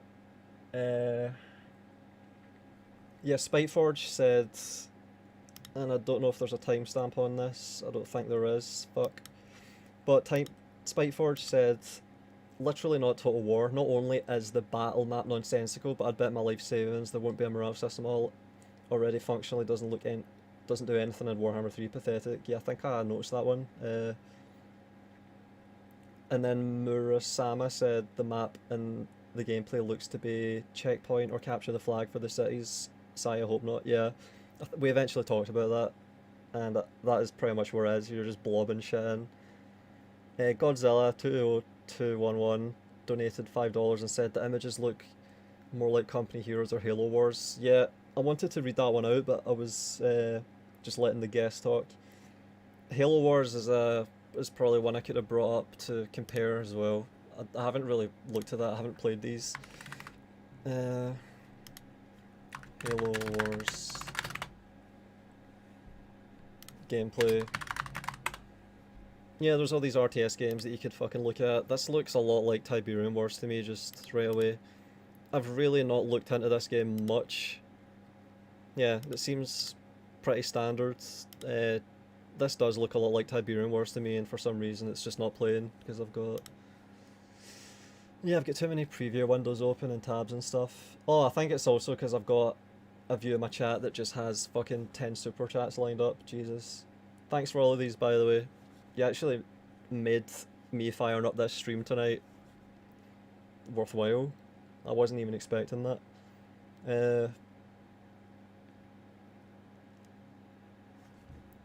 Should probably not just have a dead fucking tab that's not doing anything. For some reason, the Steam one plays fine at the moment. So it looks like Company Heroes or Halo Wars doesn't even look like Total War at all, exactly. Why even make this for 40k fans? Isn't Dawn of War enough? Yeah, exactly. It's just strange. They're making the same game, but with two different game engines, two different teams. It's so bizarre. Cannibal Tyrannid I.E. Jackson donated $1 but didn't say anything. Yeah, just chuck $1. I would have read out if you type something. Trust the DLC CA will milk, yeah, especially with the Imperium and Chaos factions with the different Space Marine chapters. Well, as someone that doesn't even pay attention to Warhammer 40k, there's a lot of people much better placed to be able to predict all these fucking DLCs. You could probably even manage it really precisely because it's going to be predictable which order to take and which ones to do. It's quite depressing, man. It's really late stage. It's so predetermined, the milking that they're going to do, I think. Because it was for Warhammer 1, 2, 3, wasn't it? Spiteforge donated another $10 and said, Legend, none of the orcs are routing. So exactly the same as today in Warhammer 3, every single battle is a massacre, literally every one, because roughly 80% of the morale formula is the health pool. Yeah. That's the impression I get. It's the same with Three Kingdoms, really, or it was until they patched the shit out of it and tried to fix it. And Zenicus Greekus 8152 donated $2 and said, are the CA employees in the room with us? I don't know what that means, because that's like a sarcastic sort of quip to pretend that it's just schizophrenic, but I think it's absolutely obvious that the leakers have been reporting for fucking ages to multiple YouTubers, and whenever I talk to Legend about something, like, I usually have information and he has information, and we're basically just complimenting what each other knows. Like, I brought that up earlier there, so I don't know. Maybe I'm missing a joke there or something, but yeah. And then Muramasa says, this game will be another turning point for the Total War fanbase, just like with the first Warhammer. $10 there. Jesus, man. It's the fanbase substitution. They're gonna have to get rid of all the people that are not interested in 40k. Believe it or not, that exists, even though to me they're just basically the same thing. One's just a little bit more sci-fi, but you still have these humans that have tiny heads and big bodies, orcs, goblins, fucking elves. There's elves in this as well, isn't there? Yeah, pretty sure there's elves. Man, my throat's getting fucking sore. It's been a while since I've had to just sit and talk for like 3 hours solid. Usually when I'm doing videos I can take breaks and just stitch shit together, but yeah. Safe says, maps are now just Warhammer Fantasy Sieges. Yeah, that's what I thought. Like, see when I was doing the Siege rework, I just see the same shit here. It's just the Siege rework maps, it looks like, with the platforms. Like, fucking platform, there's just that again. It's just, I'm sure I saw this in the promotional thing with the Epic Voice Man, where he's showing off the plucked chickens climbing ladders and the Chinese people fighting each other. It's the same shit with the platforms in the middle of cities. It's the same thing, except this time you have trussing underneath it supporting it instead of brickwork. Look, it's all trussing and industrial stuff. That's it. They've just changed the textures and it's gonna have the same layouts. Yeah, that was $2 Canadian. Cheers, Safe. StarCraft 2 looks way better than this. It's so sad. Another $2 from Safe there. I don't know. I don't really look at it like, I just see occasional esports things that pop up and think, okay, that looks like another Command and Conquer style game. These games look really similar to me a lot of the time. It's like the Scrin from fucking Tiberium Wars, StarCraft. That's what it looks like. And I read Shadow Reapers and what Heinrich said, but there's even more, Jesus. Yeah, thanks for these. Pritmaster de Brandt, I think. Yeah. Pritmaster de Brandt donated €5 and says, Warhammer 40k Tacticus, my Total War, don't just get the DLC slot, but have it pushed at you during the gameplay. What does that mean? What does that mean? I wonder if I can turn it back to the normal mode now and still see everything and be able to scroll up and read the normal comments as well. I'm gonna try and read through all the comments. Yeah, because I'm curious what De Brandt meant there by Tacticus. I'm curious what that means.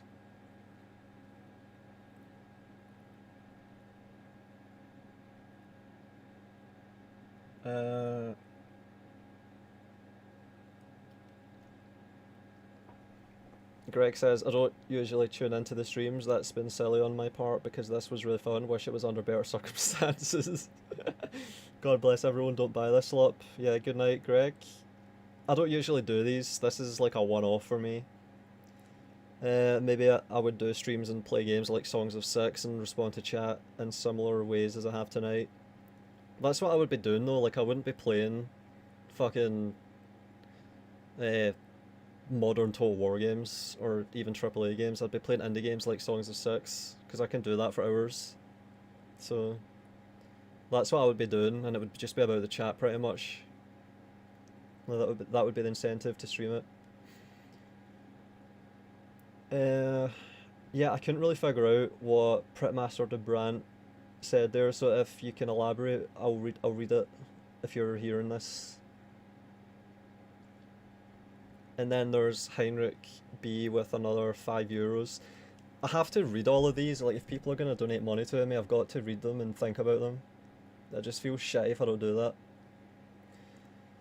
Plus, people change too, Heinrich said. Tim Kaine, Leonard Boyarsky, etc. are decent example. Leonard Boyarsky? Who the fuck? Fallout and Diablo 3. Oh, right, he was involved with Fallout. That's not a familiar name for me with Fallout. So Outer Worlds. So he was involved in the original Fallout games. Fallout and Diablo 3 games. Alright, so he wasn't involved in Fallout New Vegas. That's probably why I've not heard of him. But he did Vampire the Masquerade Bloodlines. That's another game that I've heard a lot about but never played and haven't really paid attention to. But it's really influential, of course. But he was involved in the original Fallout. Art director and game design. Yeah. Alright, I know who that is now.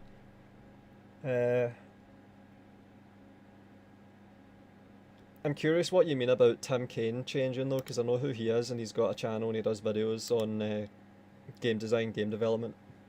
It's quite insightful.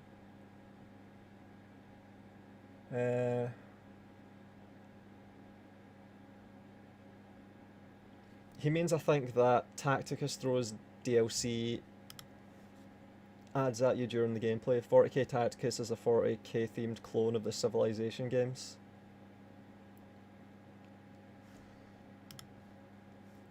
Let me think about that.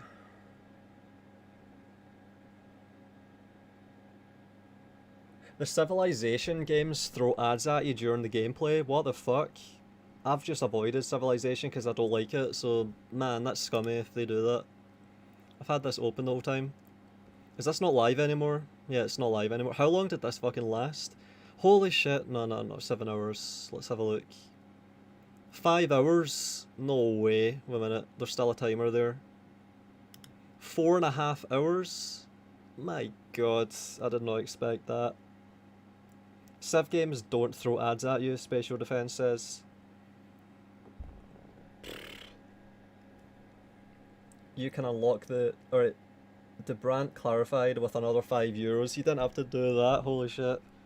And he says, you can unlock the meaning of my comment with 10,000 bullshit money. God, do I hate Tacticus.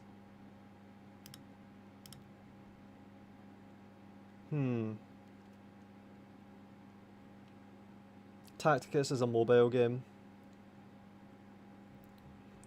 Alright, I think I've read every super chat and I'm getting really fucking tired, man. My throat's sore. So I'm gonna have to go. Yeah, this was fun, especially when I got to have other people in here to get reassurance at how shit this looks. I'm gonna look at it one last fucking time and laugh.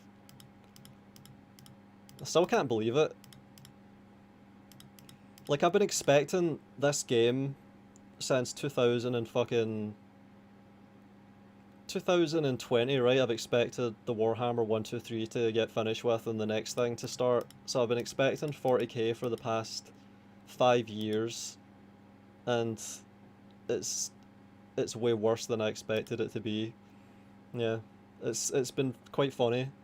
I hope that there's a shit show and that this gets acknowledged for how bad it actually is. Like, it just looks bad, so I haven't yet looked at the forums, looked at any of the reception apart from the chat here and Jake and Legend, so I'm gonna probably enjoy that tomorrow when I wake up. Yeah. Good night, everyone. Thanks for the donations, and thanks Jake and Legend for joining the stream. Cheers, everyone.